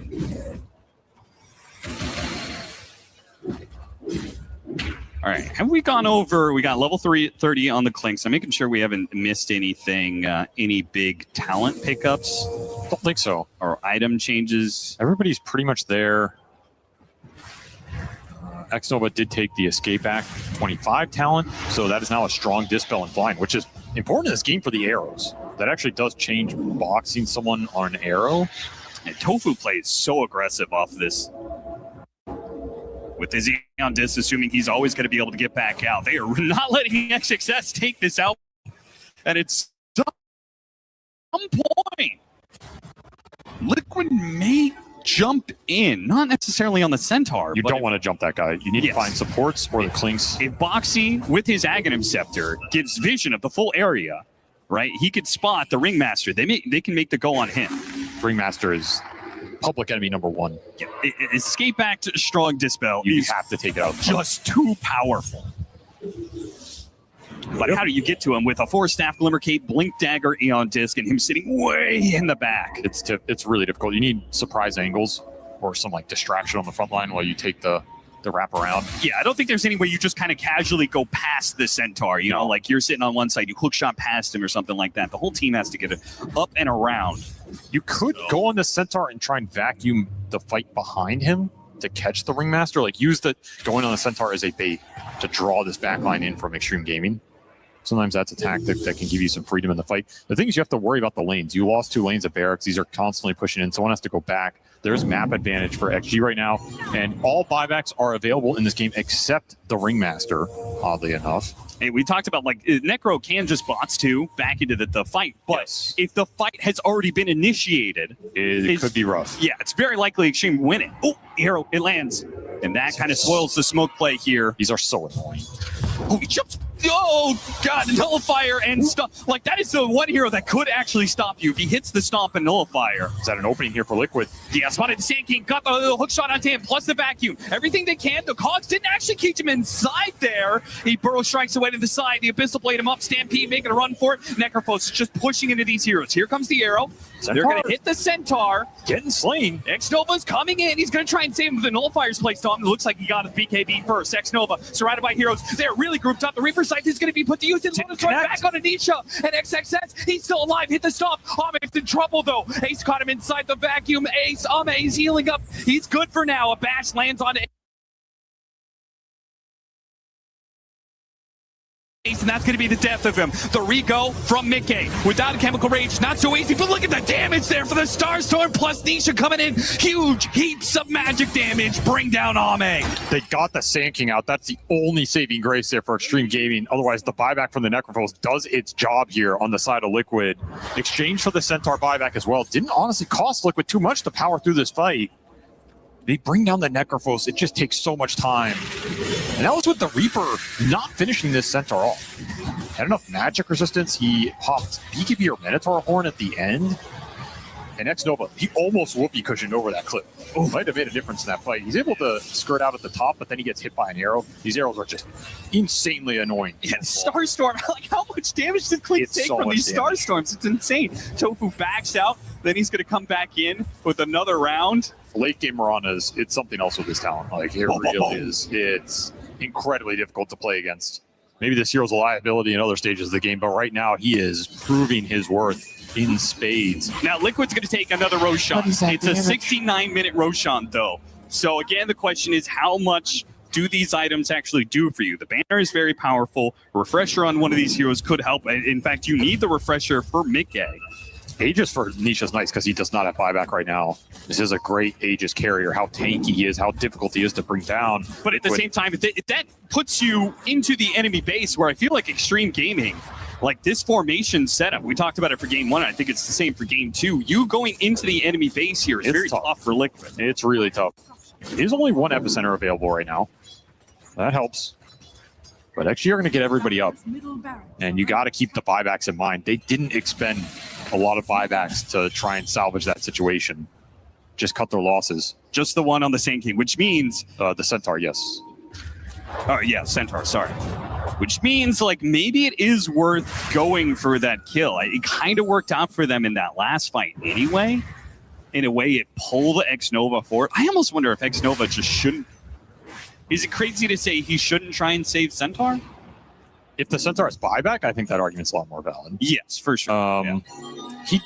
Because he put himself really forward. Yeah, I mean, he was throwing awkward. wheel whip in the fight. He wasn't playing necessarily a whole lot of box action there. There is some comms in these types of situations of like, okay, I'm going to sit on the front line. I have buyback. If they go on me, don't overcommit with the Ringmaster. Maintain your position. We'll play the second half. It could be something to consider here on the side of X-Nova because you are that important. You know, getting 4 boxes off in a fight is not unrealistic at all when these fights go so long, and it's a big difference compared to 2. There is a courier slain for Ame. Yeah, he was trying to get Divine Rapiers. Interesting. Which he bought double Demon Edge. 1 for MKB, 1 for Divine. Which is pretty insane. Banner's going to get dropped here. So here comes the Siege from Liquid. Big AoE. Death Pack can clear out the Siege Wagons, though, so... That's pretty nice.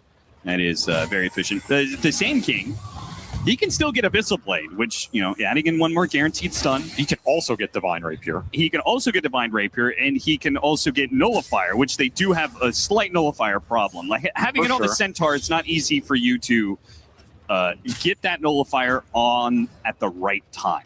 Much easier for Sand King, Burrow, Nullifier, right? 1-2. It's easier said than done, though. Like, it's always, you know, you don't just nullify this guy. He's leaping around. He's already wind waker. It gets really weird really quickly. Sure. I wouldn't mind it here. We haven't talked about it, but the Alp pulled all those Ags, so now he has like the insane Greevil's Greet, and he's completely 6-slotted now. He has Daedalus, Swift Blink, Abyssal, Nullifier. If he gets on top of Ame, he's going to shred. We also have level 25 on Boxy. The team fights are kind of crazy with that. you have full vision of all heroes all the time. Back on 2 with the unstable concoction. Got the Yandex and FY. He's already forced staff himself away. A quick go, but no retreat. Ace got caught in the wheel. So he's going to have to BKB to get out of here. A lot more expended from Liquid than it was Extreme. Those BKBs are very important. Still poking at these tier 3. I mean, just keep throwing the arrows. Maybe eventually an opportunity presents itself. It's just so hard to go high ground in these games. And there's just not a clear way to do it. You don't want to sit somebody up there, especially with Necrophos Aegis. He's not taking the building, so it's kind of pointless to even test that. I think Nisha is now going back on like, okay, now survivability isn't the problem. Maybe it's damage. Like maybe I just need to do more damage over time. Right, overwhelming Blink Heart. The way you do damage is you survive. Right. Is it enough this super late game, right? It has to be. There's nothing else to pull out. Well, he keeps swapping out items thinking there's going to be some magical build that will guarantee the win.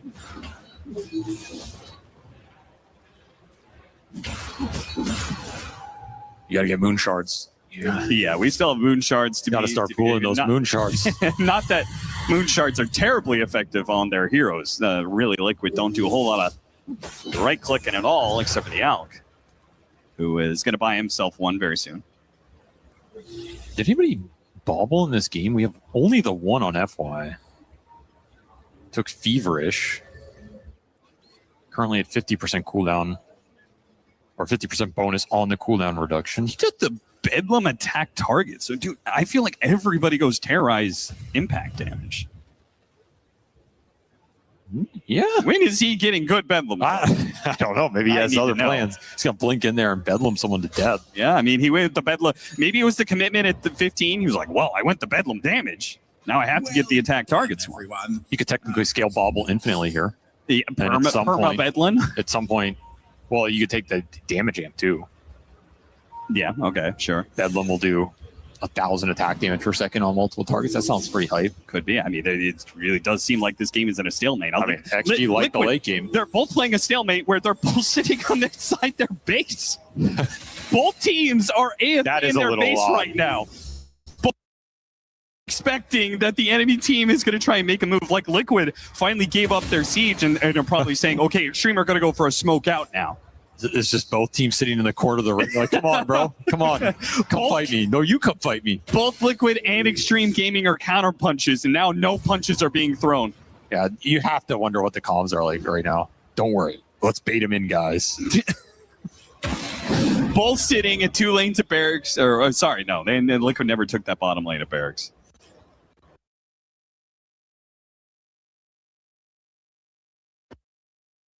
The thing is, all the buybacks are available. I think both teams were waiting for that one core that was on cooldown. They're going to come up the exact same time. There's no advantage to be gained here, really. Yeah, Liquid had the better map state momentum, but their buyback is more crucial, I would say. Yeah, for sure. So they give up that position. Still racks advantage for XG. If they want to just kind of play the map game, look for some power runes, look for next Roshan if they feel like someone can use Aegis well. You start giving it to supports or something if you really want to. Give it to the Ringmaster. X-Nova needs an Aegis in this game. He might. I'm not even kidding. I think it's potentially pretty good here. It does sound pretty sick. But when Extreme push outside of their base, fights are so much harder because of this clockwork. Oh, he's with the Ags rocket flare, he's spamming the entire map. He's getting vision of you all the time. And there's no way for X-Nova to just be able to be out of sight. Twin hoof stomp. Nice, but Extreme not really following that up. Still, if they get the BKB out of Nikkei, that might be good enough. The Abyssal Blade Lotus Orb himself. What a vacuum, though! A 5-man vacuum is second back. A second wall gets used, but again, these illusions don't really do too much. Nobody died. And the epicenter, from nothing to say, kept Liquid away. Still, though, he's not going anywhere. He's arrowed up. He's arrowed for arrow. Now the hook shot landed on the central. Left side, they're going for X-Nova, and they got him inside the Reaper site. He's going to fall. Now Nisha pushing forward. Slowing down these heroes. Ame trying to turn back around. Got the nullifier onto Nisha. Pops BKB. Surge. He pulls him back in with a vacuum on XXS. Tofu still hunting for this kill into FY. Another Glimmer Cape. He dies. You have to regroup. Expended from Extreme, trying to get back to their base. Ace not letting Ame get back easy. Tofu goes in as well. Unable to get the Ghoul Scepter. Blinkens blocks that one. The arrow's going to whiff. Double buyback expended from XG. Liquid still everything available. Waiting for the Reaper only, pretty much. But the Darkseer spells are going to come up. The Marauder spells are going to come up. Roche could spawn in the next minute and a half. What a sick vacuum. Nasty stuff from that vacuum was so good, even though you had no follow-up. XG are just like, we need to get the hell out. I don't know what's happening.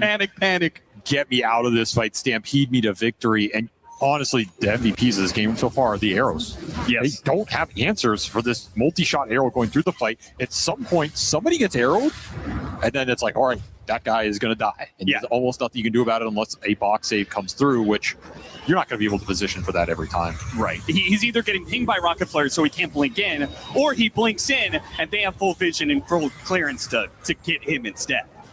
Just a nasty combination here. Boxy with the cheese stays alive. NTS is like, get me out of here.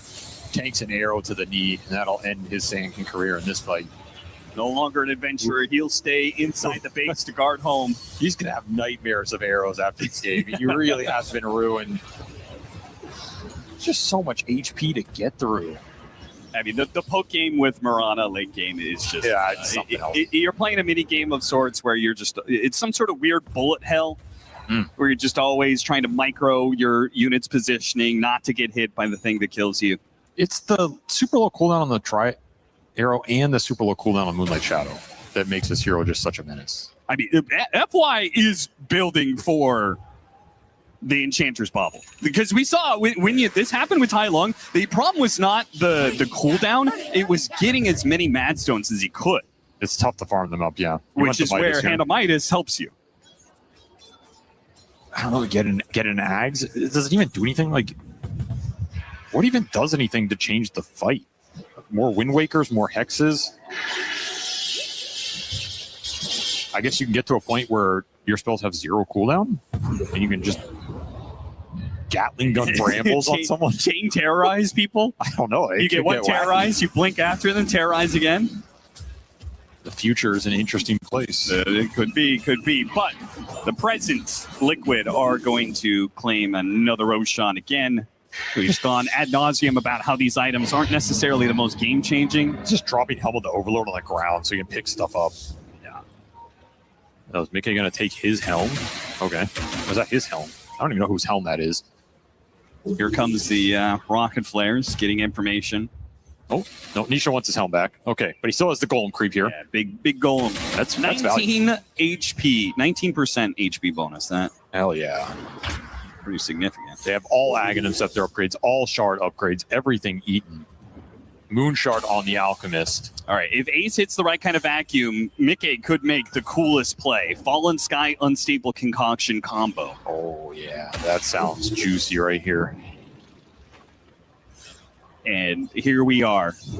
All this power and a 500 HP tower just being whittled away. 43 damage a hit from range creeps. You think there should be some sort of like ultra item coming out of Roshan? Roshan like number 7 or 8 gives you...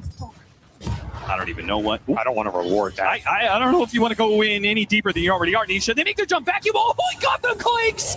And Bex Nova couldn't get off the box in time. So fast. He died instantly. Okay. That was convincing. That was very convincing. Radiant's middle tower is under attack. He just got rocket flared? I don't even know what that is. I feel like that's a bug death summary or something. Well, that's 2 buybacks down. Only 1 available for Extreme Gaming here. And as Liquid are grinding out the win. Oh, they see the Clinks Courier with the Divine on it, disassembled, but you can still stop it getting there. Yeah. You have enough leaps. Tofu's on the ride. He's going to find it. Clinks does manage to get off. Good micro there. Got off the shield. Now it's off the map. I don't think you can do anything about this. There's a little area next to the base where it comes off of that high ground area. Look at it. They're trying to find it with the rocket flares and a ranged hit. So this is a mini game right here. Oh my God, it's spotted. Yeah, you can't kill it. Once it's on the side of the map, it's impossible. I don't think there's anything. But yeah, maybe like Sniper or something. Yeah. It goes over the abyss. Oh, it does. Okay. Well, Divine Rapier done. Hey, it doesn't really change anything if Ame gets caught in another insane vacuum unstable concoction. Xnova has played this game extremely well. I think that was the only time where you could really say, like, oh no. Because I think he boxed the Centaur, who was nullified, and he didn't get a box off on Ame at all. I don't think he got anything. I think it was just too fast. The damage was They're going to rather take a insane. smoke fight with no buys available effectively. Trying to get some sort of positioning. The Necrophos, he pops right into the base. Arrow, Shivas, getting a lot of information, but they may not know. Nothing to say. He's looking for this epicenter initiation. Terrorize went out. Nothing to follow it. How do you kill anybody in this game anymore as XG? I just don't see it. There's that jump with the nullifier, a little pick off. Now the epicenter initiation though. Hit Ace with the nullifier, but he still got off the BKB and he makes a run for it. The refresh, he burrow struck out of there. Nick Hayes almost dead. The Wind Waker saves him. Ame's trying to set up though. The burning barrage, they didn't get him. I thought the burning barrage would get the kill surely, but it doesn't. And now so many skellies. He's healing up. He's got the block of cheese. The shield is back up. The chemical rage in 13 seconds. And all the meanwhile, Nisha is on the front lines, hitting the barracks, 50 damage a shot. You got to do something here. If you're Extreme Gaming, last epicenter. Got a nullifier onto Nisha. He doesn't really care. He waits it out. Managed to get that vacuum. Go for the Centaur kill. Here comes that second epicenter. It has Trying to be kill enough. this Darkseer once again, and this time it'll do it. No escape from the epicenter this time around. Necrophos does manage to get the blank away. Xnova couldn't quite get it. Meanwhile, the arrow comes through the Starstorm. That's a dieback. And without that team fight, Extreme Gaming are going to have to do it off their single target damage, and it almost does. The Wind Waker cannot save Nisha here. Does have a buyback, though. Will he commit it? Or Liquid just going to back off? Is Megas worth it to buy back here? Are you willing to push the throne? The Marana right clicks. Arrow trying to vacuum him back into one of these arrows. Unstable concoction got the nullifier on him. There goes the box, though. Force stabbed in. Xnova got pushed in somehow. Who did that? He went in. Who was that? No, I think he just went in. Xnova, you insane madman. He almost kills himself by doing that. There's no way he intended that, right? It is playing on the Centaur. The Centaur is no longer the tanky hero that he once was. We have to get the vacuum back onto Xnova. Xnova making a run for it. He doesn't have box charges anymore. That's going to be Megas. They have to find kills here. They push it forward. A buyback used on nothing to say. 2 minutes on the Centaur. A 4 versus 5. Extreme Gaming. Can they make the hold? That is a 4 versus 4 now. And Orlando Ame. Liquid. Do not jump back in for it. Maybe they still will. McKay, he thinks it's an opportunity. Unstable Concoction got the BKB out of Clinks. BKB on cooldown for 90 seconds. That is still a window to be utilized, maybe. Just trying to take buildings here. The team's retreating. The tier 4s are gone. The throne is now exposed with no glyph on Extreme. They don't have the best building hitters. Is it wait for the Darks here to be out? Still block a cheese running. If you get BKBs, can you all in throne? It might be close. There's that Abyssal and the Chainstun from the Sand King. He's just trying to build a new item, man. He's trying to get a 10th item. Maybe the double hearts can combine or something. He's I don't know what this is. Such a point as too much gold? I feel like we are at that point if it exists. I will say we joked about the Bedlam attack targets, but it's honestly pretty nice for clearing out the Necrobook units. Yeah. Yeah. I don't know if you foresaw this scenario, but oh my God, he knows about defending the throne. It's another round of Madstones to be gotten too. Look at how farm this Marana is, dude. Hell yeah. This is the bottom of every pot of player's dreams. Level 30, Divine Regalia. Yeah, Moonlight Shadow is almost up every single fight. When was the last time he even died this game? I can't even remember. It's been a minute. It's been a while. I think if XG could start the fight with anybody dead in this game, it might be the Paw. Just take the arrows out of the fight, and we'll deal with the rest. But it's impossible. You'll never find Tofu in this game. No, there's no reason to ever be in danger when the arrows are, in a way, your win condition. They set it up so much. That and the vacuum unstable concoction. Those are the two ways that Liquid You can also back them into the arrow. It's pretty much guaranteed. Yeah, that is what's really annoying. And then you're forcing the Ringmaster to sacrifice his positioning. Liquid do have buyback advantage right now. They also have a 66k gold advantage. I don't know how much that counts for this late into the game, but it is there. Dota Plus still says it's a 93-7 game.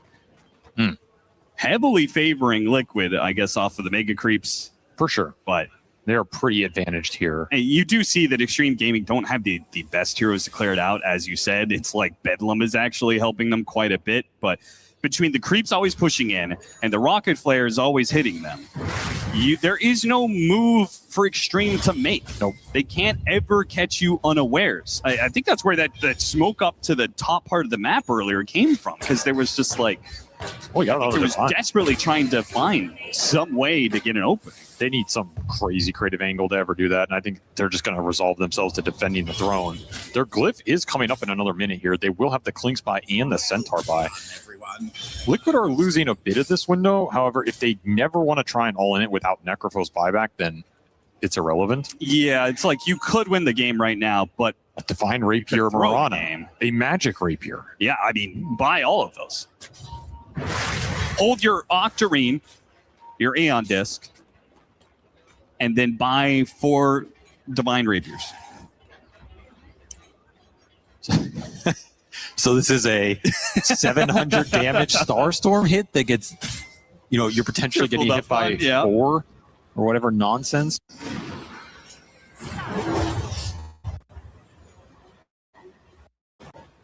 The wave instantly dies every single time. This is pretty beastly right here. And okay, how far out? Okay, never mind. Sorry, I thought every banner, maybe they should do this. Every banner expands, but it caps out at 1,200. So they'll have yet another banner to put into Extreme Gaming's base to start the assault. Very good. Very good here. They're also just deciding what neutral creeps they want with these DOMs. I don't know if there's anything that breaks this game. Time Warp War is good. Ace currently has a Harpy Stormcrafter, which still has the night vision, as far as I'm aware. Extreme Gaming, reminder of what was set up here. This is the survival phase. Whoever loses this series is out of EWC. The winner has the pleasure of going up against Team Spirit to try and make it to playoffs. Extreme Gaming, if they make the comeback, will get the 2-0. And what a comeback it would be. From Knoxville, he says, if Extreme manage to win this will be at least the second biggest net worth comeback of all time. And you know who made the biggest comeback of all time, Avery? Team Liquid. Damn, when was that? Team Liquid against ITB at the TI-10 Western European qualifiers. Into the breach. Well, they're always involved in these games. That seems their fate. Indeed. Double Divine for Ame. That is worth mentioning here. He will have his buyback available, but if he goes down, that's just such a big damage loss. Another block of cheese is available for Liquid. They still have Aegis for 4 minutes here, and they put a Harpy Stormcrafter on the cliff bottom as a permanent ward. So he's just surveying the domain. I like it. As if they didn't already know Extreme's every what does that vision move. even do? Like, do you even need any extra vision mechanics? But Liquid is... In case the 9 rocket flares and the 52nd Marana ult didn't scout them, that Stormcrafter might do the job. I mean, this is the kind of shit you have to do when you have a lineup that simply does not scale with Divine Rapiers. Okay, they're sending Tofu in. Here comes the arrows. XXS does manage to dodge it. Banner is out there holding the creeps. Here comes the Yule set up onto that arrow. Didn't throw out the arrow, threw out the simple concoction. BKB commitment. There's the box. It's enough. Meanwhile, the epicenter initiation was beautiful. They got the Marana. Yeah, that's right, the Marana. That's Tofu huge. Flew too close to the sun. Oh, no. Lost his life and the Divine Rapier, which nobody has the slots to pick it up. Finally, XXX says, okay, I got it. Does he even want that? What does that even do for him? No, I think it's purely just to take it away. Yeah, but you could have given it to somebody. I don't think anybody... Nobody wants it, I guess. Nobody wants to be in the position to pick that up, right? The risk is too high to go there to grab it. And nothing to say. I mean, he's had so many sick initiations throughout this game. And gets that nullifier connection on the Marana, too. Yeah.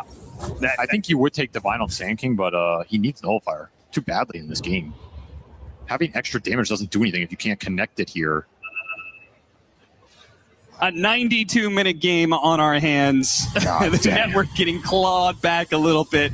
We still have some heroes without level 30. FY is being spotted by the Rocket Flares. He's both trying to get his level 30 and his Mad Stones. He's farming up that bauble. Get those Mad Stones. I mean, these spells are getting pretty low cooldown, I'm not gonna lie. It's 30-second terrorize, 30-second cooldown terrorize. I'm looking at 8-second Bramble. Next round, will he have permanent Shadow Realm? He's at 6.5 duration for a 7.7 second. I think he cooldown. will have it next. Yeah. So it's going to be like a 0.1 difference or something. You have to hit him with an AoE stun if you do have target. Yeah, you do have arrow, which they do have plenty of those, no doubt. But then you hit him, but he has Aeon Disc, and you can't nullifier him while he's in the Shadow Realm. You know what I'm saying? Sure, man. Sure. Do you know anything that's going on? You Well, keep there's theory crafting how to nothing kill a left to theory Dark craft. Willow. As if that has any relevance on this late game. Like, has FY done anything in the last 30 minutes? Not the fault of like his hero's spells are not that relevant here. Okay, but you say that now, but in another 30 minutes, okay, Dark Willow will be the problem. All right, they're scouting. They're sending the arrows in. Ame is just getting chunked. Yeah, look at all the damage he's taking. Just trying to do the he's almost setting up the box. He's trying to get back down. He's dead. That's going to be a buyback. He was in the Divine Rapiers on the deck. He's got to get to him. He's got to pick him up. He's got to pick him back up. The glyph hasn't been used yet. Oh, but look at all the damage. He has the glyph now. Here comes the epicenter.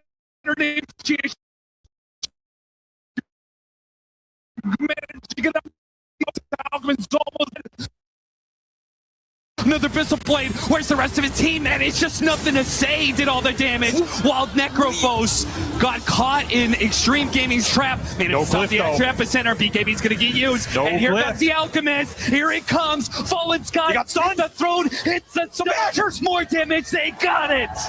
Liquid. 93-minute victory. And we're going to a game 3. I don't know how do we always end up in these series with Liquid where it just becomes some complete late game shit fest? But time and time again, they go the distance, and man, they are a scary late game team. They get to push it there, taking Extreme to the max. You know, the funny thing is, like, at a certain point, some of these heroes that aren't supposed to be such late game powerhouses start to do almost nothing. Yep. And the heroes that are like complete trash become the hero, like the true heroes. Yeah. It's like, you know, this Piranha is MVP in the late game, right? The Clockwork Rocket Flares. Like, you can't deal with the Rocket Flares. Almade, this last fight, he's just dying to 800 damage Starstorms, nuking him down. Your Necrophos is getting chain stunned and obliterated. Your Op's barely all in the throne. It's always the supporting cast that gets the job done in the end. And Well, this game, the supporting cast of both sides did a lot. It's the legendary matchup. I mean, two organizations that have been around, two teams that are full of players that have been here since the dawn of Dota, basically. And, well, these two old dogs refuse to die. They will push each other to game 3. only 5 repacks on the Necrophos. Only 5? That was how tough a time. Yes, He that's could what I'm not saying. get a Reaper Scythe kill to save It's his not on life. him. It's the Ringmaster counter. Did a lot of work in this game. The amount of saves as you go into these late game scenarios. It's just hard to like connect the Reaper anyway. You're just spamming death balls, hoping for the best. And there's some saying in like veteran experience counts for a lot in the late game. Yeah, you better hope you have the better veterans in this matchup because game 3, I don't know what game 3 is going to bring, but you have to expect some scale might be on the menu. Dare I say, if I'm one of these it might coaches, just be another long game. if I'm going backstage, I'm saying like, give me Spectre, give me Faceless Void, give me something that has a guaranteed late game punch because I don't want to try and like win these 90-minute battles with having to land a Reaper. One side's going to first pick Zeus, and they're going to be like, oh, no, God. They're going to the time long us, bobble guys. spec. The only answer to time long play is Spectre to Bobble instantly Spectre, global kill the him. Bobble Spectre. You think I'm joking, but I legit think we might see some really weird draft where like neither team is confident about tempoing out a game. It's one or the other. Yes, right? it's either that or absolutely a one or team the other. completely tries to overwhelm you. Yeah, it's by going to be a surprise. 15-minute game or a 100-minute game. And you have to flip the coin and decide which it's going to be and try and draft for that. And just hope you win that debut. I will say, I think NTS had a ridiculous game. And he had a very nice game 1. He's kind of cooking today.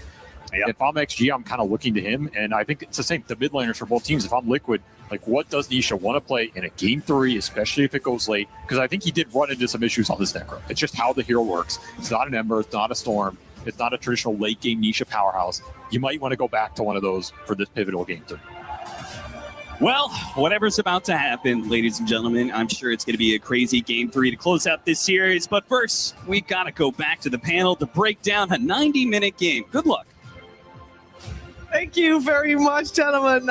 It's going to be a pleasure breaking this one down, or at least attempting to, as we do have game 1, 70 minutes, game 2, 90 minutes. I hope everybody's ready for a game 3, 2 hours. Sounds about right? I mean, I'll be fine. I'm just hoping the players will be, because these games must be exhausting to play. Like, so much pressure, and in such a high pressure environment, right? I'm thinking of Liquid, like their tournament life on the line for 90 minutes and they hold tight. It's pretty impressive. Yeah, it's insane. Like in an hour and a half long game, like you need to keep your focus and find a way, because these teams, they have been in multiple of these situations, but every game is kind of different. Like with all these changes in Dota, with the neutral items, with the changes to tier 5 neutral items, how they work with the enchantments and everything, trying to find a way how to potentially close out the game as well. And you can see them trying, like with the Helm of the Overlords, Necro Books, all these shenanigans, bots to try to go for some kind of a play on the other side, but it just didn't pay off. And every single time we see mega creeps, it's just got like there's almost no coming back from megas. Now, there's one thing that I want to touch upon first. Did Tofu change your mind on the Mirana? Because he did make it look good. You got to agree with that. Towards the later stage of the game, yes, like Moonlight Shadow, triple arrow, like Aghanims, like all the damage, like it is very... at the beginning, I'm still not sure. I have to say that at the beginning of this game, which was like first 40 minutes, or beginning in general? I mean, I don't know. The lane was pretty tough. Centaur was having the freest time of his life, and I think it's related to the Mirana. I don't know. Like, yes, okay. He slightly changed my mind, but I'm okay with them not picking it again. Let's put it this way.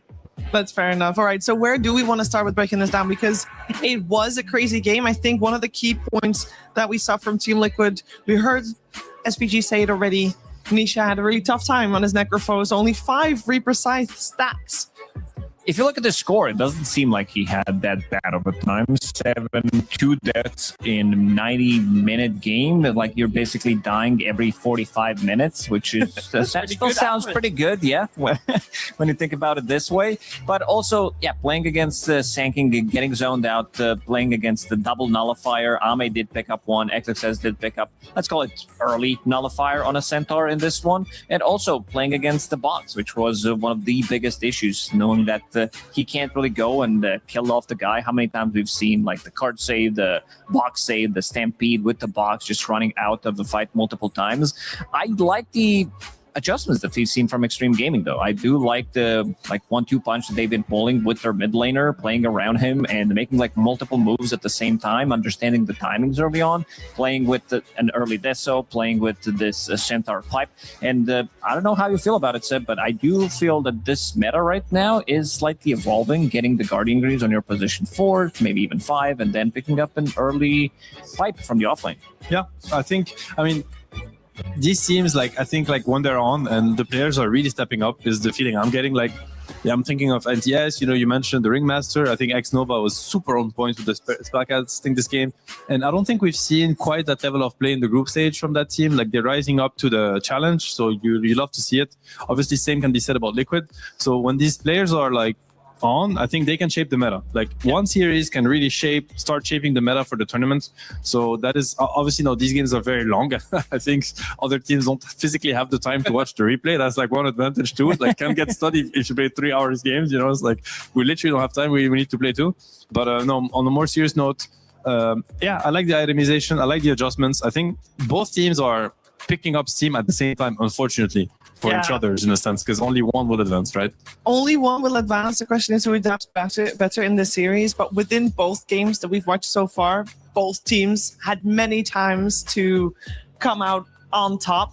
And I do want to, again, focus a little bit on Ace, because I think both the Centaur in Game 1 and now the Darkseer, Lacoste, we saw some great moments coming out from him with some vacuums that were incredibly on point. Yeah, didn't really have like the big wombo combo like Extreme Gaming did in game number 1, but he did pull in quite a lot of weight in the previous game with the really nice vacuum walls, with the itemization like lower cooldown, upgrading his blink to arcane blink, making sure that he can, get the value out of the punch on lower cooldown. It feels like Ace, some of the issues that we've said, not him in general, but just maybe the offlane issue that didn't really work out in the group stage for Team Liquid. They definitely shaped it up, and they feel like they're on another level right now.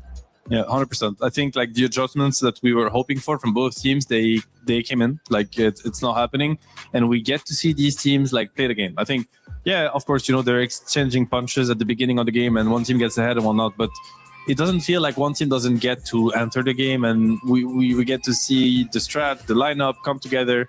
It's super cool to see.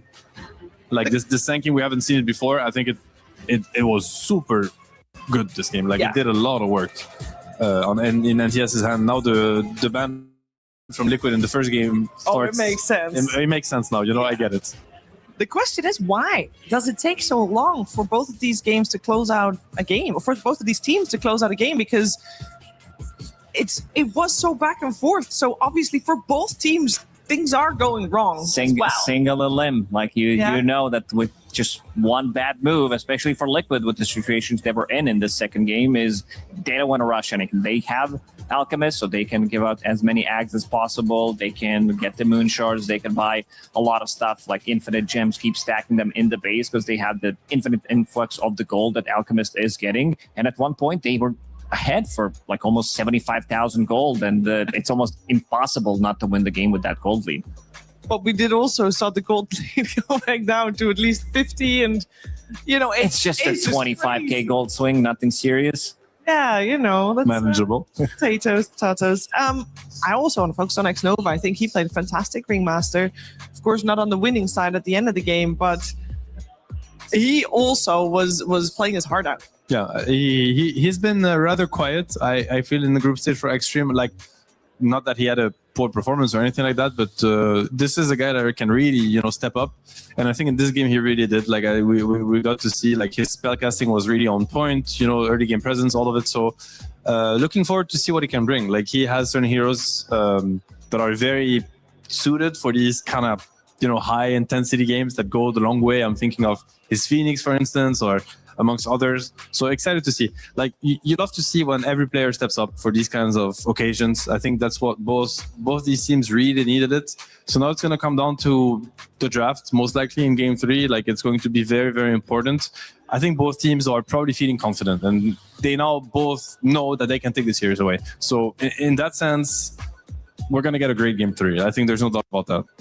So we heard, I think Cap said that this next game is either going to be 15 or like 2 hours, a late game. Yeah, I don't know if Extreme Gaming can close out the game in 15 minutes. They can call GG in 20 minutes, as we've seen against BB Team earlier in the group stage. But I think I'm getting more and more confidence in this team, and I would even give them the slight edge because they were like slightly more creative than Liquid in this one, I would say, especially with the picks that they did have, and also with some of the execution in the early game. Like I feel like this is not the team that we've seen in the group stage. This is not your Extreme Gaming that if you look at who they played against, like they dropped the game against Rune Eaters, they beat Gamer Legion, but these games are also like very, very close. So I feel like they really stepped it up, and they are on another level at the moment. Yeah, a lot of focus for that other level. Feels like it's in the mid lane with Nothing to Say also stepping it up, played a fantastic sand game. Also makes me think that we already know that Extreme Gaming, they focus heavily on trying to slow down Nisha's game, especially in that first game they played.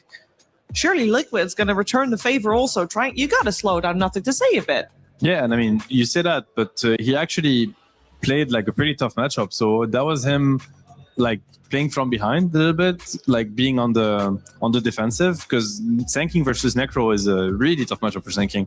And thankfully he had some stacks and he was able to come back, but it kind of leaves you wondering like what happens if he's playing the better matchup, and if he's like he gets the tools to impact the game like early on, because that was like there was very little room for mistake, I think, in this game, like for him, because up until a point anyway, they had this blink epi, and that was really their only way back into certain sequences or team fights, and I think he utilized it perfectly. So I'm looking forward to see what he can achieve in the next game. Like, he has a very wide hero pool. We've seen him play heroes that other mid laners aren't really looking at. Like Sanking is an example. You know, he's famously known for his Pangolier. He's tried Lina. Obviously, he plays all the spirits. So he could bring a lot to the table in game 3. Yeah, he really could. And I feel like we barely scratched the surface of the game we just watched. I mean, 90 minutes, what can you do? We're, of course, getting nearer to game number 3, getting started. But before we get started, there's something we haven't talked that much about in this post-game, which was the carry role. But that's okay, because we're going to listen to a carry right now. This was a couple of hours ago before the series. We're going to listen to Mickey. Play is in our DNA. Whenever we let it out, it becomes our superpower. Now imagine an entire city being built to supercharge it. Kadir City, powered by play. Hey, I'm here with Mickey of Team Liquid. You guys are in the survival stage of the tournament now, which means you lose, you're out. Are you guys feeling the pressure? No, not really. I think we're very confident. We had a team talk before, so hopefully things go as we talked. So. Do you guys ever feel a lot of pressure as a team? Like, do you play worse or better in these kinds of moments? I think usually we like the pressure. I think people like when the games like matter more instead of like the studio games, I guess. I feel like we enjoy when the stakes are high.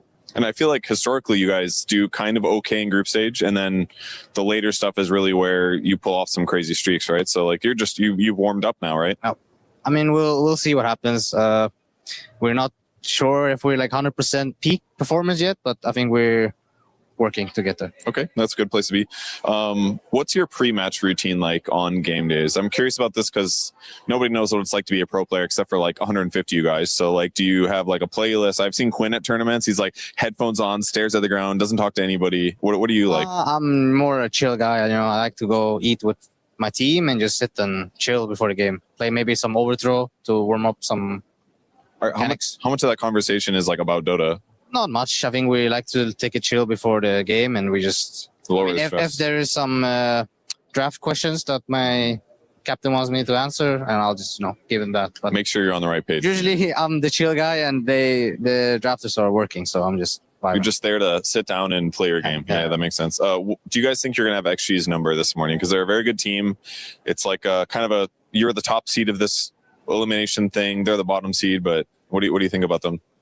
I think it will be a tough matchup. Historically, we have done well against them, but I think in this tournament, it's going to be a bit different because it's a new patch or like different patch. So it'll be a fun matchup, and hope we both play to our potentials. All right, well, we'll see how it goes. Thanks for joining me for the interview, and good luck in your match. Thank you.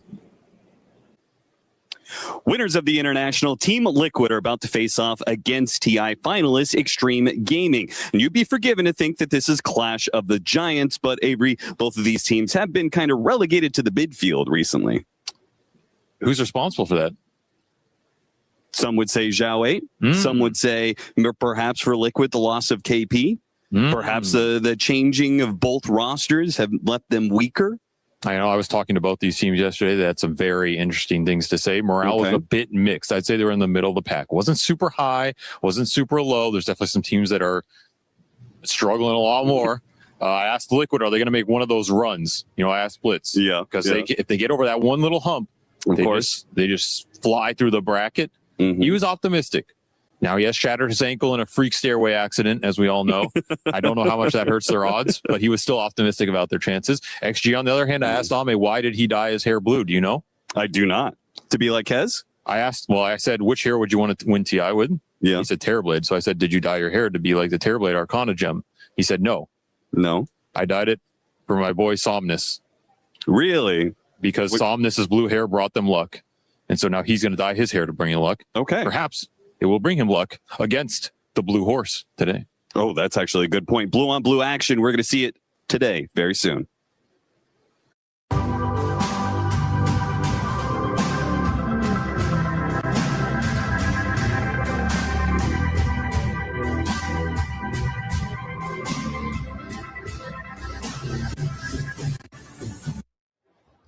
Mickey said it. The players of Team Liquid like it when the stakes are high.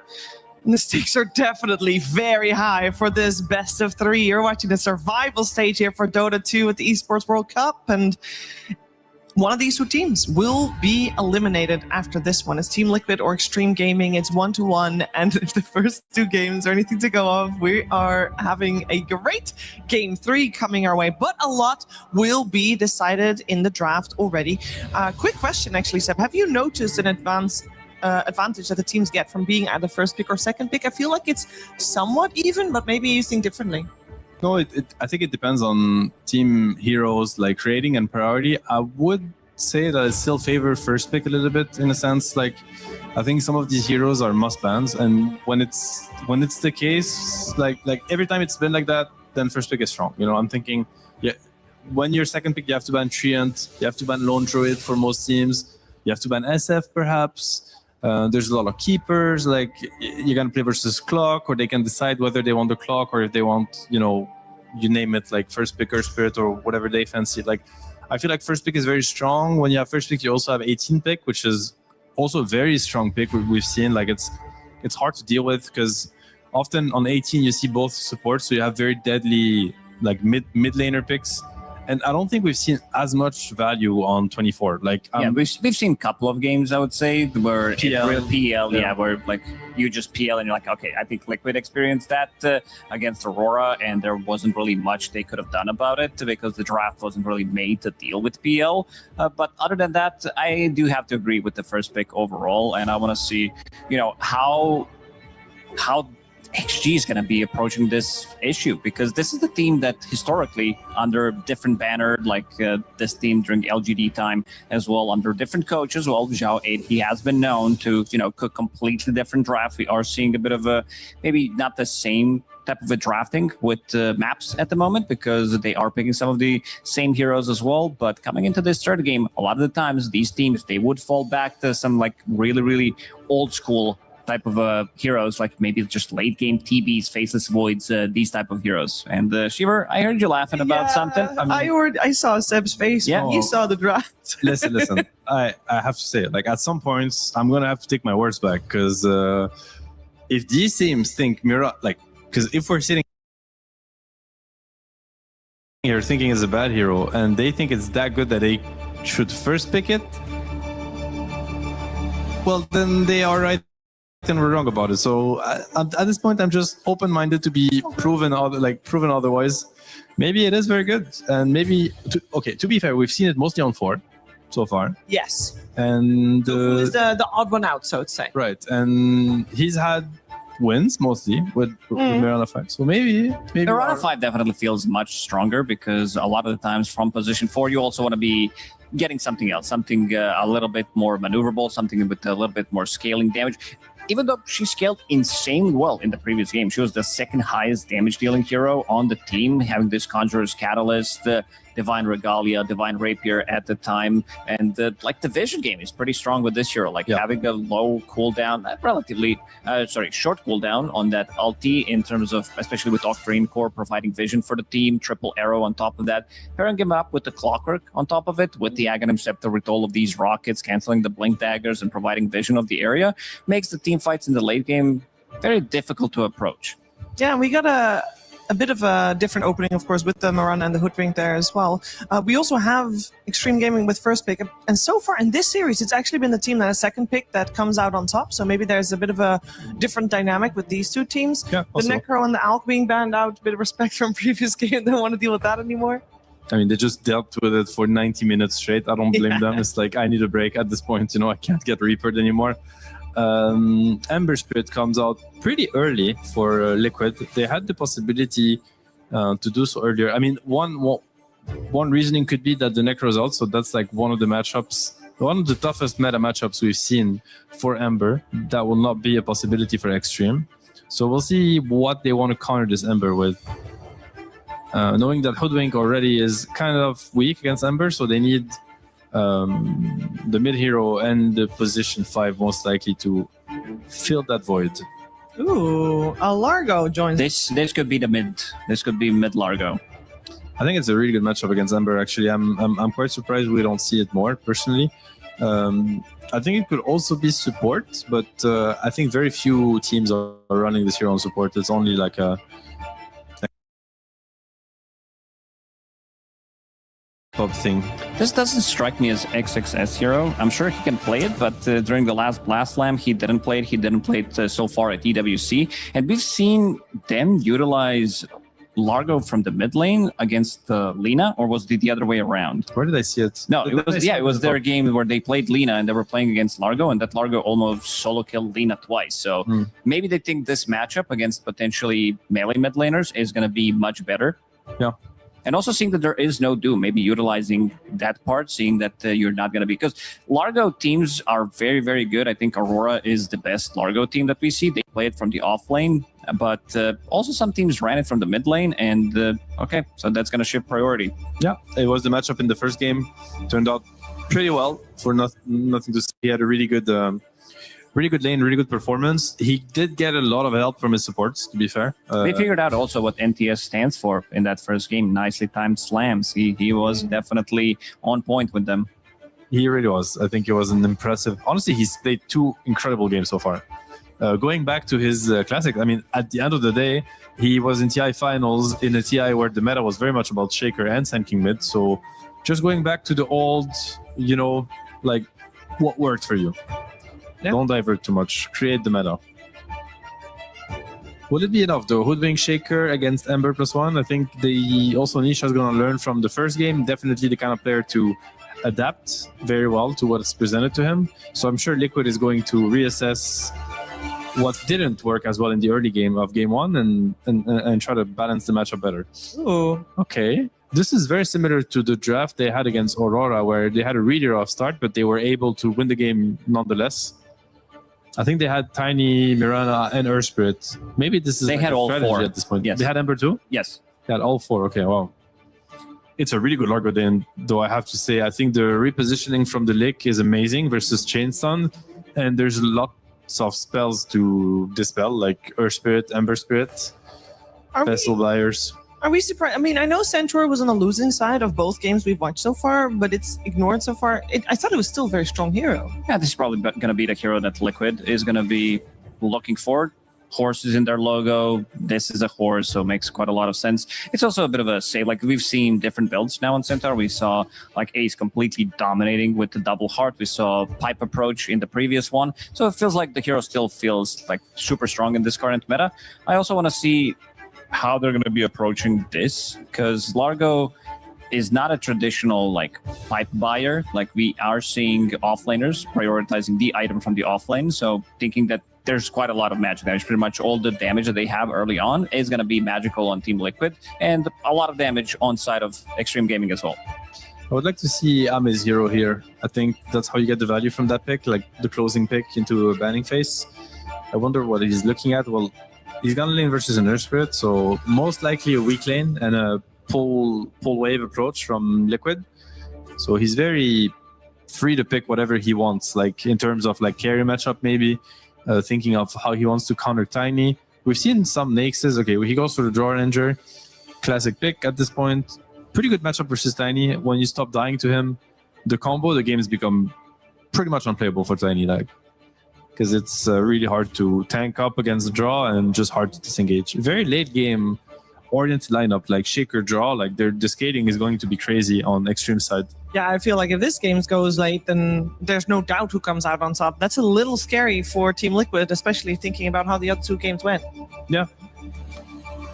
Can they go for an offlaner that would really set a tempo high, that they could end earlier and focus really on not going late? I don't think so. With Earth Spirit in the lane, this is not a strong lane, especially if you remove Darkshire, and they are going to do it. So they're probably going to get banned. Most likely. I feel like Earth Spirit is one of the weaker position fours that we're seeing right now. Boxy, in an interview after they won that game, he talked about how the team let him farm for a good 10 minutes until a point where he got a BKB, he got a nullifier as well, making sure that they let him play the game, because this year, like, it from position, like, even once you're playing the position 4 Earth Spirit, it still feels like you are getting quite a lot of farm on the hero because you're using 2 spells to push out the wave. You can go for an extra wave, try to put maybe extra bit of a pressure, and go for some kind of a vision play where they are revealing heroes, and then you're getting out of trouble.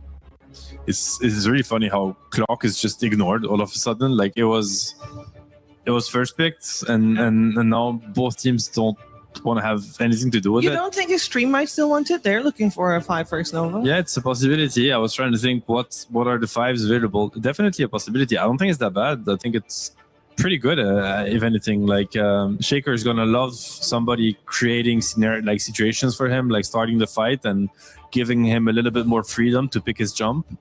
The Lycan ban is pretty good. Like we actually didn't mention this hero, but one of the classic counters to draw. So that means Centaur is through the pool. I'm not sure if it necessarily fits Liquid's lineup. I feel like they could use a little bit more damage because they already have like a lot of control. Yeah, I'm just for position 5 from Extreme or Liquid. Position 5 for Extreme. I was looking at his most played heroes. We've seen a good amount of disruptors getting picked.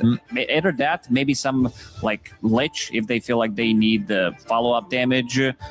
Okay, so it is going to be Largo support. It is a Largo 5. Okay, interesting. Or 4 for that matter. We're not sure yet, but I would say most likely 5. Like it's laning versus Earth Spirit, so pretty chill. Also acts like a frontline for the draw on the lane. Interesting. That's why they left Centaur in the pool. They didn't ban it out. They banned Lycan, which is still a very good ban. But also seeing the lineup that they had against Aurora, it would be the exact same lineup that they ran. So doing Centaur lane, very solid, very strong, a lot of damage. Like level 2 power spike is pretty crazy. Mirana would die from full HP actually. So Tofu's gonna have to play his hand. Does it change your opinion on the laning composition that Drow Largo is still going to beat whatever Earth Spirit is going to be mixed up with? I think so. Unless there's like a niche pick that's... What about some... We're not thinking about some Enigma potentially that could come out just to match the team fight that they have and also to pull the lane back because Earth Spirit +1 melee, they can't really lane that well against because this is a super strong lane. Like you're just going to get clicked. And we've seen teams approach in similar fashion where they can't really like lane, so they go back to some creep cutting, Lycans. We've seen a good amount of Enigma as well from the off lane. It's pretty solid. I think it lanes really well with Earth Spirit. I don't know if the lane is that easy against Draw Largo. I see angles for both to win the lane, but definitely Eidolons are going to die to these heroes eventually. But fits their lineup, fits the scaling also. I guess it will give them a win condition. They go for the Timber Saw. It's a really good Timber game, to be fair. Like, besides the draw, like if think of the draw getting jumped also or having to reposition, then the Timber is going to reign supreme in team fights. I just think the lane is not the easiest for Timber against draw. It's not the easiest matchup, but if they manipulate the creep waves well enough and Ace gets an early level 3, he could definitely run away with a very solid laning phase. It's 4 melee heroes against Centaur, Drow, Earthshaker, and these are all 3 cores pretty much, so not going to be as easy. Frog Stomp, I think you're going to be getting quite a lot of value. Hoodwink, Break Mechanic, going to be good against Timber to try to burst him down. It looks like quite a lot of damage. They don't have much tower damage other than Tiny, which is going to come online relatively quickly, but Timber Saw and Ember, you can't really make any kind of tower plays, especially early on. So seeing the high ground is going to be solely through Mickey if it comes to that point, but I think I'm going to give slight edge again to Extreme Gaming. I like the Timber in the sense that it's kind of a counter to Largo because the burst damage is so intense that this like long fights doesn't really work anymore, and there's like so many stuns on Liquid side that whoever tanks an arrow or an avalanche with like Ember Timber, they will just explode. So I think Liquid is like, well, it's a very Mirana enabling draft. Like Moonlight Shadow is going to be very scary to play against when you play versus Tiny Timber because like all it takes is half a second and you just die. And in that sense, playing the map versus Earthspit Mirana is not going to be fun for Extreme. So it's going to come down to execution on their side if the solid start to the game and group up before Liquid's heroes, get their items. Because I think once Tiny and Timber get online, once they get hard to kill and they have enough damage to like burst heroes down, it's pretty tough to play for Extreme in my opinion. Is this game going to last as long as the other 2? Well, That is an impossible question to answer. For the players' sake, I hope not. And for ours, well, I hope yes, but we'll have to see. Yeah, we're gonna grab some popcorns, get hydrated, because it seems like with the game number 1 and game number 2, we're also gonna be having a long game number 3. I'm looking forward to it, and we're gonna have a blast, especially with the voices of Cap and SPG. Too kind, Shiver, that's right. We're here for game 3 of Extreme Gaming, and Liquid, the series has been a full banger so far, and all we hope is we get a suiting climax here in game 3. But the drafts have changed, Avery. Has the momentum, has the tempo of the game changed? Are we going to see a 60, 80, 90-minute fest? Or is this just going to be some good old-fashioned early to 20 to 30-minute brawl? Because that's what it looks like to me. There's a lot of brawling in this game. Could be another sloppy one. I think the series, if you ask both teams, have we played clean Dota, they'd probably say no. It's been a messy series overall. And it's going to start real messy with Mickey's blood all over the ground. He is beating it up. Who do you give it to? First one, and that is to Ame.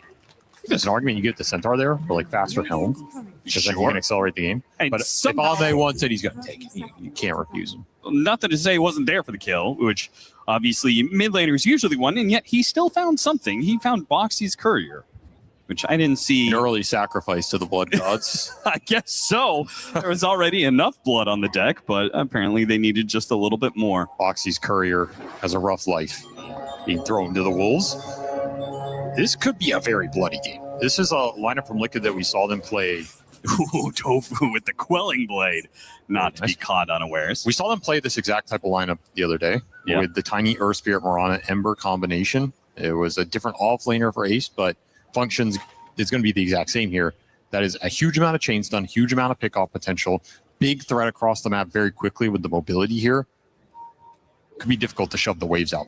That was the biggest issue in the game. You just couldn't get the lanes in, as Ame's going to take an arrow to the knee, but he will still get through the gate here. So that's the concern for XG. Like, how do you play the map? How do you not feed bad kills and then just have that momentum build really quickly? Lanes don't really matter for this kind of draft for Liquid. They just need levels. They just need to get to the part of the game where they can start rolling on people. Tiny can enter the game. If you get Blink Dagger on Tiny, you get Shadow Blade on Tiny, you get a Vessel on Ember, you're just running at people. This game can snowball really quickly. So if you're XG, you need to get as much out of the slaying phase as you can, slow this lineup down as much as possible, and get the lanes in safely. I think it's a game you definitely want Helmet Dominator on Centaur just for the lane pressure, so you don't have to show. And you want to get really fat on this Drow so you can start to have a presence in this game outside of just being a meat body to get rolled on. Because there's a lot of heroes that just roll in from this Liquid squad. Yeah, you say lanes won't matter as much for Liquid, and it's a good thing too, because aren't they set up to lose all 3 lanes potentially? Not by Very like likely. a massive amount, but I feel like every single one has an edge for Extreme. For sure, it's a pull lane top with the double melee against the Drow. The Shaker's going to win mid against the Ember. NTS had a nice time in that in game 1. And the Centaur should do completely fine down here against the Mirana support. So I do expect XG to have a better time here in the first 10 minutes. But again, I don't think this Liquid draft really cares too much. They just want to get levels. If anything, I think they'd be happy trading some net worth to win the Wisdom Shrine exchange. Just pump these heroes up. They can play through Ember. This draft will look great. And we saw what the Nisha Ember can do. This is annoying, man. Quelling Blade plus Tree Throw for Mickey. A Quelling Blade on the Mirana. Like, they're just going to cover each other. Unless you get both in a Bushwhack. The Bushwhack's never going to last for long. Start with Centaur Stun, maybe. Yeah, maybe. It's another option. I like seeing the Shaker come back. I think ETS performed on it pretty well in that game 1, and it was a solid answer to the Ember. He had a good time with it. And they didn't end up winning that game, so I guess you could say, why fix what's not broken here? I would say Nisha had, it was rough for him in that Ember Spirit game. He started off in a position where he's losing lane against the Earthshaker, and I think he did what he could on the hero, but ultimately wasn't able to accomplish much of what he wanted to, which is assassinating those supports. He eventually got there. It's just easier time in this delayed. game. Maybe. Largo's a weird hero for December to play into. So if you get at least a 1 item and you're a little tanky, it's a very hard to support to assassinate with the constant dispels and how tanky you can be. I do like the Largo into the Ember matchup. The Hoodwink you should be able to catch. As nimble as Hoodwink is, Ember is one of those heroes that can just slice him down. You have infinite chase. and having a pretty good time here in the second half of this early lane phase. Winning the regen trade, at least, even if NTS is winning the CS battle.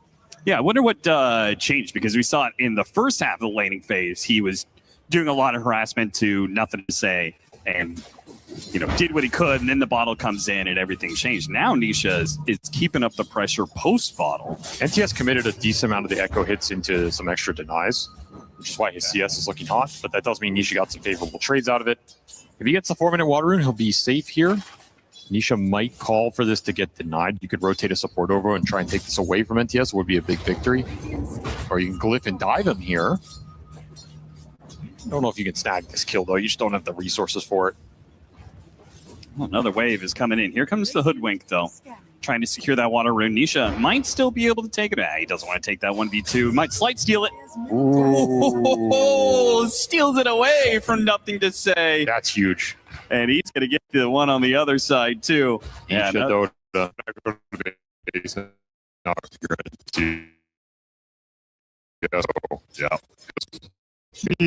to. Most of that wave. Big setback, especially since you pulled FY. It's like, feels bad. You got the experience lead off of all these denies, but now it's going to go back to even, right? Should. 3-level experience lead for XG, but I mean, it's lane phase, so what does that really mean? Continuing to pull waves top. They've done decent time dodging Ame up here. He did have that first blood gold. Very fast treads for him. And he is quite scary against these melee heroes. If you end up in a chase down situation, you're just dead. So you need to be careful that you don't waste the Timber Chain, waste the roll in a bad situation, feed an extra kill up here. And look towards that 6-minute power rune. It's going to be a big one for these two mid laners. And same goes for the Wisdom Shrine soon after, right? Ember Spirit is very good at playing on the enemy side, so it's something Extreme Gamer going to have to play around here. Now there's that Chasing chase down. Finally, Boxing will be punished for all this lane pulling. You knew it was going to happen eventually. I felt someone was going to die up here at some point. Like, you have an early boots on the Larg, you have the early treads on the Drought, too much early gold injection, and it's just too easy to run these heroes down. You're not worried about any sort of threat turning that player on. Strong start for the lanes here for Extreme Gaming.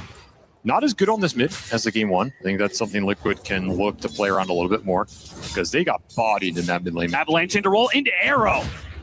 Nice chain stun combination. So you kill Boxy. Well, guess what? That's an opportunity for Boxy to rotate to another lane. Gets the kill on bottom, and now him and Tofu can make the move to the power runes in 20 seconds. There's that catchy lick counterplay. Surprised they had enough damage for that.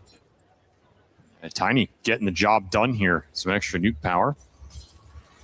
FY getting stacks up, looking for contest. They're going to contest top as well. Everybody wants this rune, and you're not going to take it a second time, NTS. Pull back in Nisha, who's still level 6. Fisher's going to block him out. He activates the Flame Guard now. He's got a Fairy Fire, but man, he's just been body blocked so heavily, the physical damage might be the end of him. Another Enchant Totem, trying to dodge away from that one, get hit by the stun, and there's the finishing blow. On the other side, the two supports did play up against FY in a 1v2, so they got that support kill, but obviously much better for Extreme Gaming. Oh yeah, especially since it was a regen. You have to come back to full here. At least you got the Remnant out, I guess. You can just Remnant back in. Yeah. Saves Nisha some time, but not what he was looking for on that exchange. And FY did get the stacks up on the triangle. So you could have this nice epicenter, or not an Echo Slam. Still thinking about Sand here. Yeah. Oh, or you can use it to steal some stacks, potentially. Yeah, and Nisha now has to clean up this mid-wave, which means a free opportunity for Extreme Gaming to go. He still has TP, though. Take the Wisdom Shrine. Yeah, he can be here. Liquid are going to spot it early. Ace on the run. Bushwhack pulls him back in. And a Fisher chain stun. He's going to try and Timber Chain with their Echo Slam to ensure it's now on the other side. They do have a 2v1, the two supports, but XXS is a tanky hero to bring down. Extreme Gaming can get both here. XXS by himself was staying alive against the two, but with the rotations coming through, Extreme Gaming almost got the lick. That's a big win for XG. I think that was the biggest objective for me for Liquid in this early game. Right. I talked about the importance of the XP, the levels on these heroes. They get neither. That just really, really slows down your entry into this mid game. Yeah, the best support to get level 6 in this game has got to be Hoodwink, right? That's a game changer. Oh, yeah. You have a fast sharpshooter, and here you're going to start bringing some of these cores down. That slows the game down even further. Stacks are still going to be built up here. So all eyes on maybe 8 and 10 minute power rune. Try and get something good for this Ember. Haste or an amp damage or something that you can run into this Shaker with. If you let Nothing to Say get some cheeky kills with this Echo Slam and he gets to reset the cooldown for free, not going to feel good about it. Well played. An early bushwhack stops him from being able to go for the slight steal. And then they also killed the Flame Guard, and now they're going to clear through the stack.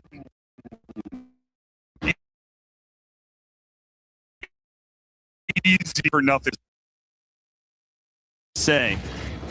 That feels pretty nice. And as Liquid supports, they're just watching it happen. I mean, they have almost no firepower right here. A very greedy support duo in some ways. For sure. Like, you need a lot of time to come online with this support duo. It will pay off eventually, but you're going to pay a big price in these early skirmishes. You're just food. Catchy Lick, now the Fisher. And Boxy kicks away, rolls out. Blood Grenade is taking him down, though. Tango will out-heal it barely. Space created. Nisha's doing the same of trying to steal stacks on the other side with this Flame Guard, but look at the pressure going to Ace, though. Ame so far, so high level. He's just taking the tower. They're threatening to backstab Ace once again. This is a dead tier 1 at 9 minutes. They're going to glyph it. Okay, sure, but it's still dead here. Yeah, this is great. It's before the Timber Saw is like a solo threat with his Chakram. Yeah, it feels really nice to set him back like this because then you just can't enter the lane. You take his tower. He's not the greatest jungler. Like, this isn't the hero you want to jungle with. He can. But you want to be running at opponents. You want to be killing them with your ultimate. Man, it's relentless. Look at him go. He's like, you farming over here, Ace, huh? You got any stacks? What's going on? I like the idea. Continue to punish him. He's the lowest net worth core in this game. Doesn't have an easy way back into it because some of the stacks have to go to the Ember Spirit here. Just got to farm under your tier 2. This frees up some space for XG to get in the triangle. They can rotate Ame into mid if they really want to look for some early team fights. And where's the Shaker? He's very close to Blink. Has Echo Slam back available. Maybe they wait a couple extra 100 gold on NTS. Gives you a big opening on this mid lane. Ame's going to hang around. Look for 10-minute power rune. It's just costing him a little time here. Payoff. Nisha activates his shield rune. It gets quickly catched. Look, now he gets silenced up. Uh-oh, Nisha, he has a remnant out, and he only needs a moment to be able to jump away to it. And that is where Mickey and Tofu, they were set up. They catch Nothing to Say at the same time as Nisha comes back in for some much-needed experience to finish off those phase boots. Now, what a turnaround. Just getting up that cliff meant all the difference there. And then you're able to burst the Shaker down before he pops that big wand, Fairy Fire. Still a couple hundred off the Blink. Nice turnaround from Liquid. Gets to hold this mid lane. If you lose heroes there, you can just lose his tower off the catapult timing. Or at least it's going to take a lot of damage. At least you get the arrow here for free. And you get some experience for your supports. Super important here.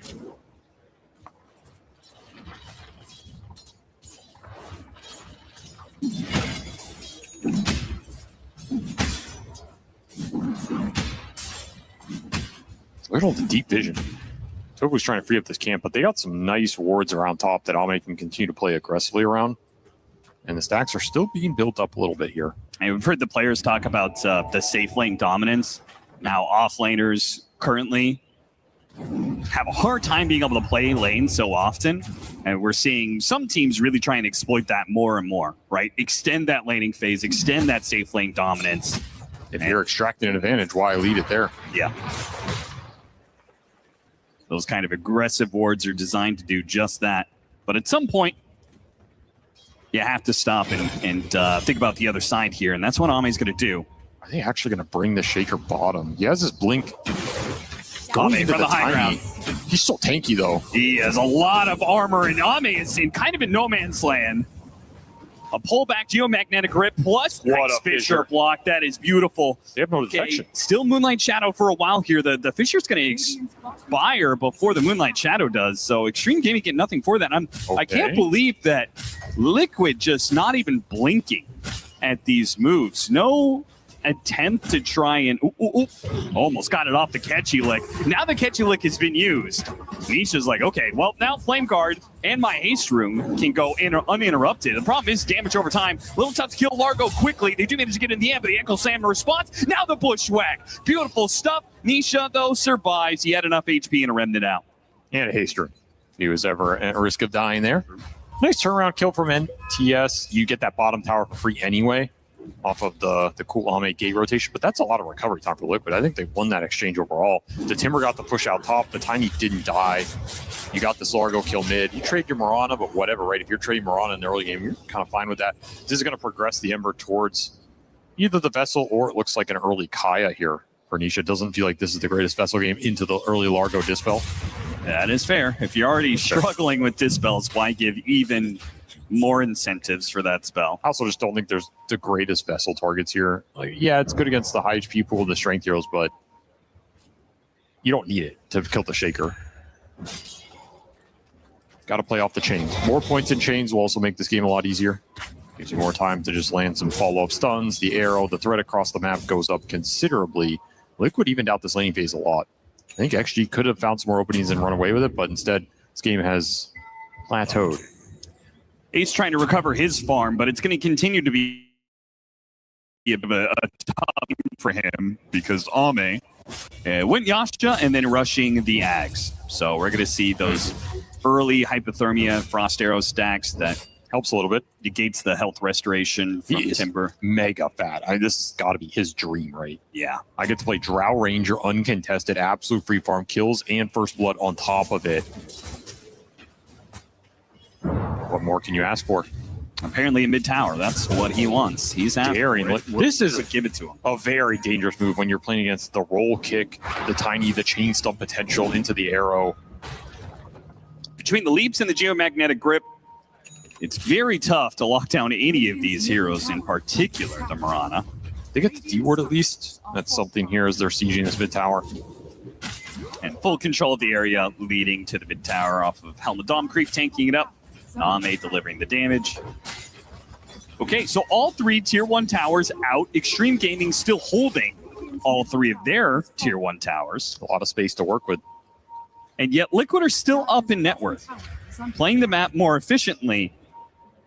If Extreme Gaming, though, off of these objectives being taken, can close the map out, hold that 60-40 split of the map. Well, here comes Liquid, though. They have their blink done on the Tiny, ready to rock and roll. Moonlight Shadow gives you a free smoke.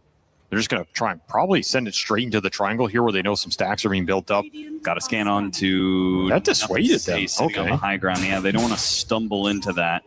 The risk of going in there is if NTS is doing big stacks and you jump into him and he just echoes you, you basically get insta-gibbed. Sure, yeah. It's a double-edged sword. I can see it. You go for the Centaur instead, but he's got this Warpine Raider that really protects him because it can tank the arrow. It can't just light chains the arrow. It's a big deal in a game like this. Again, you have to find cheeky ways to be able to shove these waves without feeding the bad kills. I will say I don't think Extreme Gaming's lineup uses these towers being down the best. The Drow has to continue to farm in safer spots. It's not like a really aggressive carry that's going to, I'm pushing in your tier 2 top. Yeah. Like some Chaos Knight wants to or something. I think Centaur uses it decently well, but that's just because he shoves the lane in so much, but this helps. Okay with Dom. I think the thing is with Timber in this game, he can die. And again, make a jump in initiation, and Geomagnetic Grip is there to save. You can definitely see Liquid is already planned out a very reactive game, and it's Extreme, where we're the ones who are going to be making more moves. Is that good for them, though? Right now, the Drow Ranger is so close to an item that helps him farm even faster in the Aghanim Scepter. I don't know if they're making moves this game. I think this is a farm game for XG. Yeah, okay, so another 90-minute game. Is that what you're saying? Yeah. Okay. Yeah, I think we're in for the long haul here. Now, this game could accelerate around the 30-minute mark for Liquid, like we saw in that other game where they played this pretty much exact lineup.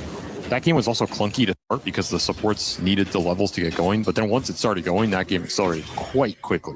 Yeah. So do not count that type of play style out. If Liquid get one pickoff in this game, it opens up a lot. You can just chain that into pickoffs across the map. Suddenly you get a team wipe into a Tormentor, some nonsense like this. And they do have plenty of pickoff threat. They could do Slight Chains into Arrow. They could do Avalanche Initiation into Arrow. Timbersaw himself can sometimes get solo kills.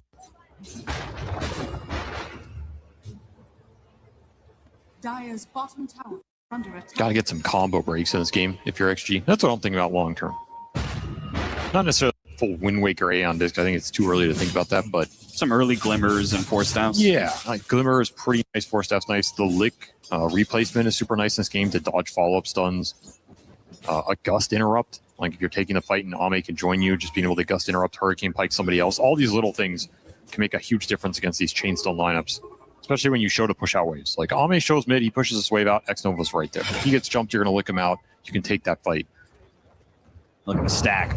An amp damage showing on Nisha right now. He's really Gaming are super stacked in this mid lane. Nothing to say might try and follow this up. Oh, he but here got comes the the avalanche Largo. initiation with a toss between the two of them. There is the bushwhack to stop this Tiny with the Echo Send. They throw everything they have at this carry, and he's still not dead. Meanwhile, Extreme Gaming have lost 2, and Nisha has a free game to play.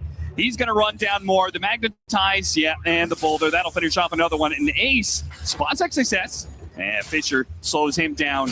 XXS, I think he's away. So 1 for 3 exchange, baiting out the Ember Spirit, and Extreme Gaming did kind of bite it down on that one. Mickey getting a free wraparound through the left-hand side thanks to a big smoke. They smoked on the bottom side of the map and wrapped all the way around to hit him from that angle. Really nice entry for him. That's a bait by both teams. XG are ready to lick this Drought out of danger, but Mickey, he makes an excellent play. Find the Largo, toss him into the same chain stun, get 2 for 1. Does pay a price with his life, which is big, slows this game down. But as you said, free fight for Nisha. You're always going to clean up here. The Ember will always give you that +1 kill. Delayed the axe coming out as it got finished. Wall, Ame was dead. There goes his perfect Drow game.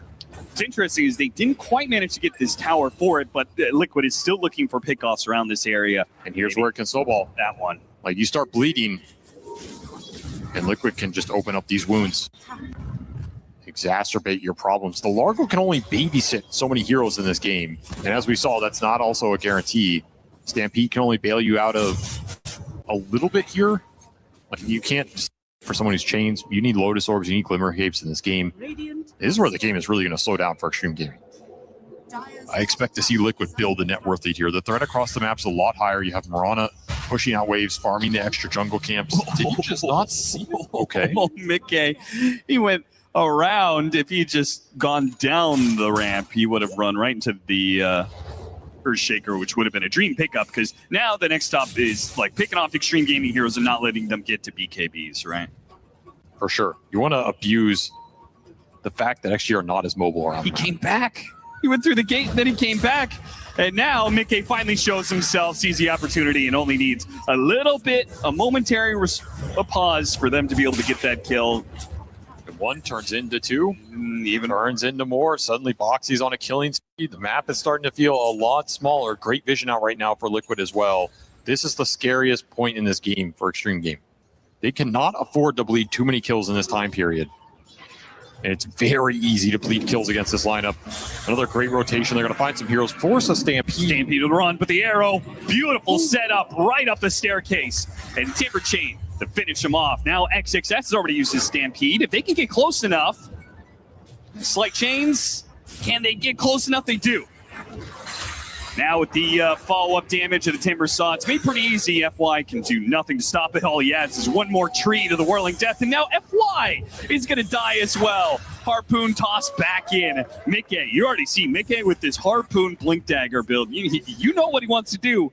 He wants to toss heroes back, pick them off one at a time. XG not respecting what's happening around the map right now. Getting caught in the Liquid chase down. This is exactly what happened in the previous game they played this lineup. You cannot bleed bad kills. Liquid are going to run the entire map. This lineup has infinite chase, infinite stun, infinite catch. Yeah, this could have just been like, I lose a match shaker top. Yeah, that sucks, whatever. Instead, you effectively get a team wipe here. And it's straight into that 20-minute Tormentor.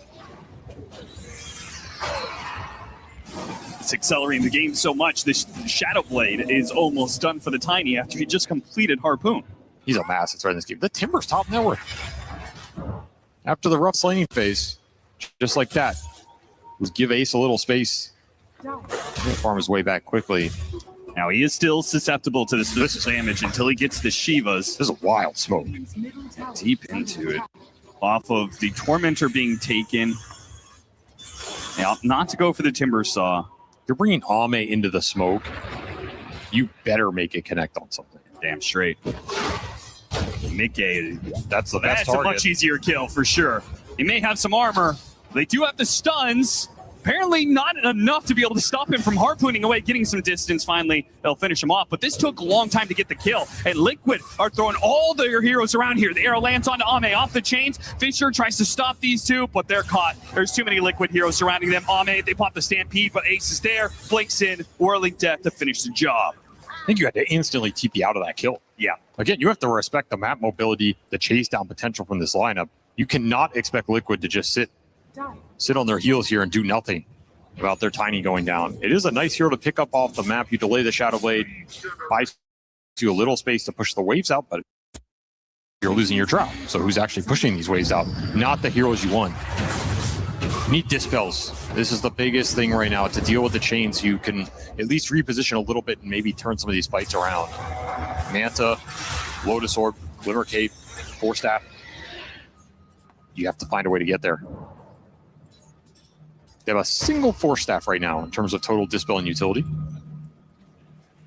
Yeah, even like the pickoff game is pretty intense, but now a level 18 Timbersaw, level 3 Chakram with Link Shivas. Every fight is just him going deep into Extreme Gaming side, popping that Shivas, tagging heroes, stopping Blink Daggers, getting vision for the follow-up. That's going to be rough to play. I think conceptually this is the game Shaker struggles in, because you're just not going to get that straight 5-on-5 fight you want with the Echo Slam. Yeah, they've got 4 hyper-mobile heroes. Yes, it's really difficult to get a clump in this game. It's very difficult to get the fight you want with Vision against Mirana ult. It's just a pick-off-oriented game. Shaker doesn't offer you that much single-target DPS this early on. Yeah, maybe like really early if he had played off of the Blink Dagger and Chant Totem kills, then maybe that could snowball. But at this point, he just has to get BKB. Same goes with Ame. They can just dive him here if they want. Let's get behind the tier 2. They're going to run right into him. And got the silence on X-Nova too. Beautifully played by Boxy. Even if he does catch a lick and heal, it's not enough to save the Drow Ranger, but they made that kill that much quicker that now they can run down the Frog as well. Underneath the tier 3s, Nisha collects. No response from XG. They're starting to recognize the situation here, which is like, if we get going on, just try and get the other lanes out. The situation is rough right now as Liquid just soaking all the farm up off the map. A very early BKB on the Ember guarantees you dives. Kind of look for anything, anywhere. I still do not understand how Ace is so fat in this game. But man, he is almost level 20 now. Great Timber game too. You're only really worried about the Drow, but you have displacement spells to throw this Drow into the Buzzsaw. Pretty surprised that Ame skipped Manta here. Feels like you need it. Just for some of the Go Shove and the Dispel. Feels really good here. I mean, the Dispel against the Earth Spirit's nice too. It's going to go straight BKB. It's going to be a while to get there. If they get to that BKB window, though, a lot of the damage goes out the window for Liquid during that time. It does. Like, they have a ton of magic damage. Assuming you get the team fight. Like, right, you're afraid that it's never going to be a 5-on-5. It's always going to be some sort of Liquid pick-off. You're never going to be able to start the fight on your terms. In theory, you're going to be afraid of showing on the waves. BKB doesn't necessarily help you shove the map because you're afraid of the 100-0 chain stun. Right. Would help you just force a Roshan or something if you have the confidence to do that. Yeah, right now with 11,000 net worth leads, definitely feels like Roche is more for Liquids to take. For sure. They're eyeing it up. They might just do it here. I do think that Liquid is maybe similar problem to the past. I don't know how willing they are to go get high ground against Extreme if they're up as 5. Now, that's easily solved by the fact that they have so many ways to get pickoffs. Pickoffs are the high ground for them with this lineup. Right. You squeeze the map so hard that eventually you get 1 or 2 kills, you go high ground, it's easy. You have tanky-ass heroes too. This is a tanky lineup. They don't have sustain, but they have insane just raw HP pools. Is there any way that you, like, he hasn't completed Hurricane Pike. Are you holding that to go Hydra's Breath and have your eggs for, like, double up on the anti-tank? It's pretty all in. Yeah. You have very little survivability at that point. Maybe he thinks he needs the damage in this game. Maybe that's why he gets BKB. He's playing more for a stand to deliver style. It's possible. I mean, look at these heroes. You're going to need damage from somebody. Quick smoke. This could land. Yeah, hoping to catch something on the waves clashing together while simultaneously meeting Ame. Ame does get jumped here. Tried to hit him with the avalanche, but a force staff got away for the arrow. And now Liquid are a little bit outnumbered for now. They need this fast kill on Mickey as fast as they can get it anyway. He just won't die. Running down in the trees, and they finally get him, but that's just the Aegis. And now they have to retreat. It's a stampede. Everybody out for themselves. Ame gets spotted. They got him on the avalanche. Foxy rolled past him, and Mickey delivers the stun that will kill the carry of Extreme Gaming. It's the last guy you want to lose in that scenario. Yeah. All it costs you is a tiny Aegis, which, again, you're probably not forcing high ground with that anyway, so who cares? Liquid playing faster and faster, picking up the tempo now, going through the gate, seeing if they can catch on the other side of the map. Nothing saying, knows when to play conservatively, though. You can just park this timber alone. Controls so much real estate right now. Ace just sniped him. Oh, nasty. 1,000 damage instantly. A little extra from the Stormcrafter. Beautiful kill right there on that squirrel in his base. This shows you how little Liquid fear the XG threat right now. Ace runs him over. Takes roadkill out of FY. There's another force staff. It's a little something here. Use as many as you can get. Octarine level 22. Timbersaw almost hitting that 20k net worth. Man. And he's going to get it very quickly off of being able to play solo on this side of the map. He's just grabbing a bunch of creeps. Meanwhile, Liquid are hitting the tier 2. Totally unafraid of Extreme Gaming. And XG are afraid to get out on the map. Yeah. They don't have the vision anymore. They don't have the lane control. The second you show, you have to get the hell out of there. You just don't know where these Liquid cores are. And they have 3 heroes sitting in their base right now. And we're 30 minutes in. Effectively 5. You count this Drow running back to the base as in the base. There's a defensive BKB. This map is entirely the Liquids right now. If XG don't break this hold, they are going to fall massively behind. And you said it early. Extreme Gaming had to get a lot off the laning phase and snowball that. And while they did get a lead off the laning phase, they weren't able to snowball it very effectively. Liquid draw things out until they hit their window, and now they're steamrolling the game. And they will have the net worth lead until Extreme Gaming basically wins 1 or 2 big team fights. We'll see if that ever comes to fruition. They're going to get Ame BKB and probably just smoke out and hope that they can land this on something. Yeah, you can't be locked inside your base at 30 minutes, right? That's just, you'll just be out-farmed. Quick smoke across the map. They're going to send the tiny in. Should find something here. Yeah, spots Largo. Hit the stomp on a Tofu. Unfortunately, the multi-shot had already been used, and FY misses the sharpshooter. XXS is made a whole lot squishier by the presence of Ace. They're going to keep chasing after him. He's low enough, makes the commitment. Nisha got him. Now spots FY here as well. Tier 3s are no defense. The Drow Ranger is no defense. Liquid. They seem unstoppable at this point. They're just breaking him this game. Look, he's just sitting outside their fountain. It's like, respawn faster, please, so I can kill you again. That'd be very nice, thank you. When you're scanning enemy fountain, you know you're in a pretty good position.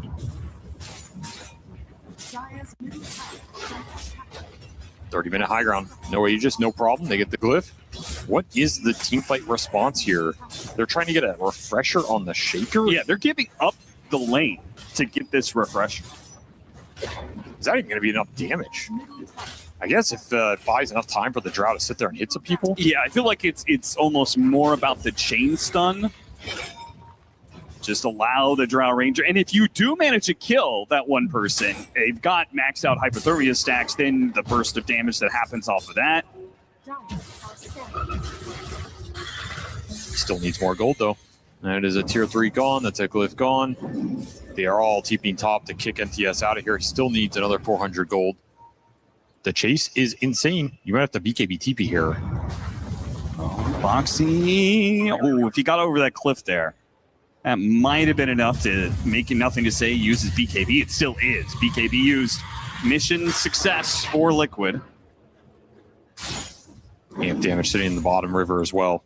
Look at Tofu just immediately leaping to this point, knowing Extreme Gaming, okay, they saw heroes in the top left part of the map. They are going to try and push out to this triangle, and that might be an opportunity. Maybe an opportunity for a pick up an aggressive force step into Mickey. That was super sick, Tofu. Just controlling so much space on his own. Actually, you do not want to go up that high ground. Once more, I think they've been stuck in their base for at least 10 minutes now. Yeah, basically. They don't have the heroes to push the waves. I think this was always going to be the problem draft-wise in this game. You did not gain a big enough lead. So now you're all in on this Earthshaker refresher. Just send it. You can't even get the gold. He started like one camp in the last 2 minutes. Yeah, I feel like the problem with this kind of playstyle is you're all in when you hit that timing. But if Liquid just control the map for another 10 minutes, you're so starved. I mean, we've seen this happen with Falcons so many times. Some team is locked inside the base. They go all in for some sort of big item, big play. And if Falcons just never give them the opportunity. Exactly. You don't have to ever give this Shaker a chance to echo slam your entire squad. You're continuing to build a net worth lead here. This is very efficient. So Extreme Gaming, they have to take a risk. They have to go out there at some point with this refresher. Level 20 as well with the echo damage. It is a big burst of damage. Is it enough to deal with the Timber Saw or the Tiny by itself? Definitely not. This Timber Saw is a heart and 4,600 HP. You could echo him twice. I don't think he's going to feel it. Here comes that smoke. It would have been perfectly timed 5 seconds earlier. Could have maybe gotten here with the Tormentor with some of these heroes already low. Would have been beautiful. As it stands, Tormentor's going to die. They're going to get some heals up. Liquid don't go anywhere. Nobody TPs away. Showed Ame up, and they're going to smoke themselves. They chase Extreme Gaming. They retreat back up to the high ground. They know the positioning is so important here. Anything that could give Nothing to Say an advantage. They try and take the outpost, but they get hit by a two-man avalanche immediately from Mickey. It doesn't even matter if you hit the Echo Slam at this point in time. Ame is almost already dead with his BKB. A Harpoon pulling back in X-Nova, and they're still going to chase after this Drow. Range of the BKB expires, and Boxy kicks him to death. Just dismantling them in this game 3.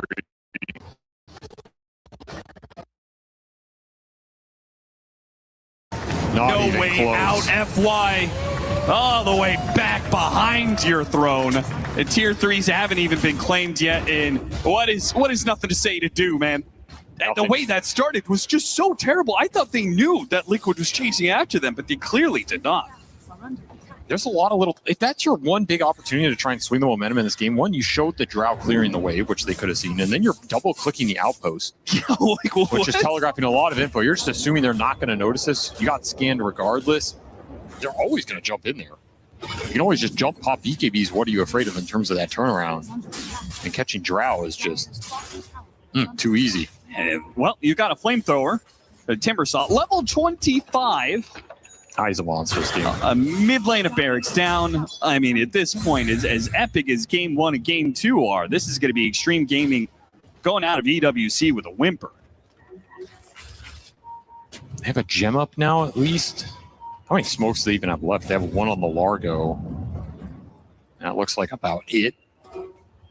Your best chance right now as XG is if Liquid force the high ground and somehow just botch that move and clump terribly.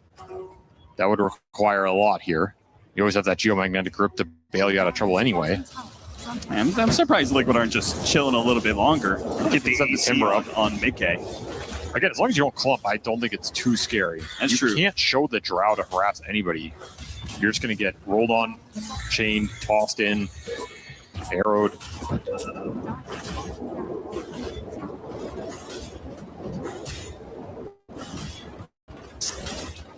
Not that slow, to be honest. Nothing to Say. You be waiting for the rest of this game to find perfect Blink Echo.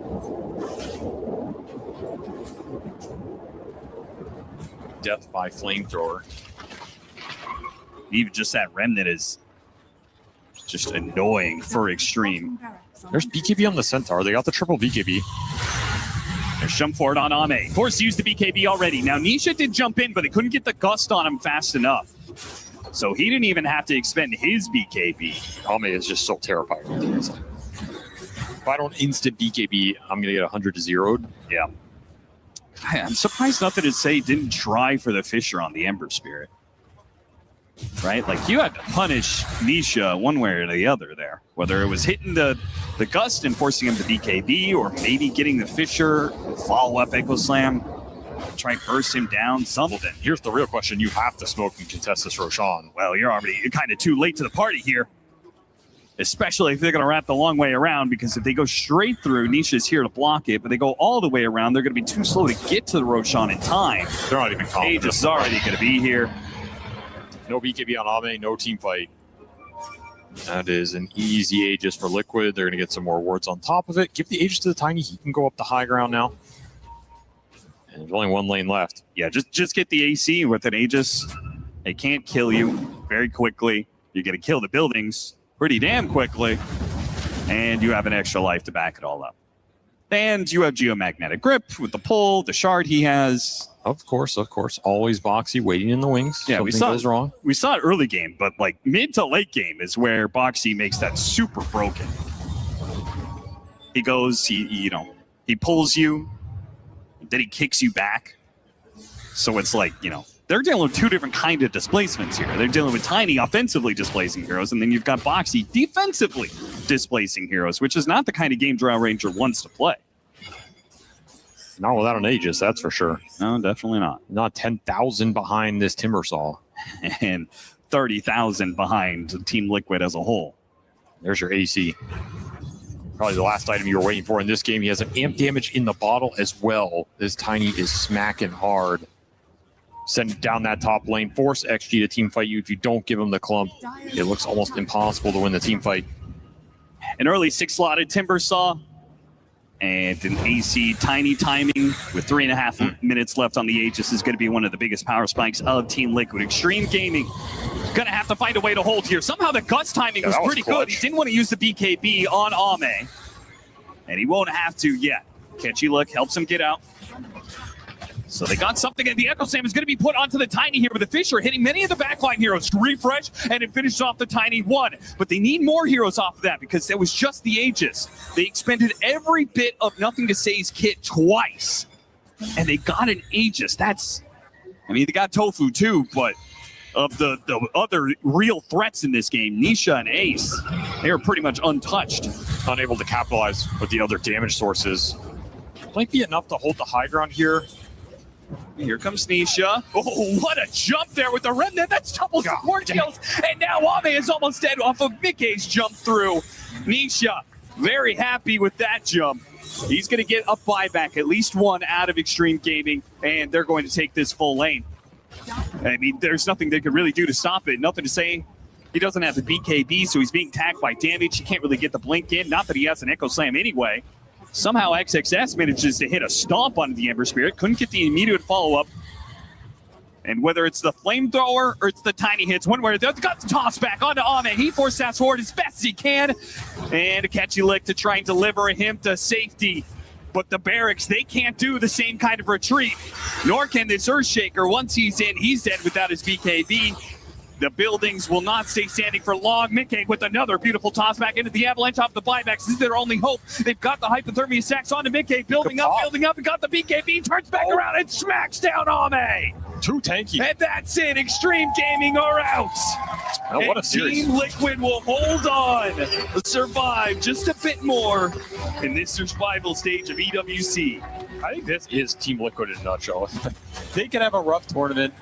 They can have a rough meta. They're trying to figure out their hero pools, trying to figure out the draft. But when the lights are brightest, they just turn up as players. They make big plays. They make clutch plays. They're always that little HP ahead, little team fight ahead. One little clutch play here from Mickey, and all of a sudden you're winning a series that might be the start of a pretty long bracket run here for them, right? And they gain some momentum. They're a scary team to face these elimination matches. I don't even care how bad the meta is. They just seem to have some clutch G when it matters. And that said, I think XG had a rough road of it. All right, they started to figure a little bit out in this series, especially that game one. I think they played her on NTS the best of any game we've seen. But ultimately, they just couldn't put it together for this event. And it does leave a lot of questions like, what is this XG squad going to look like when it comes to TI in Shanghai? Because they can't put it together here at EWC. You don't have a lot of time to figure that out for the rest of the season. And the next round is going to be super fun to watch because, I mean, would you agree with me to say that Liquid and Team Spirit are the two teams that have the highest variance and highest ceiling sometimes when it comes to this playmaking in game? As you said, I feel like both and be of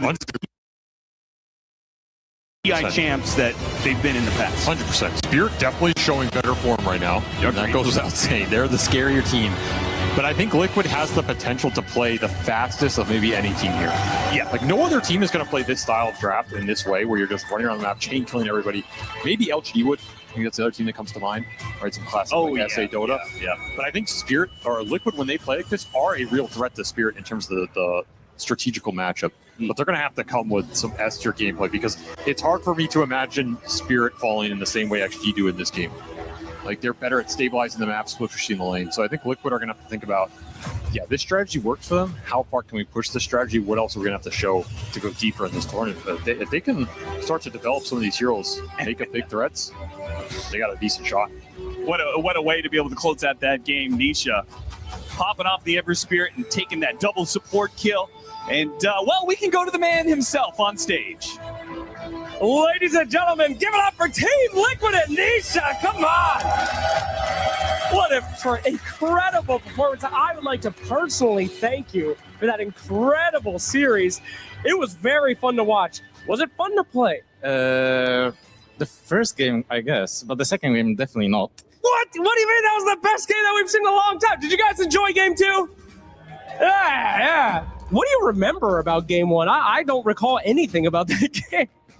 Barely anything. I think it just went to 50 minutes. And I just remember a really game which I sucked, and that's it. Well, yeah, you always got to think about what you can improve on. But let's talk a little bit about that game two. That was absolutely insane. 95 minutes long. How much net worth lead do you think you had in game two? Maybe 40, but it's like in items that don't even like do anything. I had like Dominator in my backpack, Shiva in my backpack, so many items, but you cannot use them. So it comes down to like team fights, I guess. Indeed. In 1 point, Tofu had a 12,000 gold as your support. You guys were 75K ahead. Ooh. Yeah, I mean, he said he cannot farm anything more. Yeah. And then I look, he has Aeon Disc, Travels, and Gem. Like, hello? Yeah, it certainly came through. But anyway, that was such an incredible game. You guys perform under pressure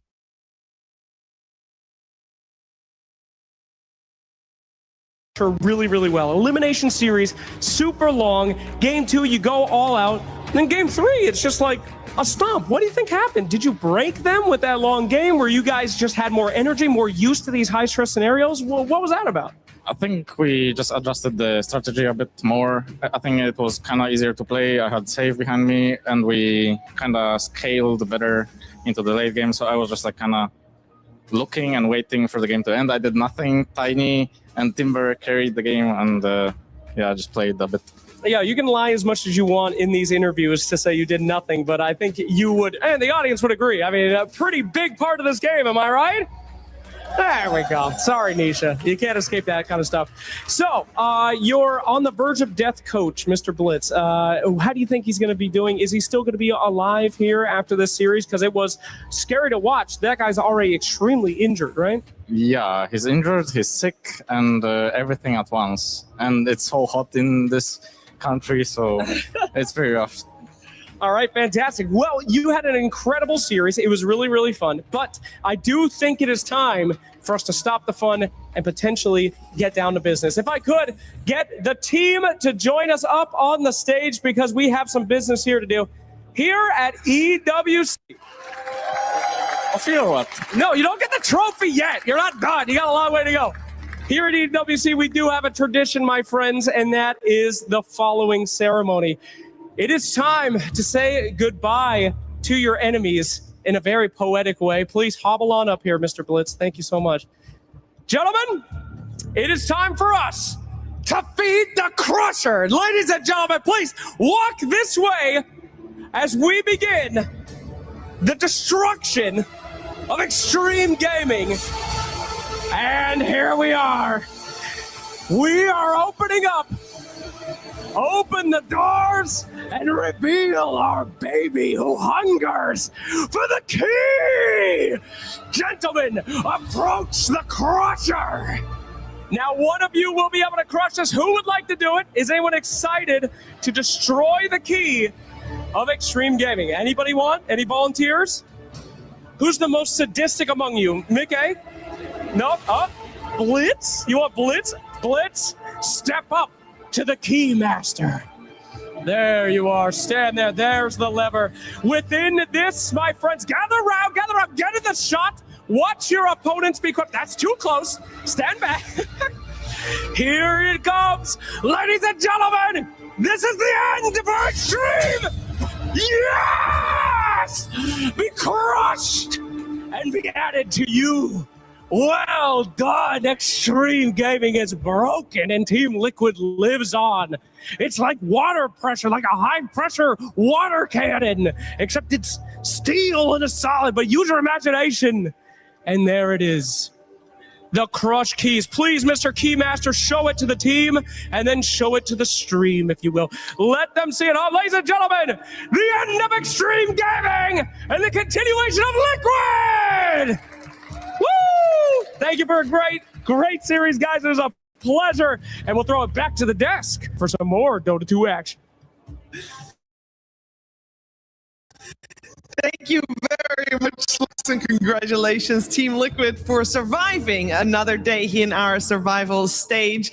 We got, of course, they're not out of survival yet. Tomorrow still for them. But boy, oh boy, what a series this was. We're going to break this game down here with the cost and subs. So this game was a lot less close than the other two, though. It was. Sorry, I'm still shaken by this key destruction. Like, it hit different. Losing hits different. Like, it's rough. Slacks was a little too excited for it. And it's like they take kind of the symbol of their tournament life and then they just crush it. And yeah, okay. Well, I mean, I guess that's what happens Part when of you life. lose. You win some, you lose some, and you get your keys crushed. It's what happens when you lose in survival. I mean, it was a much more convincing game from Liquid. And I have to admit, I think they made the Miranda look really well, like really good. Like, would you? Gotta agree. Miranda, her stock's definitely going up. Absolutely. As a 5.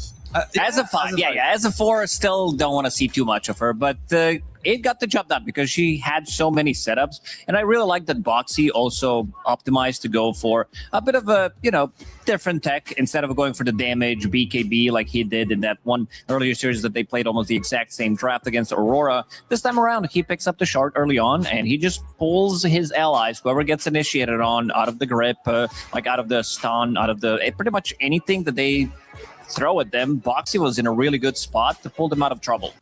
No, they looked really comfortable running the strategy. I think, well, we've mentioned that this is like a lineup that they run before, like in the group stage, and with great success also in a sense because they had a really rough laning phase back then, and they were able to win the game anyway. And this time around, they have a much better start, and it came online much quicker. These are the kind of heroes that I guess it's their comfort zone in a way. Like they can be really aggressive. Like any pairing. Any duo of heroes can bring the heat, kill heroes around the map. Liquid they're really good at playing the map, and at applying pressure on your opponents. And I think this is something that Extreme, we've seen them falter to it. Yeah. They had a much better showing this series, but perhaps the pressure of the elimination game, like the no room for mistakes. I think they kind of they looked a little bit more shaky in this game. But again, Liquid applied an insane amount of pressure on them. Yeah, and we also saw the adaptation from game to game, and potentially Extreme Gaming adapted just wrongly, and Liquid 5-hatted it and was already prepared for the adaptation that Extreme Gaming did. Yeah, I feel like they ran out of steam a little bit. I mean, their Steam was probably up still because they played a game on Steam, but I mean, they didn't have enough in this third game because the second game was so long, the first game was also long. It felt like Liquid, they just had so much more. They had the energy and everything, and once they started running at them, they didn't have enough to punch back, which, maybe in these high-pressure situations, Liquid overall is just a better team because they have, on the other side, you also have quite a lot of experience, but recently, from what we've seen, Extreme Gaming, they kind of don't work too well, knowing that what's on the line and knowing that TI's in Shanghai again, that everybody's watching, you got to perform, and maybe it gets a little under their skin. Yeah, that pressure might get to you, and especially after 2 of those very long games we saw at the start of the series. Game 3 They just could not make it happen. But they did still have some moves earlier on. But the moment that the mid game begins, Lacoste, you want to take us to that moment? Because Team Liquid, they were just, okay, kicking into gear, we're going. Yeah, it's how Team Liquid plays. We have these sacrificial carries that we like to talk about. Mickey definitely being one of them. And his Tiny, like once he gets online, a lot of situations where he just picks up a Blink Dagger and a really nice wraparound coming out from Team Liquid where he goes in, finds the 2-man avalanche plus the toss. The Fisher, it looks good, but damage has already been done. Okay, immediately. Mirana with the arrow, of course, MVP of this whole series, most definitely, no jokes. And then you have the rest of the follow-up. You see like the Killer Instinct kicking in, Nisha with the rest of the team, making sure that they have very good chase potential. And as soon as they kill 1 or 2 heroes, immediately they're going to be able to go for more. And of course, Shiver, we have to show something else. This is Peak Mirana, Moonlight Shadow, praise the Moon of Mene. Look at this arrow coming in and making sure that that's not just going to grant them the 1 kill. And Tofu has been very good on this Mirana, like with the arrow coming out from behind or like not even completing the animation as well. And so many heroes in this game that she can really play with. And all of this because like they have very good chase potential. Once you start running with this type of a draft enemy team, they can't really they can't out-cheat, like they can't run away. And on top of that, they're also going to be getting the XP rune as well. And at this point of the game kind of already feels over because the timing that they did have, maybe some of the early moves that Extreme Gaming did have, it just completely nullified. Yeah, and Lacoste, it seems like you've been kind of hit by democracy here because you call Tofu the MVP of this series. And don't get me wrong, he played really well. I don't want to take anything away from him, but democracy struck and Tofu did not win the MVP. It was Ace that won the MVP, Seb. Yeah. Yes, and I shall represent democracy by myself. That's my version of it. No, I mean, I think, okay, you can make an argument for many of the Liquid players. I think Mickey could be in that conversation too, Boxy, like obviously Nisha. But I think Ace, he's had a rough group stage, and in this game, I mean, this whole series, he played like, he really stepped up his game, and I think in this game in particular, it was like a very, very dominant Timbersaw game. We've seen him play, the Centaur with a great build, the Darkseer, massive impact on the game, and yeah, the Timbersaw to me was really like the cherry on the cake. Where innovative build too, Facebook's Timber, you don't see that often. I think they seem to have picked up like a lot of.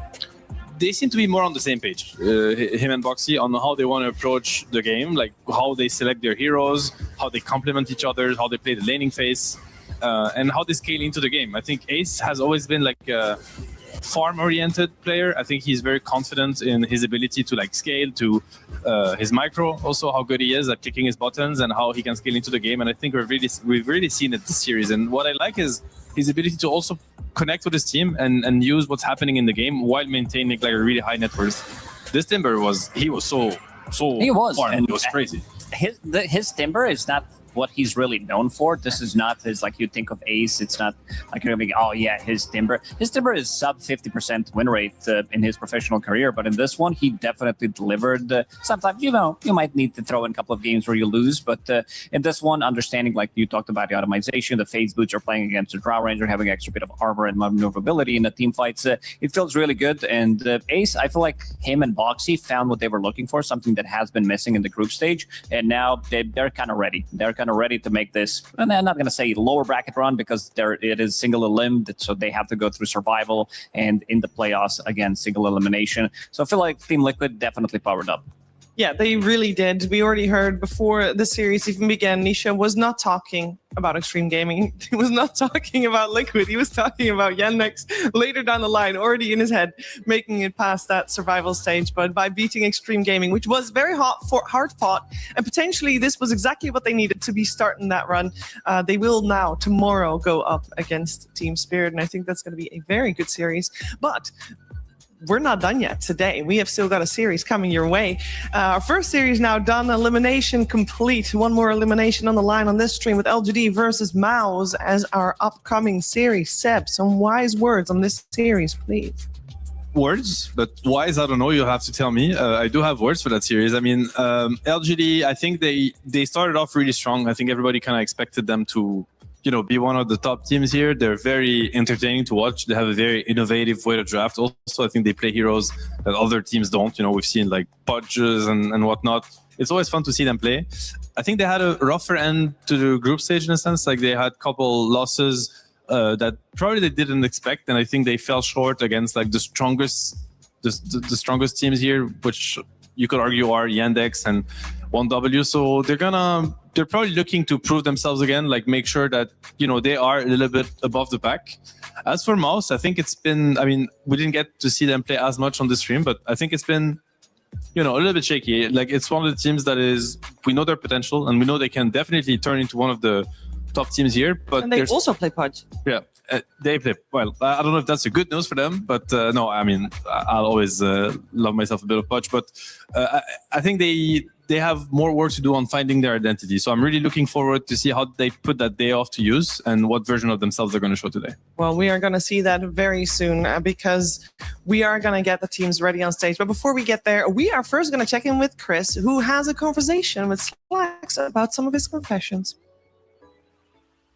Body was built to move, not trapped at a desk in one singular posture for 12 hours a day. It's time your chair evolved. This is Secret Lab Titan Evo. Ergonomically engineered for you, gamers, hybrid workers, artists, backing your every move.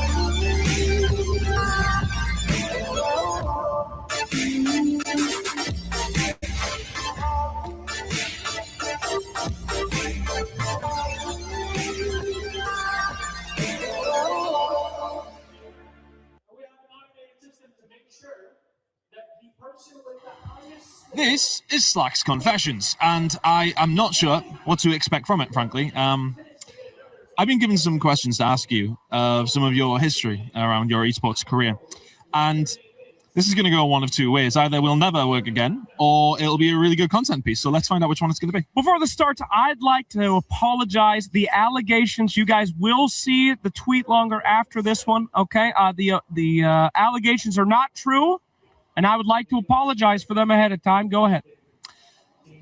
Do you think you should get more credit for the Blink Witch Doctor build? Absolutely. Do I think? I thought these were going to be hard questions. These pro players don't know shit, all right? Listen, I was in a car one time with Mid One. No, it was No One, actually. And I was telling them about my Battle Hunger axe back in the day. You go back in the day, 0% of people got Battle Hunger first on axe. I talked to him about it. He understands it. Boom. What do we see? Battle Hunger axe next time. Last Dream League, which is part of EWC, nobody playing Witch Doctor. I get coached by two pros. I show them, here's my Witch Doctor build. Blink first. Team Liquid now doing Witch Doctor. They're hacks. Absolutely. Not even a question. Yes. So some would say you're passionate about this? No, I'm not. This is me not passionate. Everyone knows the pro players are hacks and just watch my stream, but go ahead. Yeah. Something about Gree I've been asked. The Gree. Yeah. I'll tell you all about this, baby. You can tell me. Any Witch Doctor that uses a Gree is a coward. It doesn't give you any money, hardly. It just grows in money. If you finish the game with the Gree, the emotional damage is harder than anything else. Never cash OG Witch Doctor play. We never hit that Gree. We never hit the gritty, as I call it. The Grizzy, yeah. The gritty, the Grizzy, the L of it, baby. Yeah, no, we'll go with that. Tell me about the Loathsome Dung Eater. The Loathsome Dung Eater, all right? This is the name of the Warlock Golem, all right, back in the day. That's my personal name for my personal Warlock Golem. I bought the name tags. You can still buy them, $2.99 in the shop. Thank you, Valve Software. I get $1 every time someone buys one. Excellent. You can summon the Loathsome Dung Eater from the little poop circle, and it comes out and they explode. That's all you need to know. It says that you call them poop boys. The poop boys, that's right. Warlock's slow. Gork calls it the soup. I ain't never seen no soup like that. All right, it looks like a swirling toilet. The Loathsome Dung Eaters come out and they attack. This is the easiest AMA I've ever done. Okay. Where's the allegations? I don't know. Well, one of the allegations was something you said in Chinese once upon a time. I've been told not to talk. I'll tell it. I don't give a shit. I've been told I might get wrong. Does Kuroki still hate you for the winner's bus comment? That's a tough one. That's a tough one. For those of you who don't know, it was TI, Team Liquid. I was running around trying to get some information, and I approached a fan, and I said, hey, how's Liquid doing? And they're like, they won, they're great. So got on the bus later, long day, 16-hour day, get on the bus, and I see all of Team Liquid there, and I walk in the bus. Oh, no. And I say, boys, I must be on the winner's bus, baby. I sit down next to Purge, and his face, I've never seen anything like it. He looks at me, he's like, what is wrong with you? And I said, what do you mean? And he said, they just got 2-0. They got eliminated. They're done. And I look back, and the entire team is just the angriest I've ever seen. Because I really gave it like I'm on the winner's bus. It was bad. So I think he forgave me, though. Kuro has grown a lot since back then. I can understand if you didn't forgive you, though. That's pretty damning. Why don't you like eating cheese? Can't tell that one on story. You can't tell that one. Visceral story that I'm not allowed to share. But yeah, that one will go in the bank just because this is a kid's stream. This is for children. This is for children. Okay, well, we're skipping by that one. Why are there so many Reddit threads about how toxic you are? People are noobs. What do you want me to say? What do you want me to say? You want me to say they're right? You ever eat at a restaurant and have a delicious meal and go, oh, let me write a Reddit thread about that. How yummy. Everybody has a great time with me. 99% of people have a great time with me. Now, I make mistakes, okay? My number one rule, we all do. Never flame someone that you think is smart enough to be able to write a Reddit thread. Now, sometimes I get that wrong. A few of them get through the net. But I got to say, to anyone out there that I flamed and made a Reddit thread, I apologize. I am open. I'm trying to change my ways. I went through some dark times. Send me a DM.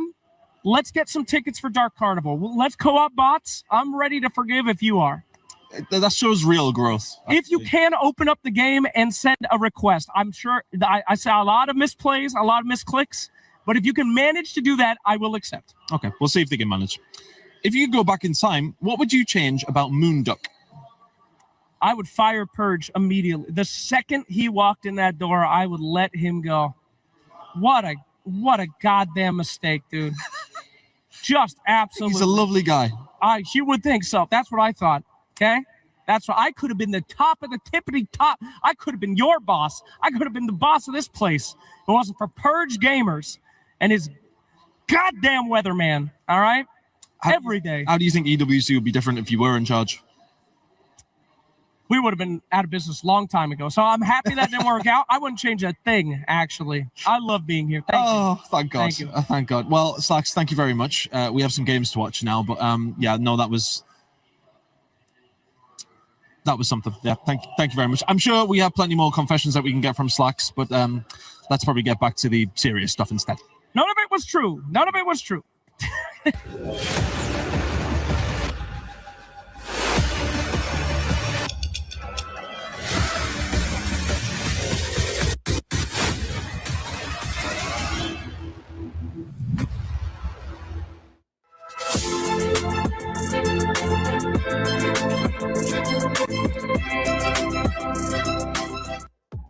The serious stuff is here with elimination once more. We got LGD and Mouse for Dota 2 at Esports World Cup live from Paris, and a best of 3 to decide which one can stay and which one will have to go.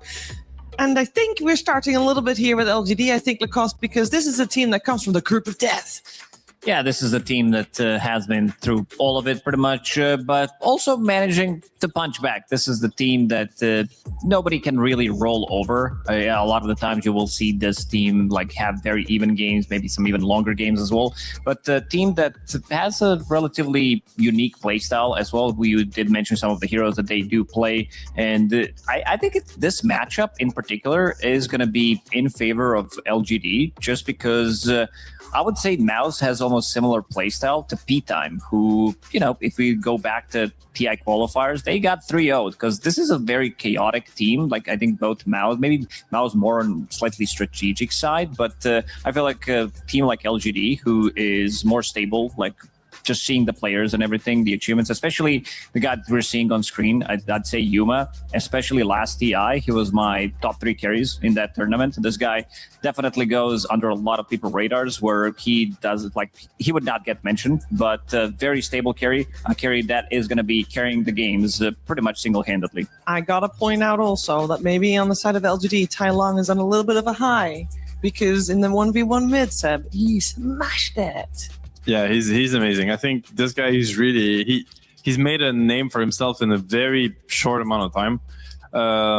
I suffered his talent firsthand because OG had a series versus him, and he had losing match of both games and came out on top both games, like pure 1v1, nobody getting involved. Like this guy he's the kind of player that can make the difference out of nowhere just by himself.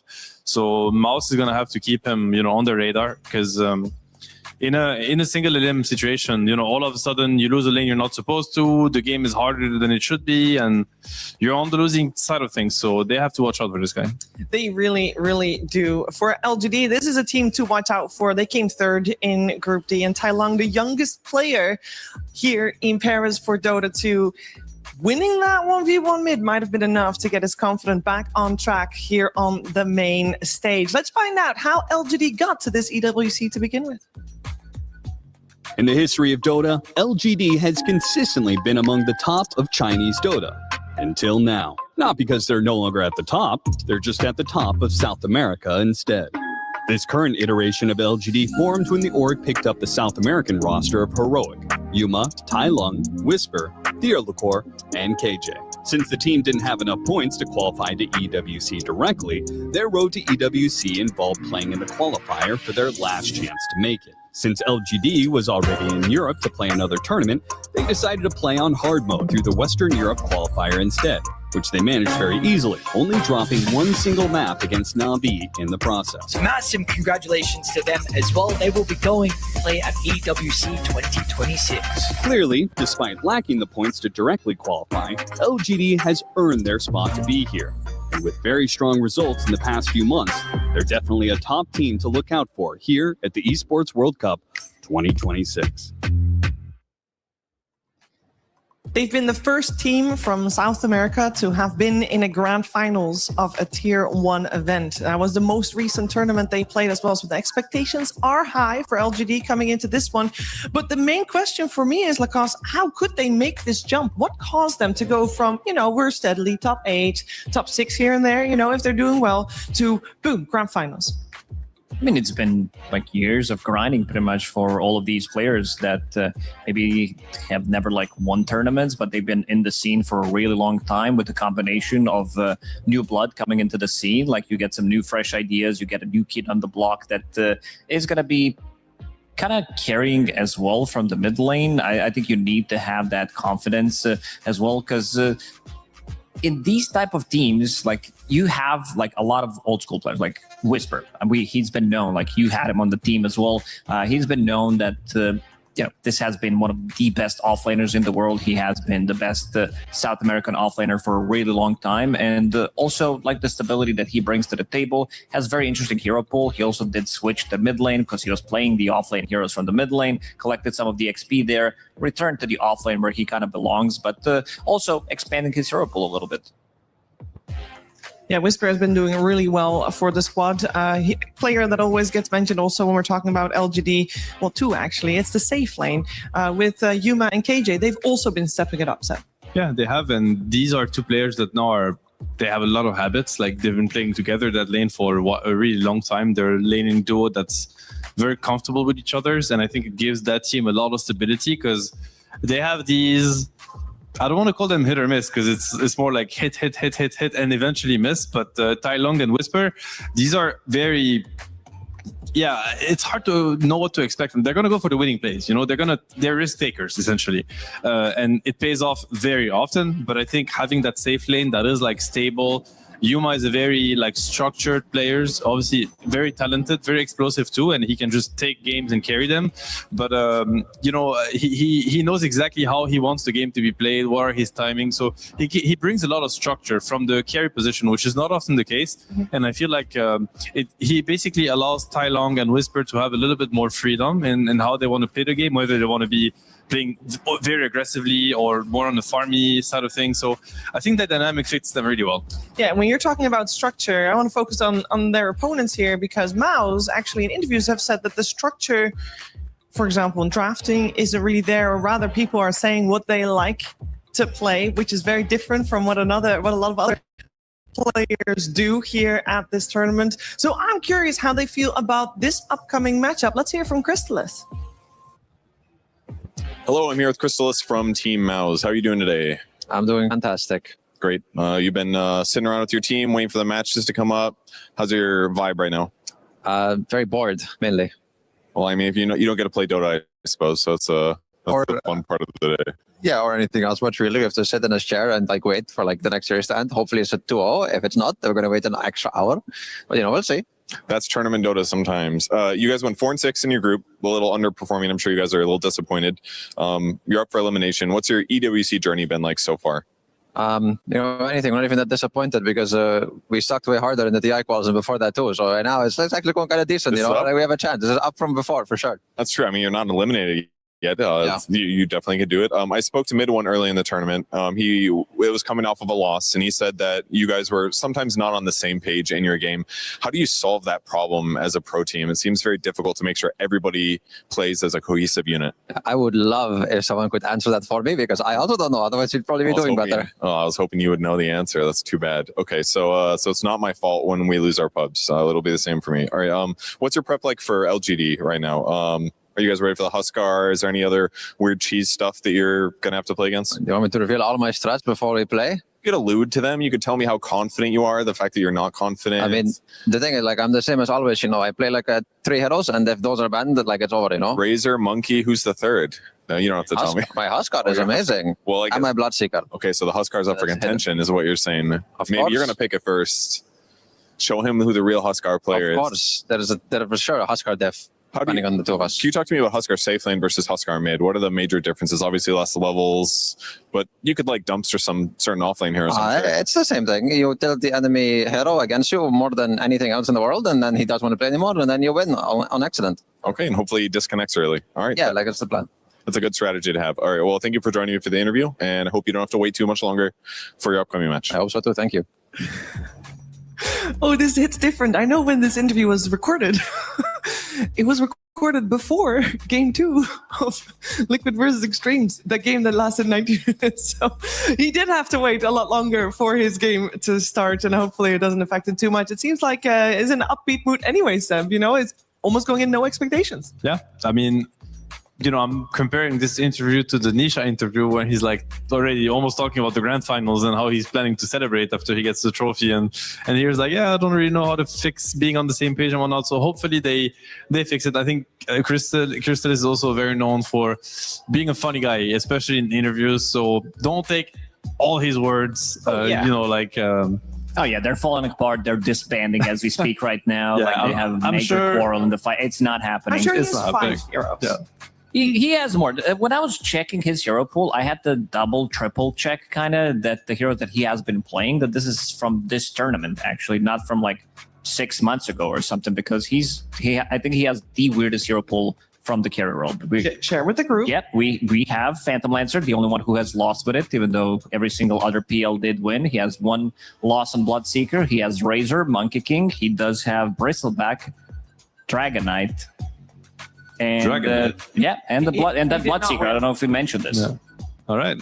I mean, some of these heroes are like signature for him at this point. Maybe they started off with him trying to fit in, and then realize that, hey, I just want to play my heroes. He is part of the infamous creep wave stack, which the golden rule is like hero specialists, play your heroes, and make them meta. So I mean, we've seen other teams maybe get a page out of his book in a sense. Like we've seen BB team play the Bloodseeker too with great success. So perhaps some interesting ideas that are gonna eventually get conveyed to other teams. Yeah, and Crystal, I mean, he canceled his Dota Plus subscription, so you can't even see if he's Grandmaster anymore. Yeah, but we know. We've seen him around enough. We know what he plays.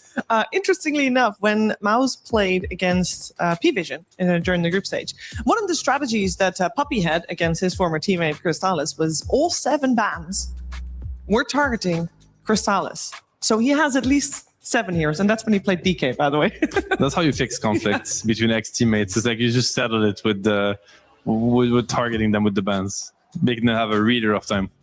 I'm just wondering, like, because you talked about Bloodseeker, and BB Team also mentioned it in an interview that they adjusted the item build on the Bloodseeker. So I assume they got inspired by Crystallis as well. Maybe they kind of called out that some things need to be fixed, but also getting the right ideas. Maybe just like not having the completely right idea, but the ideas that they have could definitely be improved. But other than that, cool ideas that other teams are also starting to copy.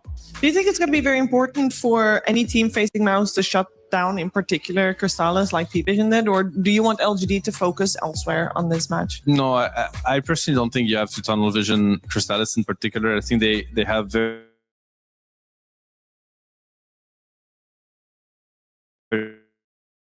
very capable players that I think of Yamich for a very limited hero pool, even though he obviously can play much more, but they've just had so much success with some of these heroes. Like I'm thinking about his Tusk, his Nyx Assassin, or certain media heroes, which they just seem completely unstoppable when they got their hands on these kind of heroes.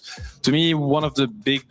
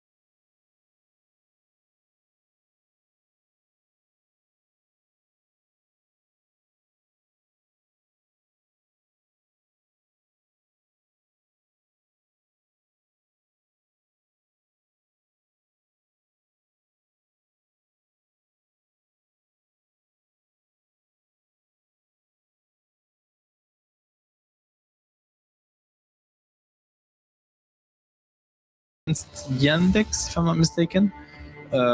So I'm sure they're gonna have some readjustments in the draft and hero priority. More importantly, we'll have to see. I think both teams have very wide hero pools. I think it's the same for Mouse, where obviously Crystalis, we talked about his pool as being a little bit niche. The same could be said about mid one. Like with mid one, you never know what you're getting. You could get like a tiny mid one game. You could get a tanker mid, or you could get your classic Amber Storm. You name it. Teams have Monkey. Honestly, like both teams should know what's happening. I mean, to mess with you trying to manipulate creep waves, then you're really play the long game, play the split push. And right now, I have to say that LGD did. Spectre always enjoys the protection from Wyvern. We'll see what route they want to go. It's pretty slow. That's the only issue. It depends on their read on the mid matchup. Because if Huskar is shut down, you can't afford to pick something too greedy. If they think the mid lane is fine, then they have more freedom. Allow them to be aggressive. So I do think Huskar, the Darkseid gives him quite a lot. But he is playing against Lone Druid. This used to be one of like the biggest counters. Obviously nowadays you can get an illusion off the bear, but it's a type of matchup you don't see that often. Is an illusion bear good? And the movement speed cap. I mean, Mitch gonna run right into the. Yeah, Ghost Scepter definitely good for the right clicks of Huskar and Ursa, but not so much against Life Break. Yeah. There's a reason the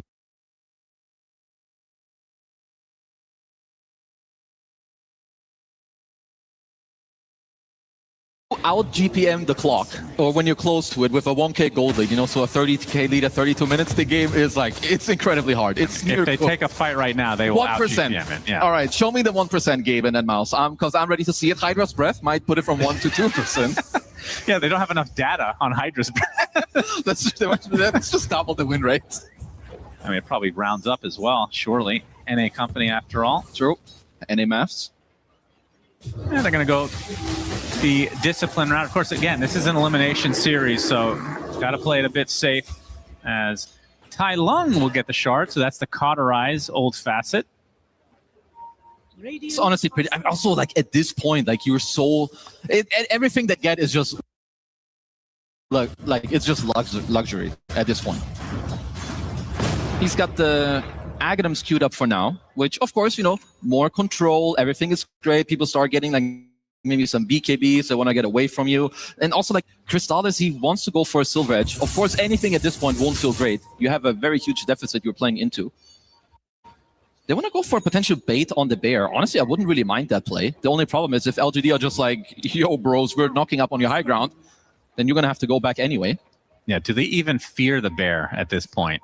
It's a Shadowblade, Mjolnir, Axe. They definitely don't.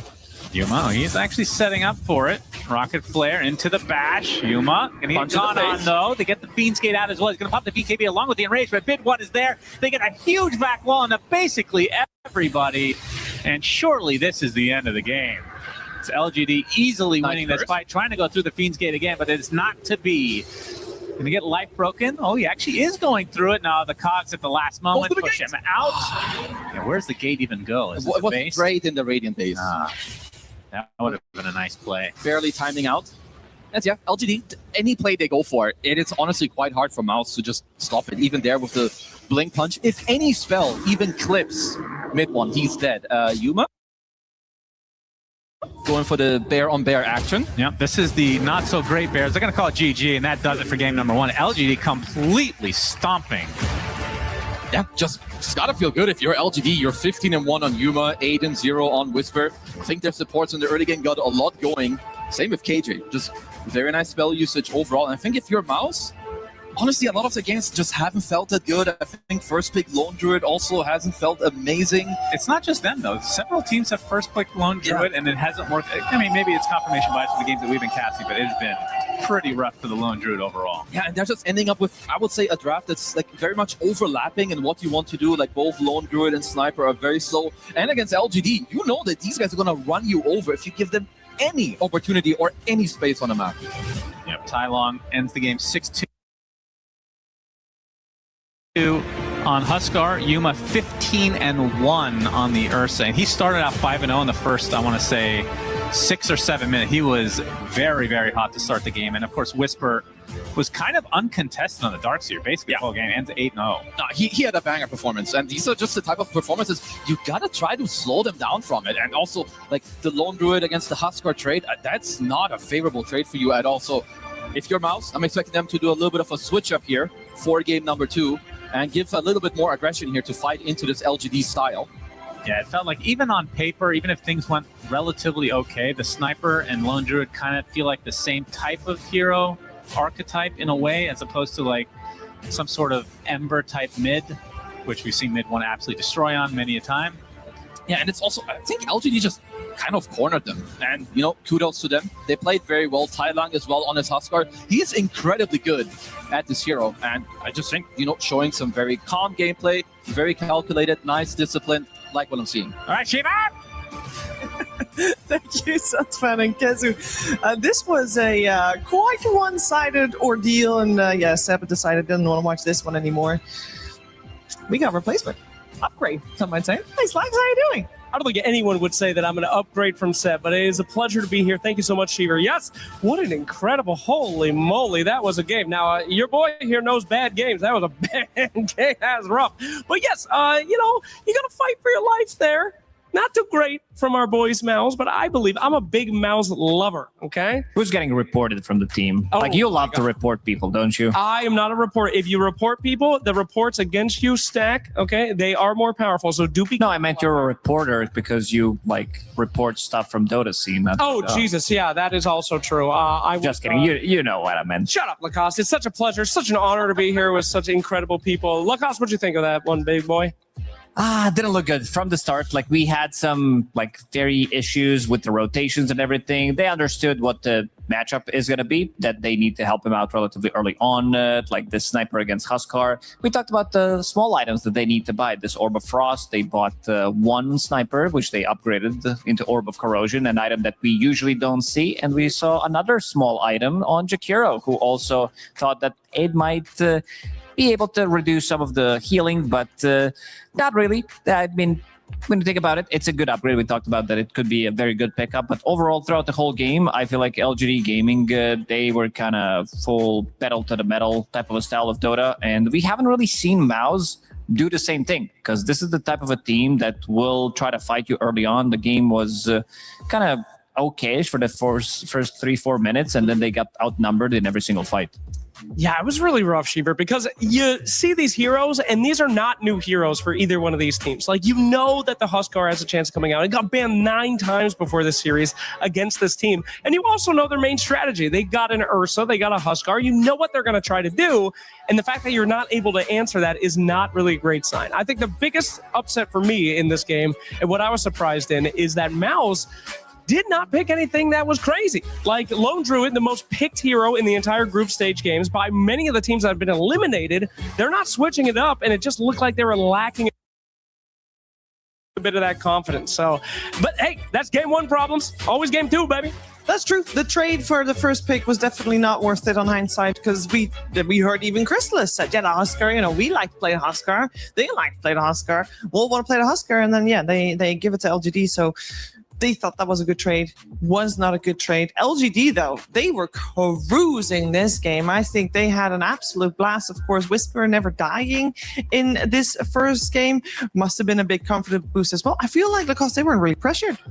Not at all. Not in all these lanes. Like we talk about Darkseer, this seems to become hero or like off lane of the tournament pretty much, where the hero doesn't necessarily need to play the lane. He's like level 1, I collect some of the XP and see you later, nerds. I am out. I'm going to jungling. You see him on top of the network, top of the CS chart as well. Then he comes back. He can creep skip and having a great timing. Like also this time around, it's not just the helm of the Dominator. It's also full helm of the Overlord, making sure that you are getting extra bit of a value from those creeps and always have that ghost push available. Very nicely done from Whisper. This is one of his best heroes as well. He has massive hero pool that he can bring to the table, but this one definitely being up there.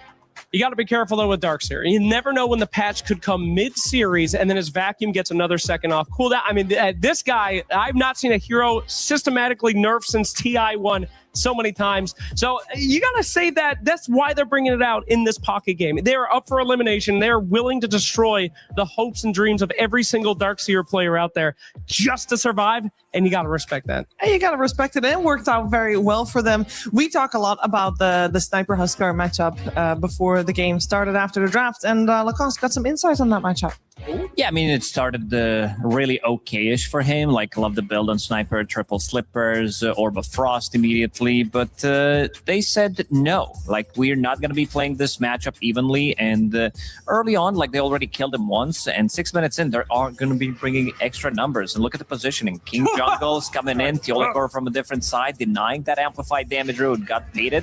And also, Ursa, you might have decided, you know what? I'm also going to be joining in this fight, making sure that we are bringing in numbers. And every single time, like, it's very important to try to ruin this hero as much as possible in the early stages of the game, making sure that he is not getting the farm. So getting an early kill and Yuma immediately going back to farming. And the same thing is gonna happen again, but they killed its tower relatively early on in the draft. So they planted an observer ward here on the hill, and it does allow them to kind of scout things out, kind of providing the vision for the team. I don't know if we have the clip ready. And yeah, so it gives them full sense of security, and playing a little bit too aggressive because they killed that tower early on, and then they are drawn into a really bad fight. This is Sniper we're talking about. This is not your Ember Spirit or Storm Spirit who's like level 6 or has some kind of an escape mechanism. So the only thing that he can do is kill the courier and be like, you know what, I'll respawn in 25-30 seconds. So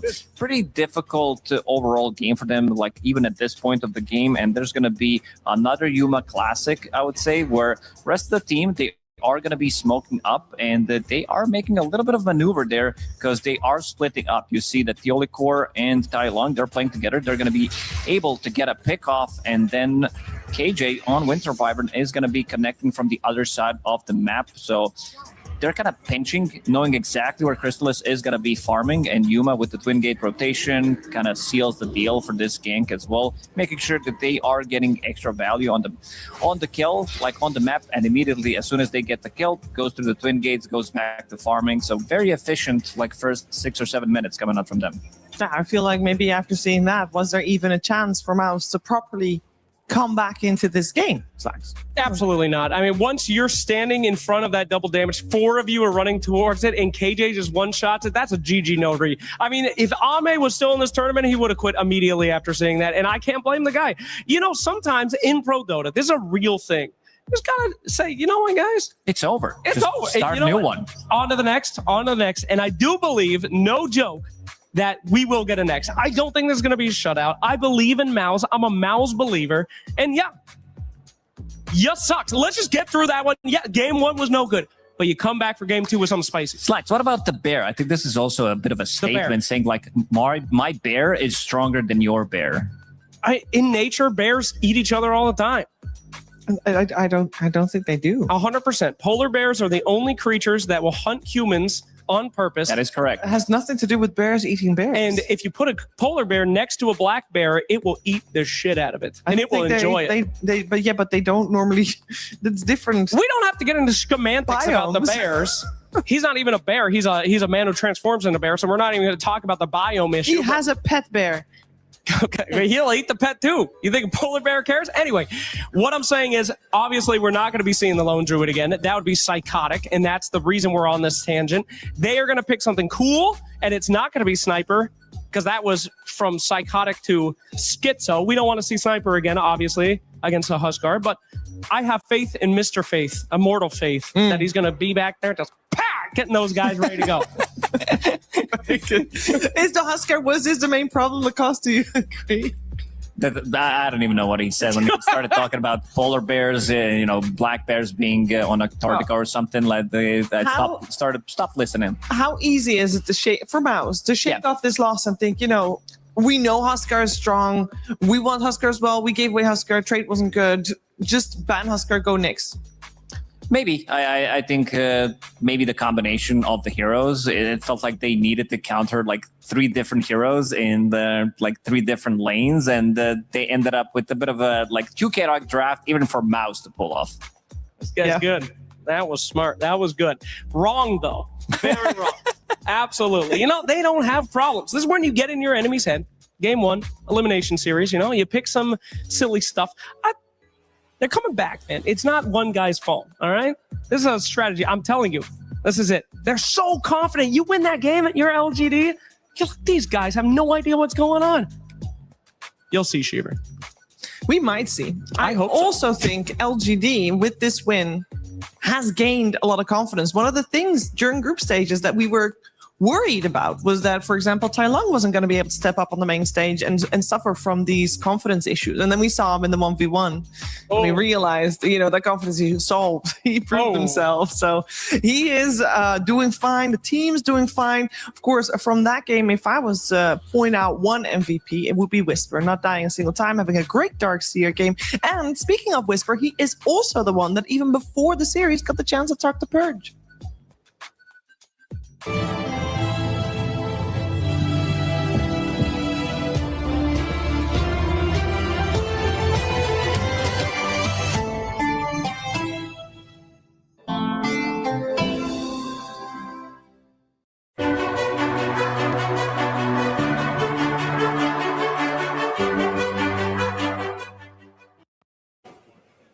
Hello, I'm here with Whisper from LGD. First question, just curious how your tournament performance is feeling so far from your perspective. ¿Cómo sienten que les ha ido en el torneo desde tu perspectiva? Creo que muy bien. Creo que hemos tenido muchas recaídas contra varios equipos. Creo que nos golpeó un poco fuerte el juego contra OneWin, perder el BO2. Y no recuperamos muy bien para Yandex, pero vamos a intentar dar lo mejor de nosotros por el resto del torneo, ¿no? I think we've been doing really good, but we really took a heavy blow in our game against OneWin, and we tried to recuperate a little bit with our game against Yandex. And for now, we're only trying to do the best we can for the rest of the tournament. Makes a lot of sense. You've had a lot of hero variety so far. You've played Snapfire, Enigma, Pudge, Batrider, like a lot of different heroes. I was curious why your variety is so wide right now. Are you just experimenting with different heroes, or are you just trying to create like different draft situations every game? Has estado jugando con muchos héroes diferentes, Snapfire, Pudge, Enigma, etcétera. Y quiero preguntar si es que es porque estás probando diferentes builds, estás tratando de tener diferentes situaciones para el draft, o a qué se debe la gran variedad de tu hero pool. Creo que desde siempre he jugado intentado jugar bastantes héroes diferentes. Creo que Kotal Offlane, diferentes héroes también así que no son usuales de ver, creo, en el rol. Pero no es porque quiera cambiar algo en el draft o alguna cosa, simplemente como que me gustan mucho los héroes y como juego muchos rankings y demás, pruebo muchas cosas, ¿no? Y a veces funcionan, a veces no. A veces algunas cosas que funcionan en ranking tal vez no funcionan en torneos, pero no pierdes como mucho intentando, ¿no? Creo que es una de las razones. O sea, simplemente jugar los héroes que yo sé que puedo hacer todo el juego, ¿no? No jugar un héroe que no conozco muy bien y estar ahí como fedeando, ¿no? I think I've always played different heroes. For example, I've played Keeper of the Light and the Offlane, and I do play a lot of pops. So sometimes I grab something I do in pops and try to do it in professional matches. Sometimes it doesn't work. Sometimes it works. But I always try. It's not that I'm trying to do very situations for different drafts. I'm just trying to play the heroes I know I'm comfortable with. I prefer that over playing heroes that maybe I don't really play that well, or I'm not really comfortable with, and then I'm defeating. So I just play this variety of heroes because I feel comfortable with them, and that's how I've always been playing. I guess if that's where you feel strong, that makes sense. You guys had an off day yesterday. What was your prep like against Mouse? Did you just watch replays, do normal stuff, play some scrims?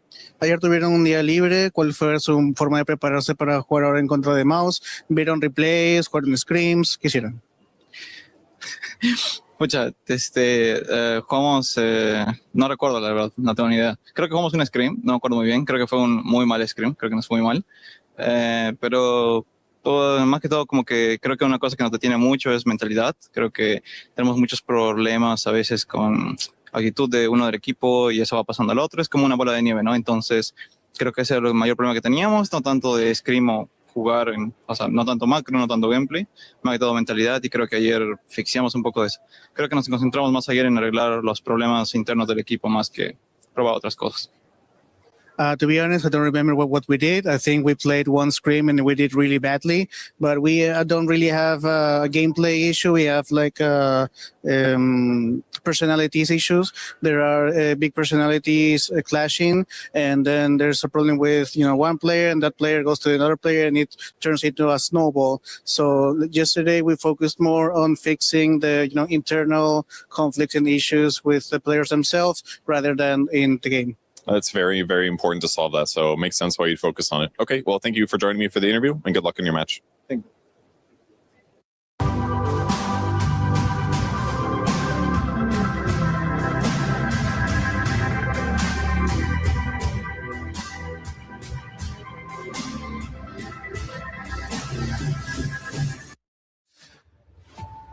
We're ready for game number 2 of LGD versus Mouse here on the main stage for Dota.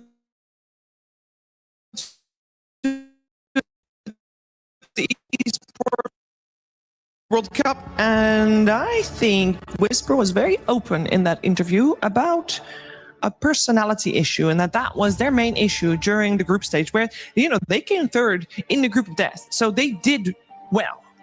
Not as well as they would want to do, but Lacoste, that's big news. That's slightly worrying because I don't think that was on our bingo card for this team. No, definitely not. It looked like, the team's doing well, the vibes are good and everything with the newest addition to the team, but apparently not. Like, sometimes things aren't as they seem. Like, for example, I think Slacks is a good example. You would say that this guy is very normal, good human being, but then you get to know him and then you realize he's even better. But yeah. Thank you so much. I really love being gaslit on this panel, but yeah, that was actually insane. A player just saying we have internal issues, personality issues. That's what the ex-wife said to me. There's no fixing that before she walked down. That's what she said. So I can't believe they just said that. That's really cool. And trying to fix that in a day as well. In a day? Just yesterday. A personality issue? How are you going to do that? Electric stimulation. I think that's a therapy, yeah. Yeah, right to the frontal lobe. Put those things on and zip it his app. Here we go, my friends. Hoodwink going to be picked up first. You know what good way of fixing that is? What's that? Winning. Because every team does well when they're winning. It's easy, Shearer. It's easy when you win. If you're losing, this is when the problems start to arise. Everything's good when things are going good. And let's see some of the openings. LGD opening up with Hoodwink. Yep. Love that hero. Why? I think this is the highest winning support. We saw it being one of the most contested ones as well. It feels really good, super strong laner. And this is the type of a strat that I think for Mouse, opening up with Keeper of the Light, this is something that Yamich plays extremely well. And it also complements the hero pool from the mid lane, from mid one. What he likes to play as well, to have a hero that's going to go in with him and making sure to lower the cooldown. We're talking about pretty much all of the 3 spirits, Puck as well. And also have in mind, this is a hero that potentially it can be played from the mid lane. This is something that the mid one did before as well. They did lose that game against Nemesis, but it is what it is. The ideas are definitely up there. So I want to see something maybe more stable coming out from them, considering that they did lose 6 out of their last 7 games. Gracious me. Hey, you guys want to know a cheat code, something that y'all haven't been picking up on the panel? Okay, I've been watching a lot of panels here, been looking at a lot of data, and let me tell you, the item of the game, the meta right now, you guys haven't figured it out? Let me tell you. Heart of Tarask, baby. Heart of Tarask. That's all that matters. If you're a Centaur, yes. No, if you're any hero right now. Sheaver, this is the first tournament since 2014 that 2 hearts have been purchased in 2 different games. Did you know Naga Siren's win rate went up 5% this week? Why? Heart first, then Bloodstone. This item, there's something about it. PO's win rate is going up too. If someone on your team can buy a heart, they're probably going to win. It's broke. 2014 is also the first time these 2 organizations faced each other. I made up my fact. Is that one real? The last time Mouse versus LGD was a matchup, obviously with different iterations. Yeah. 2014. That's crazy. It's all coming back. Time is a flat circle. All right, Monkey King. That is not a heart purchaser, so they've lost, but good try. It is a Crystallis hero that he's very comfortable on. That is very true. However, Sheaver, we got to do crazy stuff. But he's in the trees, and Hoodwink's in the trees, and he can scout the Hoodwinks. Nice. All right. Yep, that lore checks out. What do you think about Monkey, Lacoste? I think this is a hero that it's not really meta by any means. It's a hero that can, like in the right hands, be like a menace to deal with. It gives them quite a lot of speed, gives you quite a lot of momentum. Very good against most of these tanky offlaners as well that don't want to be laning. But this is a very good response. I like Largo a lot. I think this time around, LGD, they're not a type of a team that I think would be flexing Largo. I think you need to have a flex, but after seeing Monkey King, you can trade against him really well in the lane. You have the lick to remove his extra bit of a damage, remove his Jingu, keep him inside the frog stomp. Not going to be an easy lane for him by any means.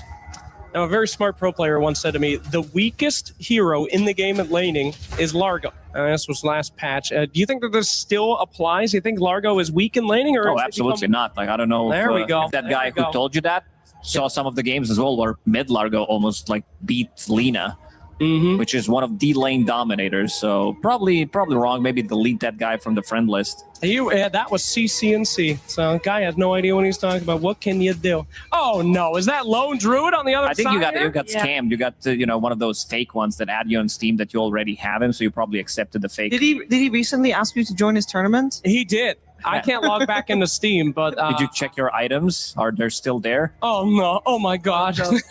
We got a Lone Druid that is kind of worrying though for Mouse. I feel like this time around it feels more thought through compared to the first pick last game from Mouse. That's interesting. I mean, the Lone Druid we have talked about several times on the panel about how not effective it is as a first pick, but this is a very different setup. However, does Lone Druid have a good time against Monkey Coddle? I think there's a chance. I don't know how crazy they want to be if they have this flex available. It's not happening, but this is something that people did once Lone Druid was like straight up becoming meta. This is something that ATF did run from the offlane because they wanted to find a way how to deal with this hero, and because he is a hero right now, his spirit bear, you can lifesteal off of him, like you can get the Jingu stacks. So they tried it. I believe they lost that game, but in this one, they're going to keep keep that monkey in the hands of Crystallis, of course, and the Centaur is going to be another pickup, which is going to give them save, going to give them extra bit of a, top of that, you have an extra save once you get the Aghanim Scepter, and you were right. Like the heart build. Guys, I'm not... Did you know that Heart of Tarask is one of the only items in Dota 2 that does not share the cooldown if you're attacked? Yep. Did you talk about that, Shiver? A little bit, yeah. Talk about it again. It's the only item that the effect works twice if you have 2 items. You heard it from the Queen, ladies and gentlemen. That is a Heart hero right there, and they are looking good. Grimstroke? Holy bananas. What the heck does that guy do here?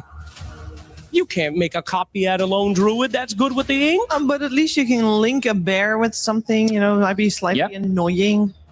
And, I mean, they don't have too many good spells to throw into the mix. I have another reason. Solar Bind is okay-ish, but a double edge, quadruple edge. And Vampiric Embrace, very good against Largo, because generally his attack speed is slow. So if you want to kill the wife of Grimstroke, then it's going to take a little while. Thank you so much for that. So I don't think they're going to be running Grimstroke plus Keeper of the Light support duo. It just doesn't feel like that's the thing. Yeah. So I'm kind of leaning towards the idea that they're going to be playing this Keeper of the Light potentially from the mid lane, but I don't like it as much considering that there is also Largo available who can lick it off. So picking up Puck here, knowing that, I mean, they have a little bit of a flex if they still want to be running Monkey from the mid lane, which has been good in the past. This matchup definitely more favor, like how the time went by. I feel like Monkey lost that little bit of edge that he did have. 25% win rate on Puck. Yeah, terrible win rate. Well, guys, come on. That's the I'm pretending that I'm Nisha. I mean, just because one guy makes a hero look good, everybody thinks he can play it. Not so much these days. You know what? I did want to bring up one thing. Did you notice not a single spirit has been picked or banned here? I think that's extremely fascinating. A lot of the spirit heroes are very good right now, and we're just glossing over that.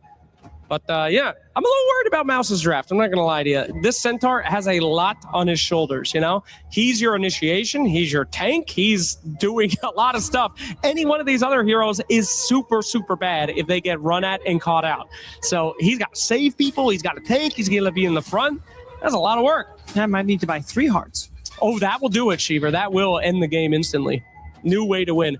Yeah, it seems like they're going to overwork him, especially if he gets agged. He's going to be the workhorse. Thank you very much. That's what we like to call an alley-oop there. My boy got ball knowledge as we are going to our last band. What are we missing here, fam? I feel like we're missing on the side of LGD one of the supports. It depends, though. They could play Largo as support if they really wanted to. Sure. So we'll see where they go with that one. We did see a support Largo earlier on. On the side of Mouse, we are looking for either a support or a hero for mid one in the mid lane. Ah, you're really thinking about that flex keeper of the light mid. That would be dank. I don't believe that's going to happen, but it would be pretty crazy. All right. As we see here. Now, I do have to say, I personally get tilted when I see a Grimstroke and there's not a lot of single target abilities.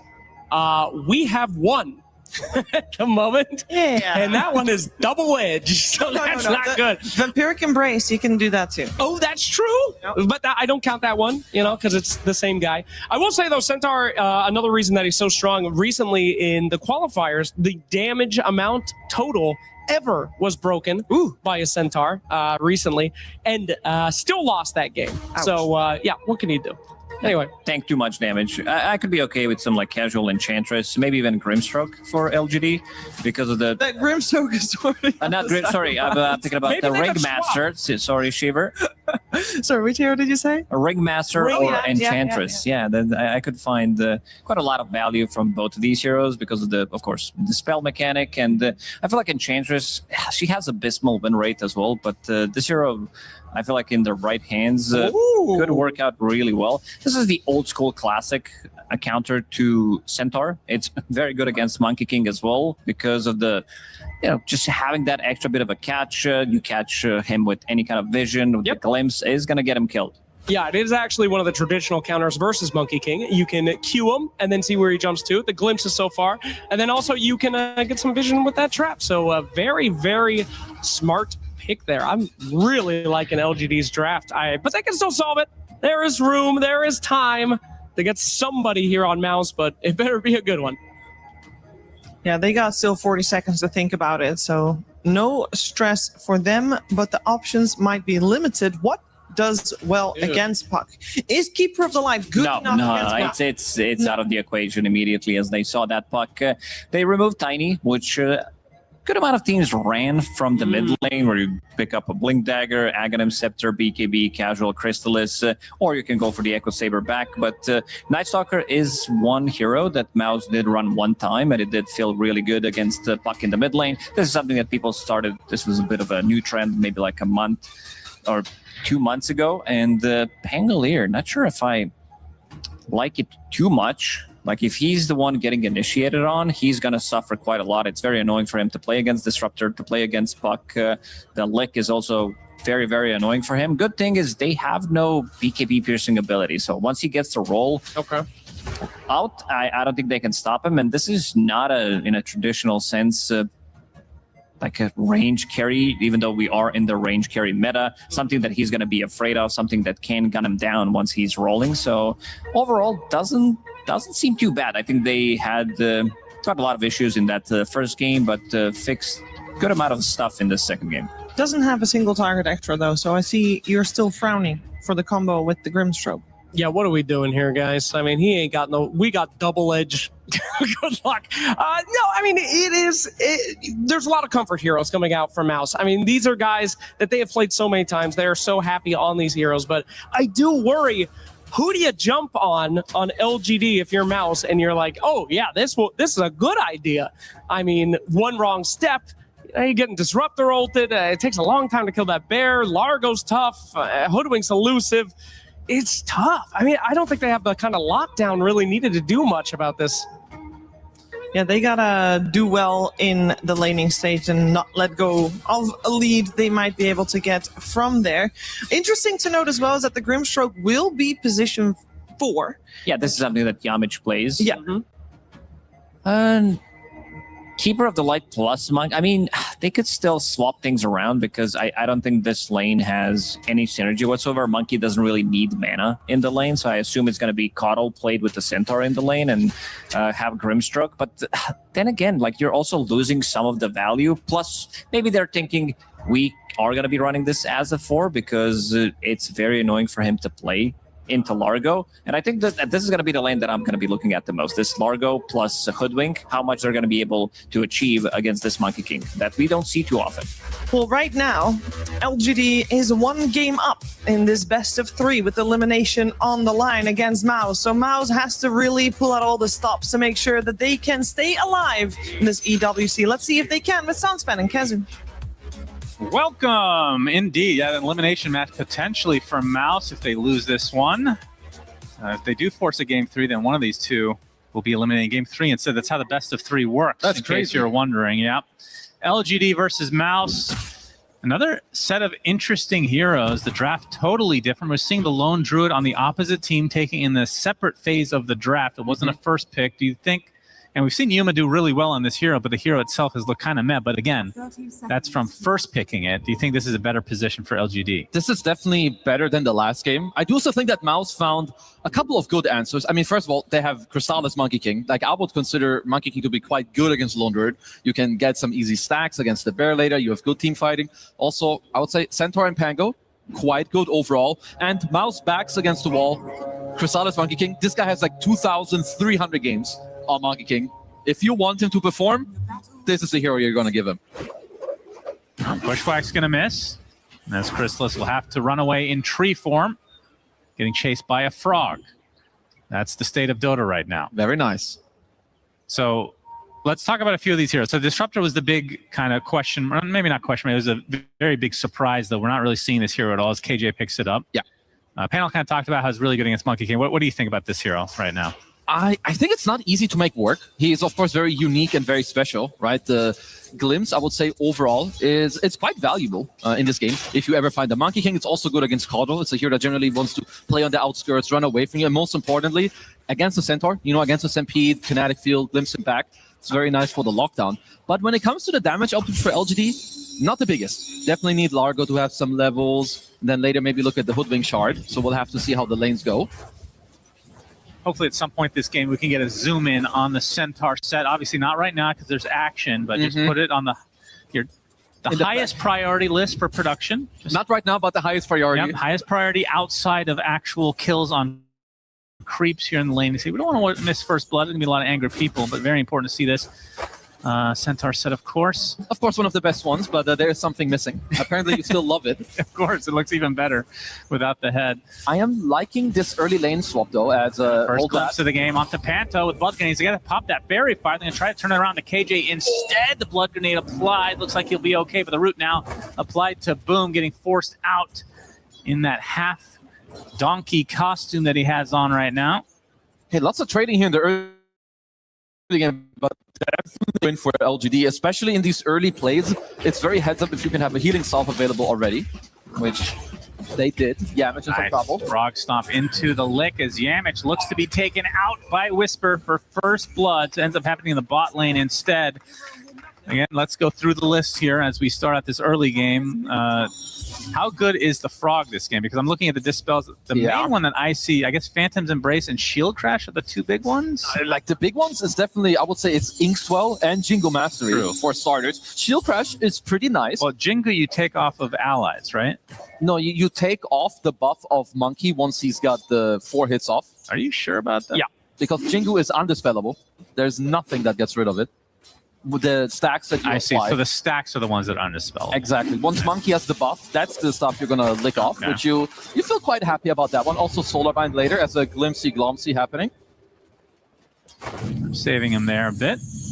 And we've seen some great combos with Coddle this tournament. This does not rank very high for me. Yeah, it's not bad. It's but decent. Pango Coddle, we know it, but yeah, it's no Ember. It's the Pango, sure. I'm talking about this lane specifically, though. Oh, this lane? I mean, yeah, it's not that great. I was gonna say earlier, I like the swap up. I think Monkey King wants to play with a more aggressive hero with the Grimstroke, and Coddle is this lane and the pressure quite a bit with the Blinding Light. But yeah, not the most pressure up here. As long as you put Grim and Monkey into the safe lane, Whisper has 2 heroes that he can dispel later, right? The Inkswell and the Jingle Mastery. Yep, very true. But maybe you can try to make him like choose between one or the 2. One of the bad news, though, I don't know how LGD got up a double camp on the easy camp here, so that's definitely hurting Mouse a little bit, that they've been pulling this easy camp over and over. Yeah, and we can talk briefly about the Grimstroke as well and how well that fits into the game. We see, I mean, for me, the biggest picks it always comes down to the Inkswell targets, which you have Pango, you have Centaur to some degree, and obviously Monkey King melee, although it is long-range melee.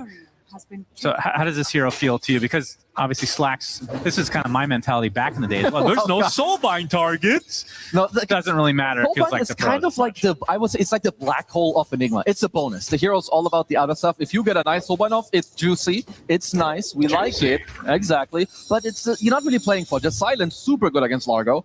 You know, Brother can't really keep playing his stupid song. You have to kill the Phantom's Embrace. You have good Inkswell targets. Level 15 talent is very good with the bonus spell damage that you're going to be pumping out. And the Dark Portrait against the Barrio. I have yet to see this, and I do not believe you.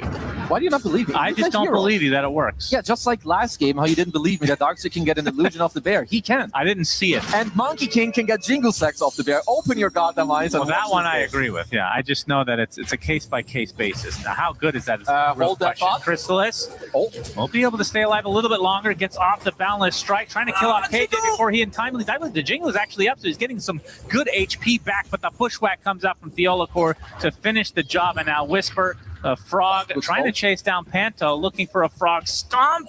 Panto wanted to run back in, but realizes that he might die if he does that, so chooses not to do that in the end. Illuminate coming out.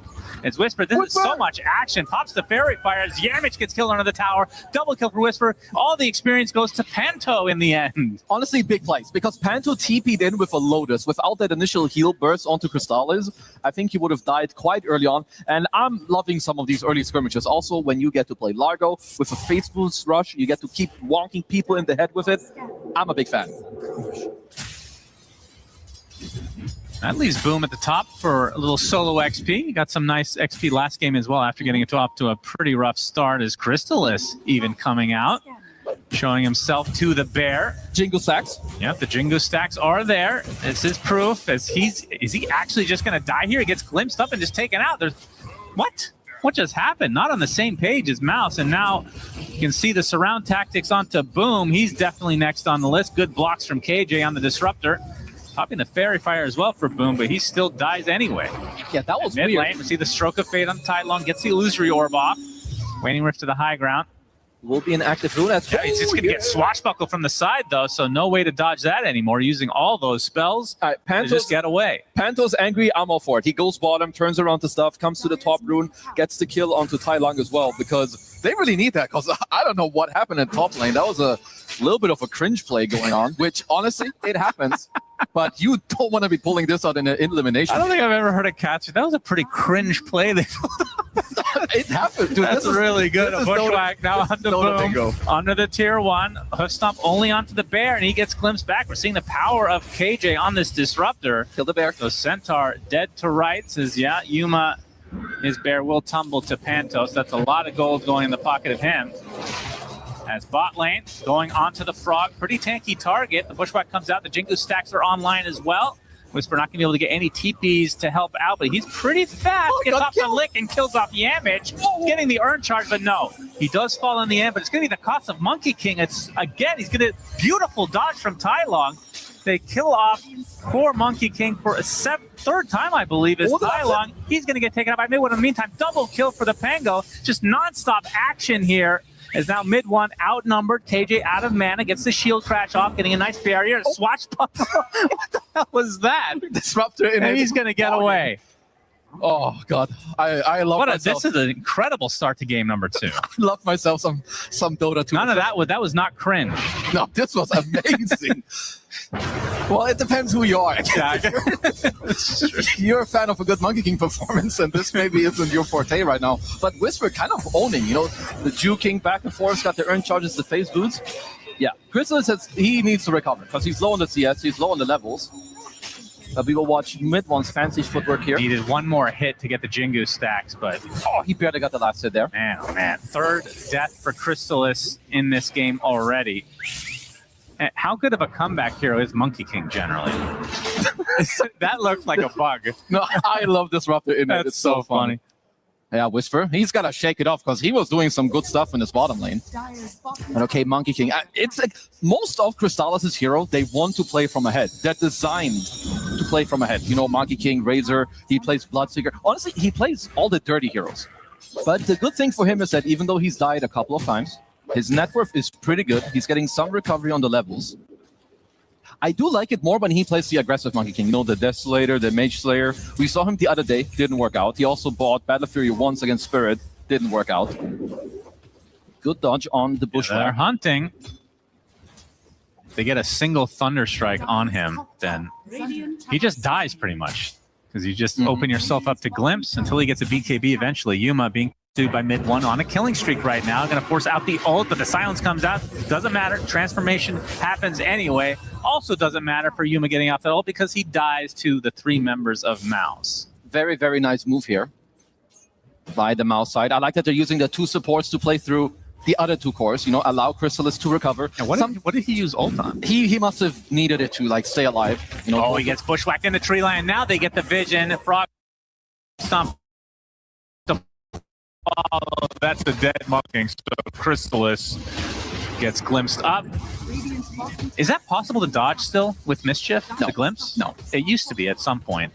I think there's a chance that you can maybe dodge the incoming damage, but not where you're going to get glimpse. It doesn't matter what you do. You can have 10 million Monkey King games or 1.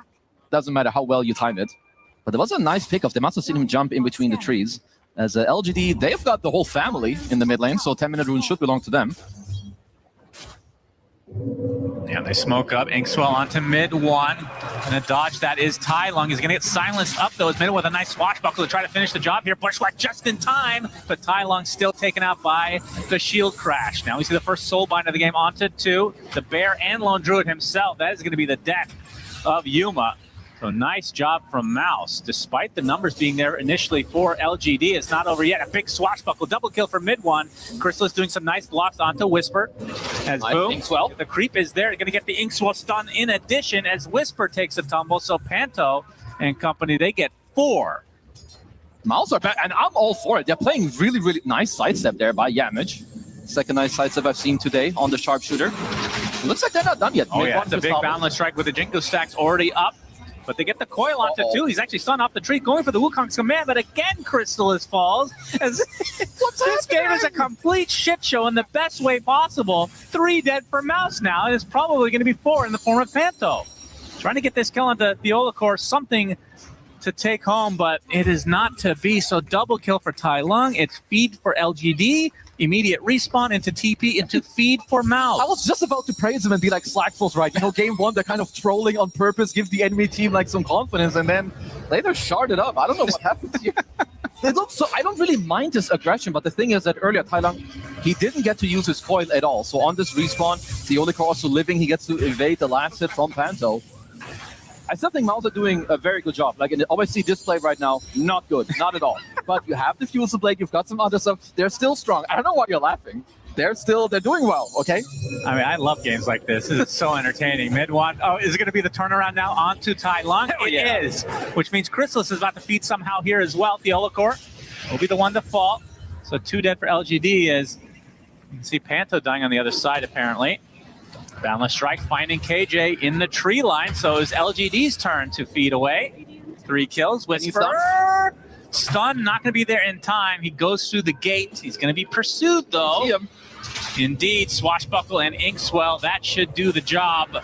So that's 4 dead now for LGD. Yeah, who's laughing now? You were laughing, we go straight into Give it 30 seconds. Give it 30 seconds. All right, coils back up. Okay, at 13-minute mark, we better have some dead heroes on Mouse, otherwise you're a dumbass. Because no, they're doing good. They're using mid one, I think especially, is really leading the charge. And I like the switch up a lot. You know, from game 1 to game 2, I just think that these type of heroes fit him a lot better. You can see it. He's 7, 1, and 5. He keeps playing around with the 2 supports. Early defusal. Going for the bear. Yuma farming nearby. He'll have to move his real hero soon enough. Won't be able to kill it, though. Didn't want to overextend. They have a little bit of a... Well, you can understand based on what happened. 2 minutes ago. Well, 30 seconds. Timer is over. Mouse are all alive. Sorry about that. give or take a minute here, depending on time zone. You're gonna keep upping the 30 seconds, 1 minute. Yeah. Crystallis, keep going back. That's good. I'm not invested in this game. Still working on that Battle Fury. I mean, that's the thing. He's trying to join all these fights. Obviously, dying quite a bit. Is Battle Fury the right item if you're going to be doing this? Is he actually going to settle down and farm? I think so. I would have definitely liked it. I think when you play with this draft, like you have Pango, you have Monkey King, you have a lot of minus armor you can play with. It's also very good against Lone Druid. Lone Druid doesn't have a lot of armor until way later in the game. Same with all of the Dire heroes.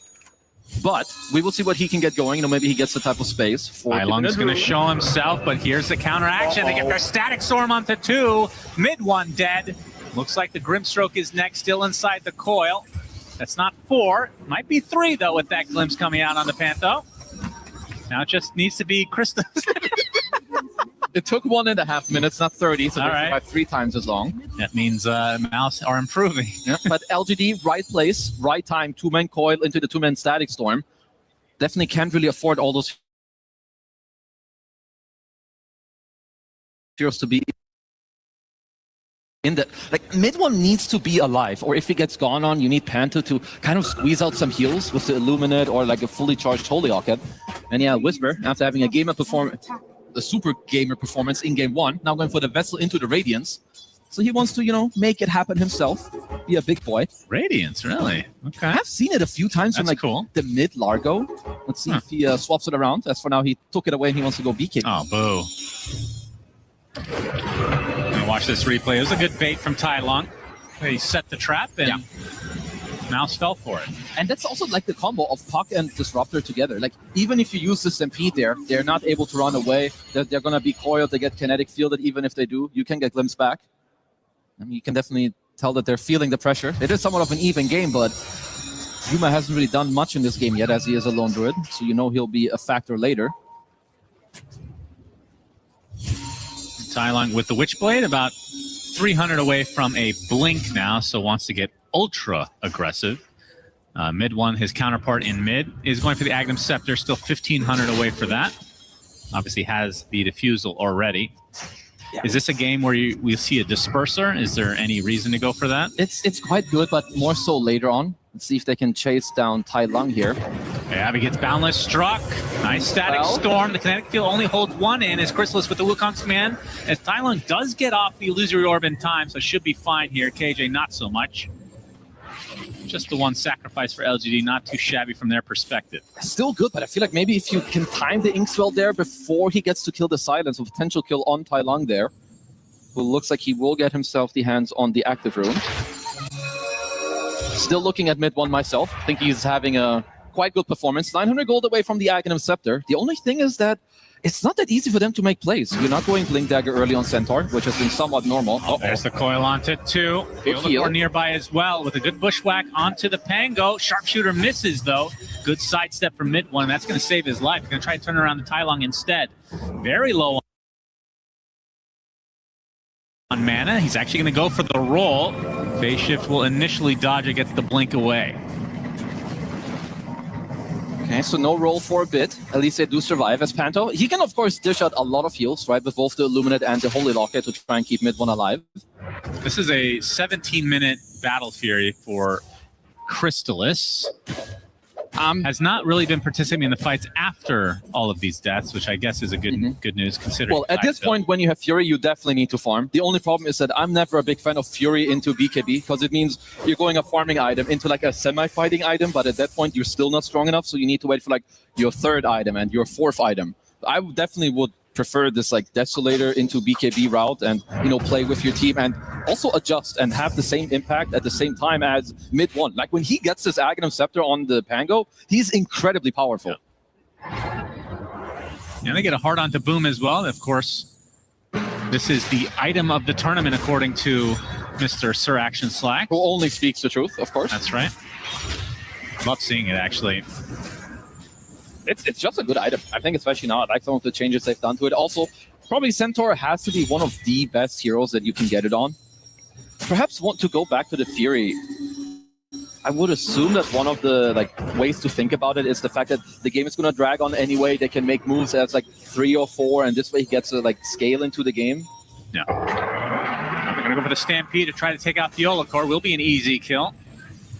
And this is definitely a game. Now that mid one has Ags, I assume Shard is next. It's just way too good of a Shard game. It's I don't mind if you would go Blink. I think Blink into Shard or Shard into Blink, because he's the only fight starter, at least from what I understand in this game. That's true, because you're going hard first on Centaur. Yeah. We will see, because now Boom is, of course, queuing up the Blink Dagger, as Whisper's just kind of, walking face first into them. It's got the BKB. Yeah, they find Panto in the kinetic field. We'll have to use it here shortly. They kill off the Horseman, and they're going to get Crystallis as well. So trying to farm the enemy creeps with that Battle Fury. They're going to lose 3 for it. So another questionable decision from Mouse. But it's a great play from Whisper to run in with his BKB, because he knows that they can't die, but you need to go hit some creeps. You bought Battle Fury and Monkey King. You cannot die first in these type of engagements. If you're LGD, you're incredibly happy. And I think Mouse have some of these mistakes where they do overstep a little bit in some of these fights. The good thing for them is that mid one was, he's chilling. He's not dying in this type of play. But then the problem is, why do you want to be 3 people here? Because LGD, they will happily oblige to this play and just kill all of you. Yep, absolutely. The good news for them, maybe it's not that good news, but let me hear this one. So Crystal is bottom net worth of the cores. Lone Drone's not that far ahead. True. That's it's only true. 1,500. But the problem with that is once he gets Ags, he's going to be getting more farm. It's basically almost impossible not to. Yeah. Not for sure. At least for now, they do have decent scaling into the Lone Druid as well. We've seen the power of Pango. I would also consider Centaur to be a quite good scaler, into Lone Druid. Later, when you have Heart already, he has the Shard. You can get a lot of stacks on the Bear permanently. Yep, KJ found, will be killed. Yuma nearby. That's exactly what you want to see from your supports, though. Tank the gank, as it were. 20-minute mark, though, so Mouse going to take this opportunity to go for the Tormentor. Let's see. Whisper's eyeing them, and remember, it's daytime. He sees everything on this low ground. Yeah, they're on the high ground right now. Radiant are scanning. As mid one's going to run right into Tai Lung. It's going to be spotted initially, gets licked up already at half HP. They're going to use the Stampede. He's getting super low, though. The Nice coil heal. has several heroes to follow, but the Wukong's command comes out. The Frog taking a lot of damage, has to attempt to run away as Whisper, barely with a trickle of HP, lives. But already 2 dead, though, for LGD. If that Mouse, they are hurting, so I'm not even sure. Oh, look at this. Tai Lung trying to finish the job onto the Monkey King. It's a lot of damage, but not quite enough to kill him off. They can't go for Tormentor, though. They're way too low. Yeah, if they had any more time on Panto's ult, they probably could heal up and make it happen, as the Tai Lung is still playing around with them. If Crystallis dies to a random illusory over, I swear to God. He'll be fine. I have faith right now. They are getting healed up. Yeah, that is and there was a good fight, and this is why small things matter. The Essence Ring on mid one with the Mystical Enchantment, they're all healing each other. That's okay. They're taking a lot of damage on this. They don't have auto heal anymore. And they're going to try to delay this as much as possible. No coil up. And they've done a nice job of making Mouse get off of that for now. Well, Yuma is very happy if nothing happens, as he's waiting for his Bear cooldown, which is soon going to be back up.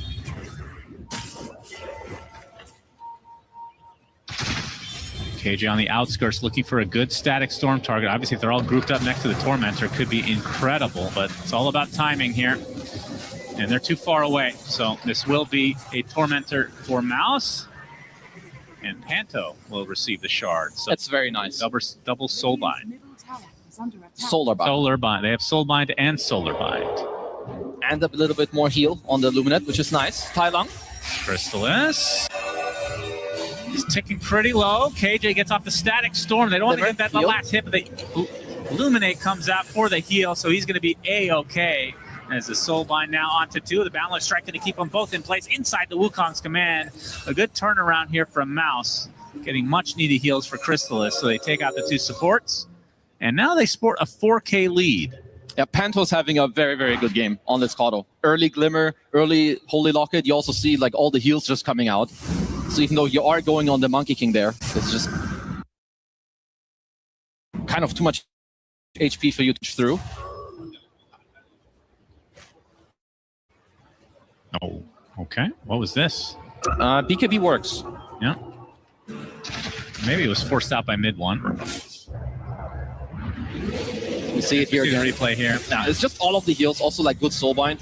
Definitely think that the support duo here of Mouse and mid one are kind of holding the game in like a very good grip for them. Whisper is in fact going Radiant. Very cool. No, honestly, I don't mind it. I think, first of all, the evasion is quite good in this game, and just a little bit more scaling, making sure that you're also a big threat for the enemy draft is nice. Smoke from Mouse. They did scan it out, I believe, on the Dire side, so maybe Yuma has a read here. And his bear scanned out now too. He has Mjolnir, Ags, and working on Shard, I do believe. They did kill the Parasma of Tai Lung, which definitely hurts you a little bit here, especially when you're down, like you're down 3k gold. And while Caudle doesn't really catch Puck, he's very annoying when the game reaches like this 20-minute mark, right? The Glimmer, the heals. Oh, do they have the Dark. connection? Oh, the Inkswell doesn't hit, but doesn't matter. They have enough damage either way. Boom, getting the last hit. Big kill for Mouse. Yeah, and this is the type of Mouse we want to see. You know, when this team was on point, it was mid one leading the charge with the two supports. They are kind of replicating that at the moment. Crystallis and the Bear having a bit of a 1v1.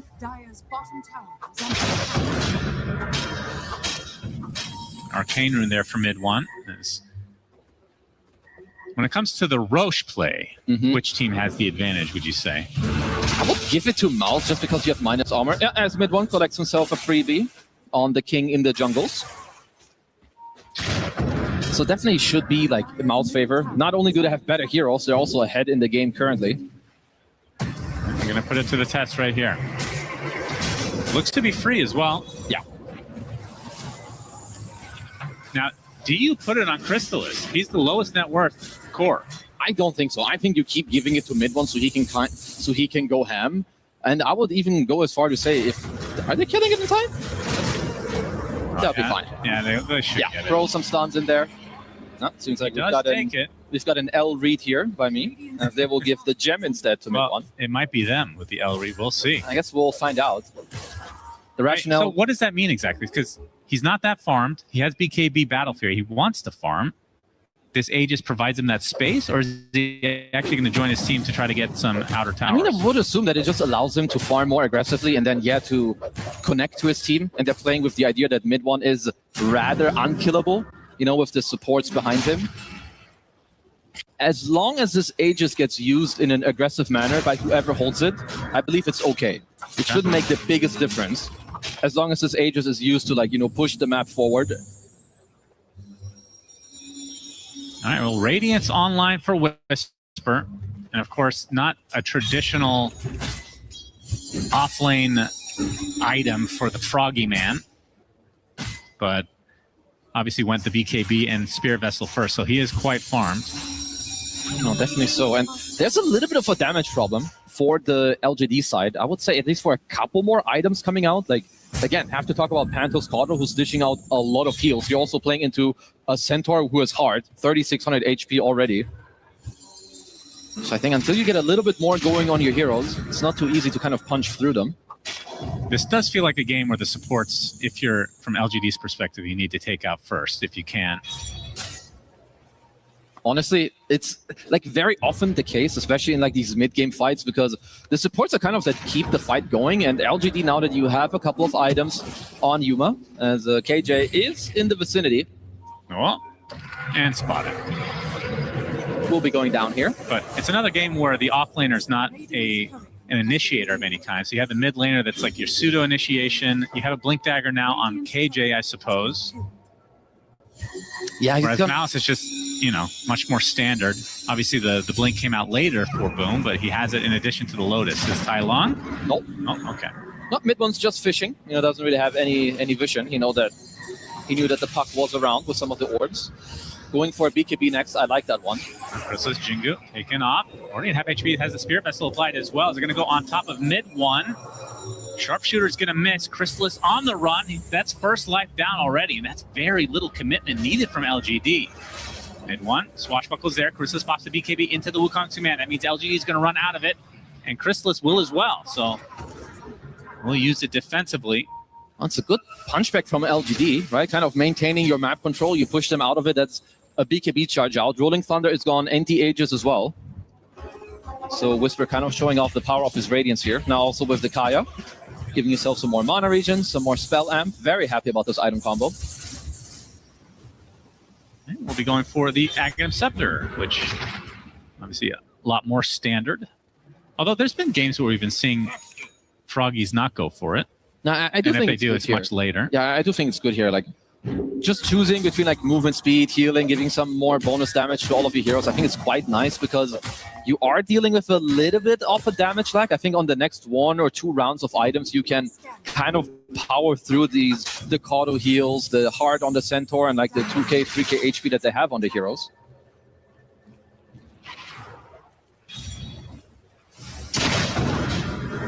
What is this Sacred Relic for? That's a nullifier, I think, on mid one. So he's swapping it up from the BKB to the nullifier just to... It is very aggressive, and honestly, I don't mind this mindset at all from mid one right now. I think you can tell that he's a little bit amped up. I think after this game 1, just making sure that you can power through all these dire heroes. And most importantly, also the A on this stupid Puck hero. So Eon Disc and Glimmer, is that all I'm missing?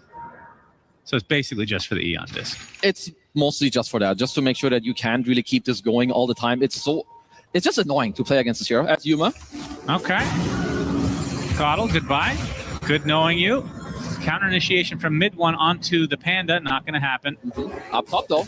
Yeah, Crystal's going to find himself a Froggy with the Centaur nearby. Whisper pops BKB. Nothing's going to keep him alive through all that. So very big kill for Mouse. Whisper, top net worth on his team. Not for long, though.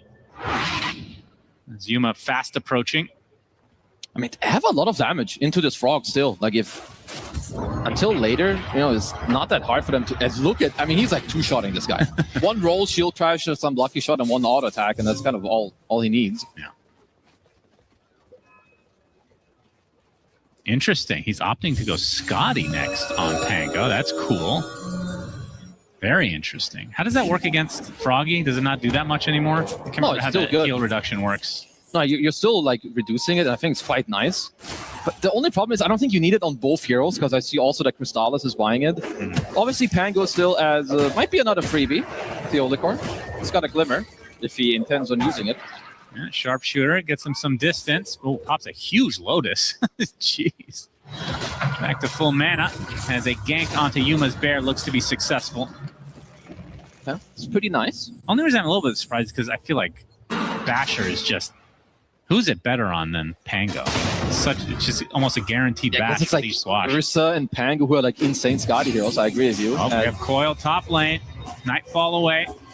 Should be good to go. Still 90 seconds on the deck where LGD can go kind of rampant on the map.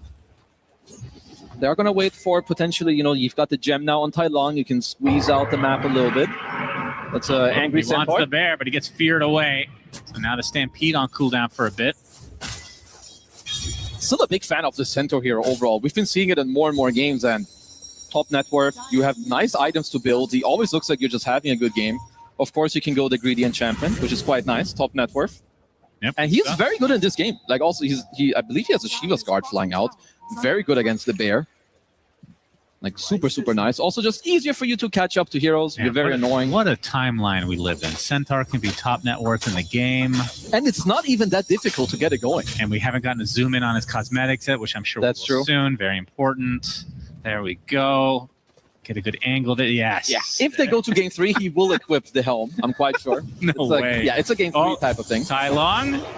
They found him initially, can't lock him down. The Static Storm now applied just to the Pango. Yuma going to apply some pressure with the bear. Wukong's command coming out from Chrysalis. He's taking quite a bit of damage. You get the swash, though. That's going to be death number 1 for the bear in all likelihood. Coil's not enough to save him.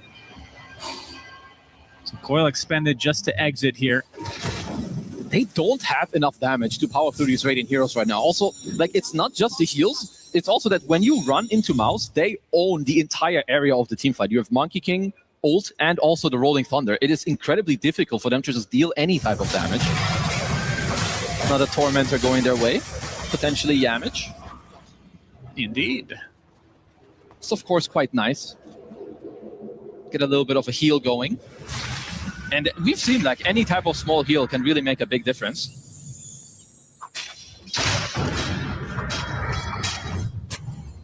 did swap up from the Skadi to the Basher. It just first of all, your Monkey's already buying it, and I think the Basher just makes more sense. Yeah. Limmer into the roll.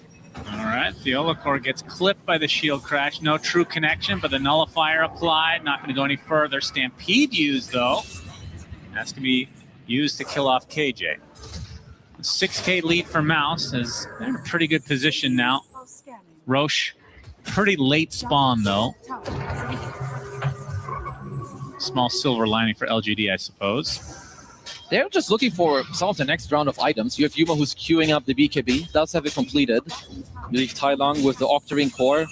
Some of the bigger ones you're looking at, of course, is always like when you play Disruptor, you are thinking about the Aghanims, which is one of the best Ags and one of the most game-changing Aghanim Scepters. Nice cancellation there. So Yuma's bear out again, and 50 seconds for no bear, so he's not getting any farm in the meantime. Yeah, and you don't really want to engage a fight when you have only one bear anyway, so this is like going to be 2 minutes of Yuma not really wanting to fight even after finishing the BKB. Tai Long with a good dodge. Of course, it's not the hardest against Centaur. When the bear's up, it will have BKB, though. And now it's starting to hit, well, not quite critical mass, but it is top net worth on their team. In fact, all 3 cores for LGD, similar net worths. In fact, all cores in the game. Yeah, I mean, all the cores now at this point are having a very good game. I think they couldn't really ask for that much more when it comes to like their overall items and everything. I mean, the big separation is really the supports, and obviously the Coddle is just going to be farming more than most supports do. It's just really hard for Disruptor to really, keep it up there when it comes to the net worth. Next Roche should be kind of what we're looking at. And of course, if you're LGD, you're kind of also happy if the game slows down a little bit, get to like a couple items on your lone druid. We all know that Puck scales very well.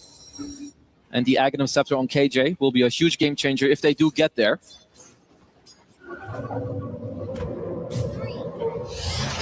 Smoke from Mouse.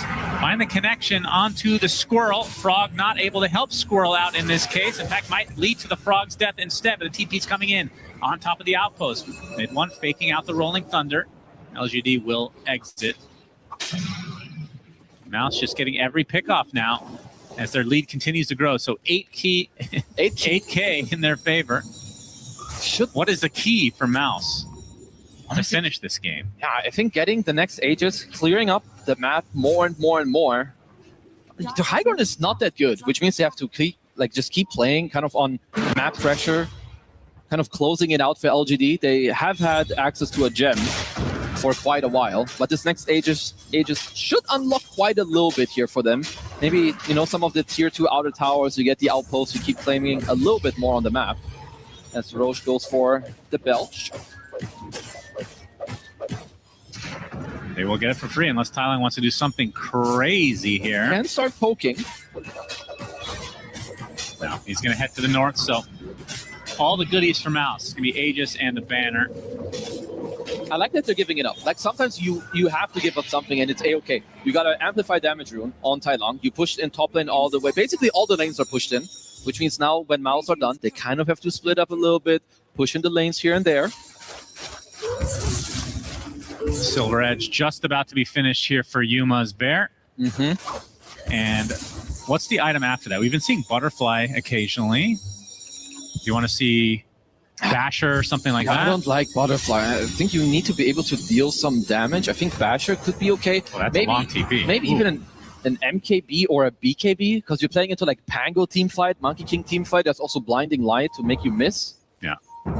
A couple of good neutrals, of course, coming out also here, especially for LGD. The double Conjurer's Catalyst on the 2 spellcasters are big ones. No more greedies? No, only on their supports, of course. Oh, I mean, KJ will not give that shit up. If I'm playing Disruptor, I'm going to some stupid neutral camp, I'm pressing Thunderstrike, and I'm holding Greedy forever. Until I have like my Axe +1, and then it's like, okay, guys, spell amplification, here I come. Okay.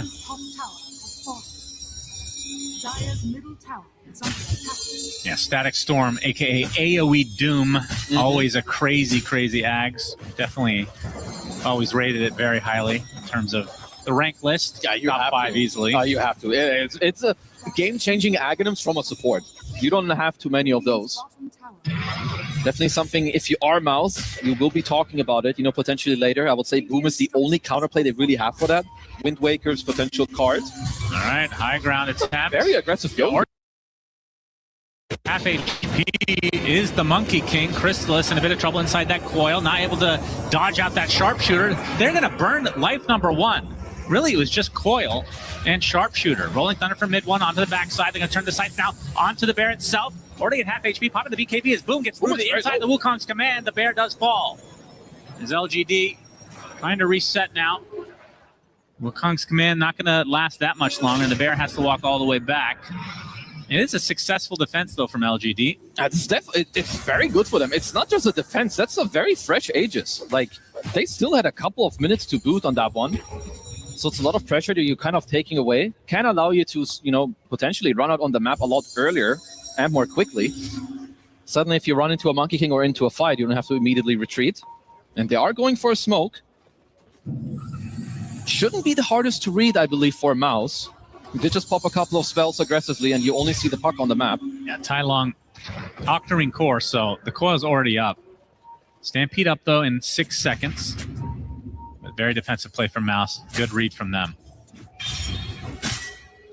And we'll see both the supports, of course, going for their own Aghanim Scepters, which means you will see the Dark Portrait. Hell yeah. If he's building it, you must believe in that it works. Otherwise, you think that he's stupid as well. Well, he wants the Radiance from the Frog. Oh, yeah, very important. The 40-minute stolen Radiance. Well, okay. In theory, it should work because he's a hero.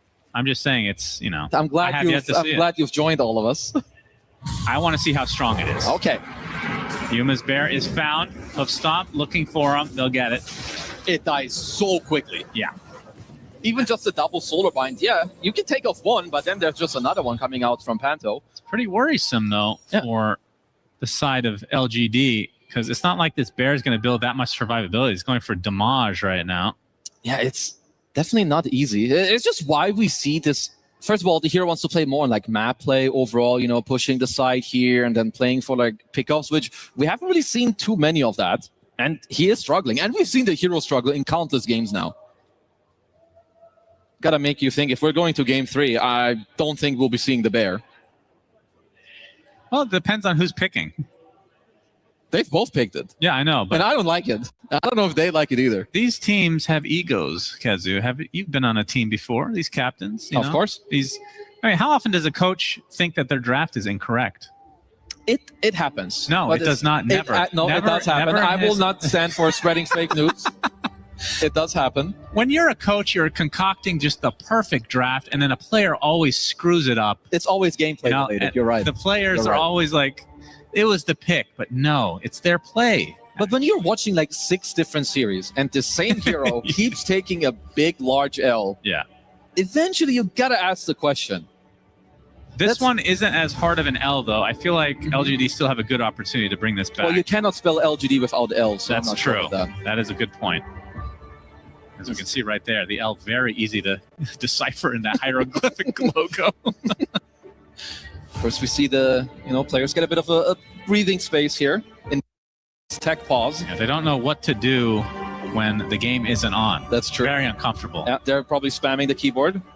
Or if this was the World Cup, this is a hydration pause. Very important. What's hydration? If you're a pro player, that's true. Gotta get rid of that carpal tunnel. Wouldn't know about that. Gotta get rid of that neck beard.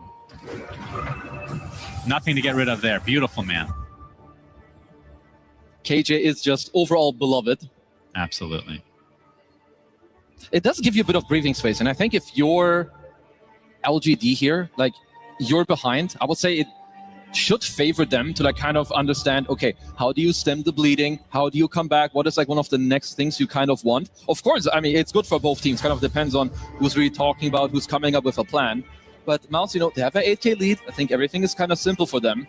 It's more an LG, like making the right choice. I would say it benefits LGD a little bit more because if they mess up, I think they can get out of this game very quickly. And Whisper right now, so he's about to pick up his Blink Dagger just 100 away or so. And then he's opting, at least in his quick buy, going for an Eon Disc, despite there already being a Nullifier. What do you think about that? Because jumping, I mean, he's been getting blown up. Every hero has been getting blown up as long as Mouse are there in numbers.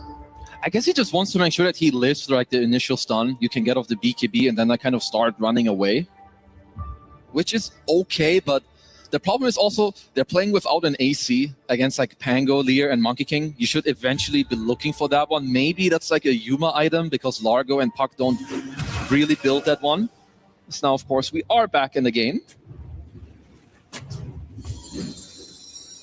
But like you said, Mouse, in terms of going high ground, not the greatest lineup. No, we saw it earlier. Like they walked up with an Aegis and immediately paid the price. Even if, I mean, Monkey King with Ags and a bunch of, being 6 slotted essentially, can definitely pack a punch. Yeah. Not a traditional building killer. Once you have like level 25 and like obviously the refresher on Monkey King is luxurious, but once you can just throw out a ring and start hitting down the racks like through a glyph and stay there, obviously then you're very good. Or if you kill a couple of heroes with the Aghanim Scepter and the Daedalus at this point. Like now Chrysalis is really strong. Yeah. I think until this point he was like kind of strong, his ulti was good, but now if you're not paying attention, you're dying to the Monkey King ult in like 2 seconds. Yeah, for sure.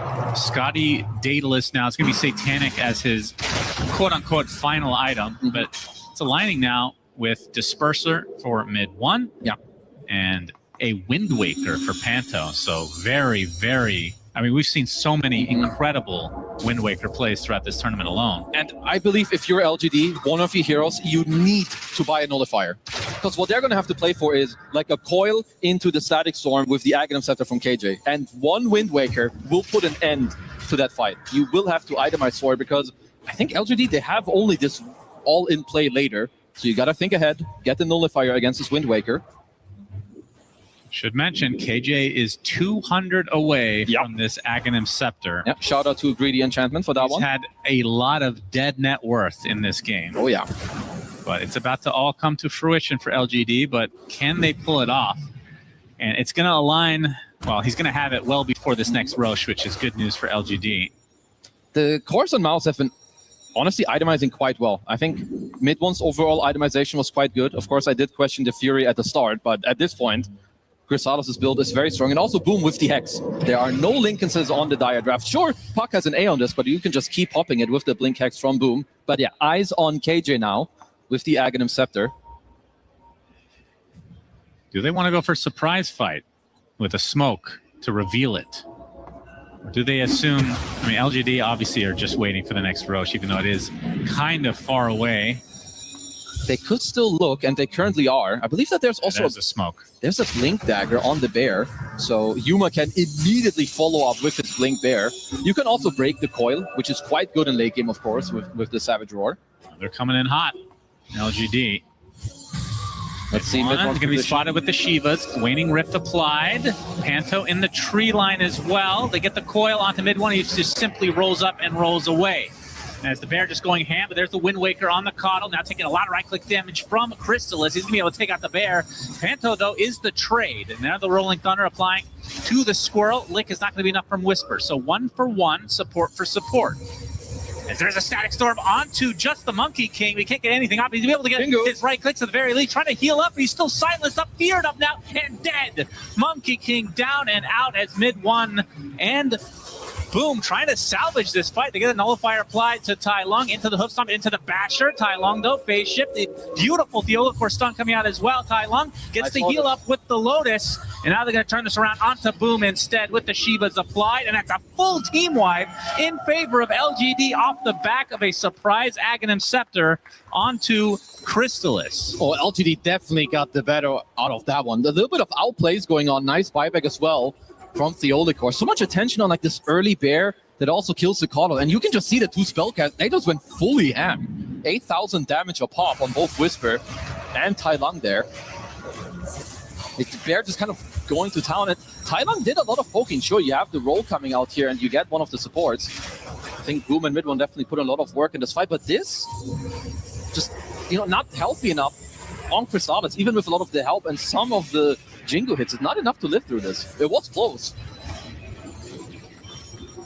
Yeah, now that we look back, the Aghanim Scepter made absolutely no difference. But he already popped the BKB way before that. No, he still had it. He only popped it right after. Oh, really? It did make a difference. Oh, okay. I think without this, you get off your BKB. I thought he died while feared. Okay, my mistake. Yeah, it's only at the very end. Because, I mean, now, sure, Boom, you have 7,000 HP, but it's not much to play through. And this is what LGD have been waiting for. Oh, this is, if they actually scout Roche, he's up in 5 seconds. Oh, they got so much out of this.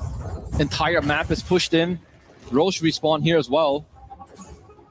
1, 2 towers, 2 bounty runes. You get an observer ward, like everything going their way. This has been flipped upside down. Look at that graph. That is a cliff. Yeah, that's a deep dive if I've ever seen one.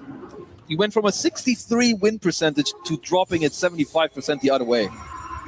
Ooh, yeah, this one hurts. Now they see that Roche is on the move. But luckily for Mouse, silver lining, they are all up and running again. And they're getting some big stuff. 25 talent on Whisper. Tailang is level 27. We saw that Yuma is queuing up also the Nullifier, and I think he nearly had to complete it. I mean, this is the worst. Like, he just got the shard on the bear, which is... that's a sad story, but sadly that does happen. Is that the reel-in? It's fetch. The problem is that your hero, your bear is uncontrollable. Like, he's just dragging a guy in. Right. You can't auto-attack. I think if they change something there, it could be quite good. Yeah, just give him lasso. True. He's got Blink Lasso, literally. Blink shitty lasso. Yeah. Let's see. Mouse are going. They did scan them out. LGD, boom, looking for the. Oh, gets a beautiful hook stomp onto 2 onto full support, deleted right off the start of this fight. Do they still want to continue here? The Coddle's going to feed away as Boom trying to apply some pressure to Yuma's bear by popping the BKB. You can see KJ buying back, still has that Static Storm, Agnum Scepter to work with. Now 2 dead for Mouse. In terms of the support heroes, 1 buyback incoming. Big Wukong's command coming out. And look at this frog just melt inside the ring. So 1 buyback on each side. The Mouse getting the better of this exchange. Hey, it's still a big one, right? Whisper out for 90. Theodicor, you know that he doesn't even have a buyback available. So that's over a minute where he's out. Tailang definitely can still look for a little bit of a poke. Does have to respect the Hex. But other than that, he's very, very strong on the puck. Yeah, does he need to go for Lincolns or something? I guess the Eon Disc is effectively that. Yeah, it's kind of that. It would still help you later. Yes. Oh man, he's being so annoying. So is the bear. Under the cover of that silver edge now. Well, if Roche isn't dying, if LGD get to keep doing this where the bear is just like poking a little bit, you keep orbing it out, they're very happy with this. And there's my bear showing again with that Mjolnir, so another wave partially killed off. Actually could have gone for it because now Mouse has their sights set on Roche, who they make. You can see he exits the pit because of the illusory orb, so more delay tactics from LGD. They should definitely force this, and eventually if you blink Shivas onto this high ground, you can force this Aeon Disc. I think out the roar now. You have to kind of go and zone this puck a little bit. Oh my goodness. Tai Lung is being such a menace right now. The question is, where is Boom with that sheepstick? Yuma can apply all this pressure as well without even being in base.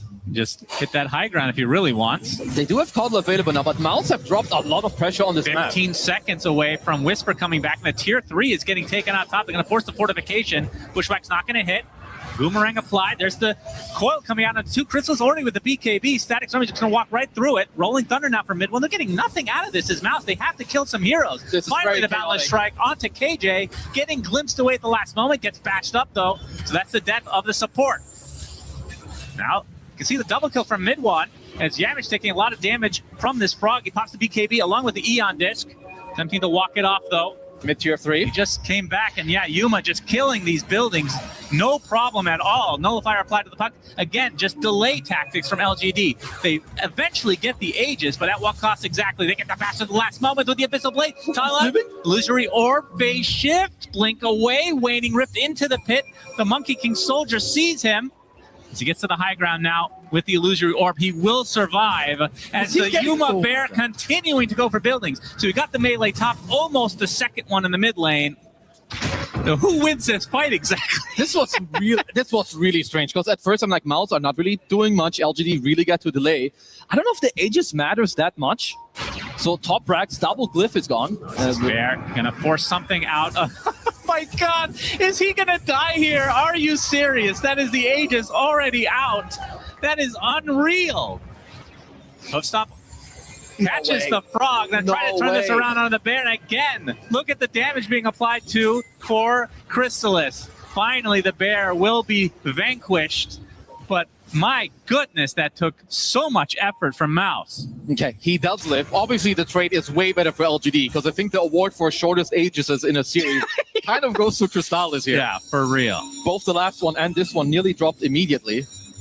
This is interesting. He goes for Boots of Travel too right off the bat for the Largo. Kind of like that, more movement speed. You TP faster, which is quite nice. You can always go on everyone else. If you have a buyback available, you can go there too. I wonder what Yuma saw in that, the last fight. I love his, the fact that he didn't really go anywhere with his bear. You only want to push. But at some point, he did put the bear a little bit away from hitting racks. But either way, 2 tier 3s, at range racks. Rapier is going to work. He does They get the not clips have on a boom. He buy. pops the BKB. You're right. 9 there. Gets pushed away, though. Mid one. Silent trying to finish it off. Pops the BKB. Gets the refresher off. Looking for another coil. The damage on the monkey is too much. Divine Rapier hits the deck as Tai Lung can take it if he wants. It's still sitting on the ground. Okay. Who's going to grab it? Any Rapier enjoy? Tai Lung? Yep. All right. He gets a second Rapier to his name. Okay, 20 seconds on next coil. Fight before or stay the hell in base. Yeah, Crystallis now rebuying a Rapier. Doesn't have a slot filled at the moment. As Yuma's bear continuing to rain terror upon Mouse. Uh-oh, 5 seconds for coil.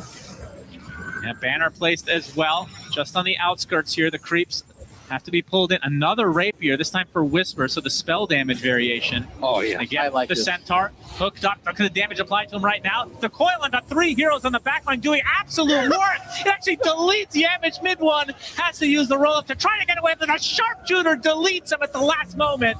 No buyback for him now as Boom bites the dust as well. Double kill for Tai Lung inside the Wukong's command. They have no follow-up. They do get the puck, but that's just the Aegis. Meanwhile, Crystallis left all alone, and that is a dieback for him. 3 members left for Mouse as Tai Lung gets away, and this looks to be it as LGD come out and LGD eliminate Mouse. Honestly, LGD just looking quite good. I love watching Whisper play and Tai Lung. They're always full on some type of performances that you don't really see all the time. Tai Lung in so many of these late game fights and games, he just goes ham, ends up with a double Rapier. I think all of LGD playing quite well. And Mouse, in one of the games where they played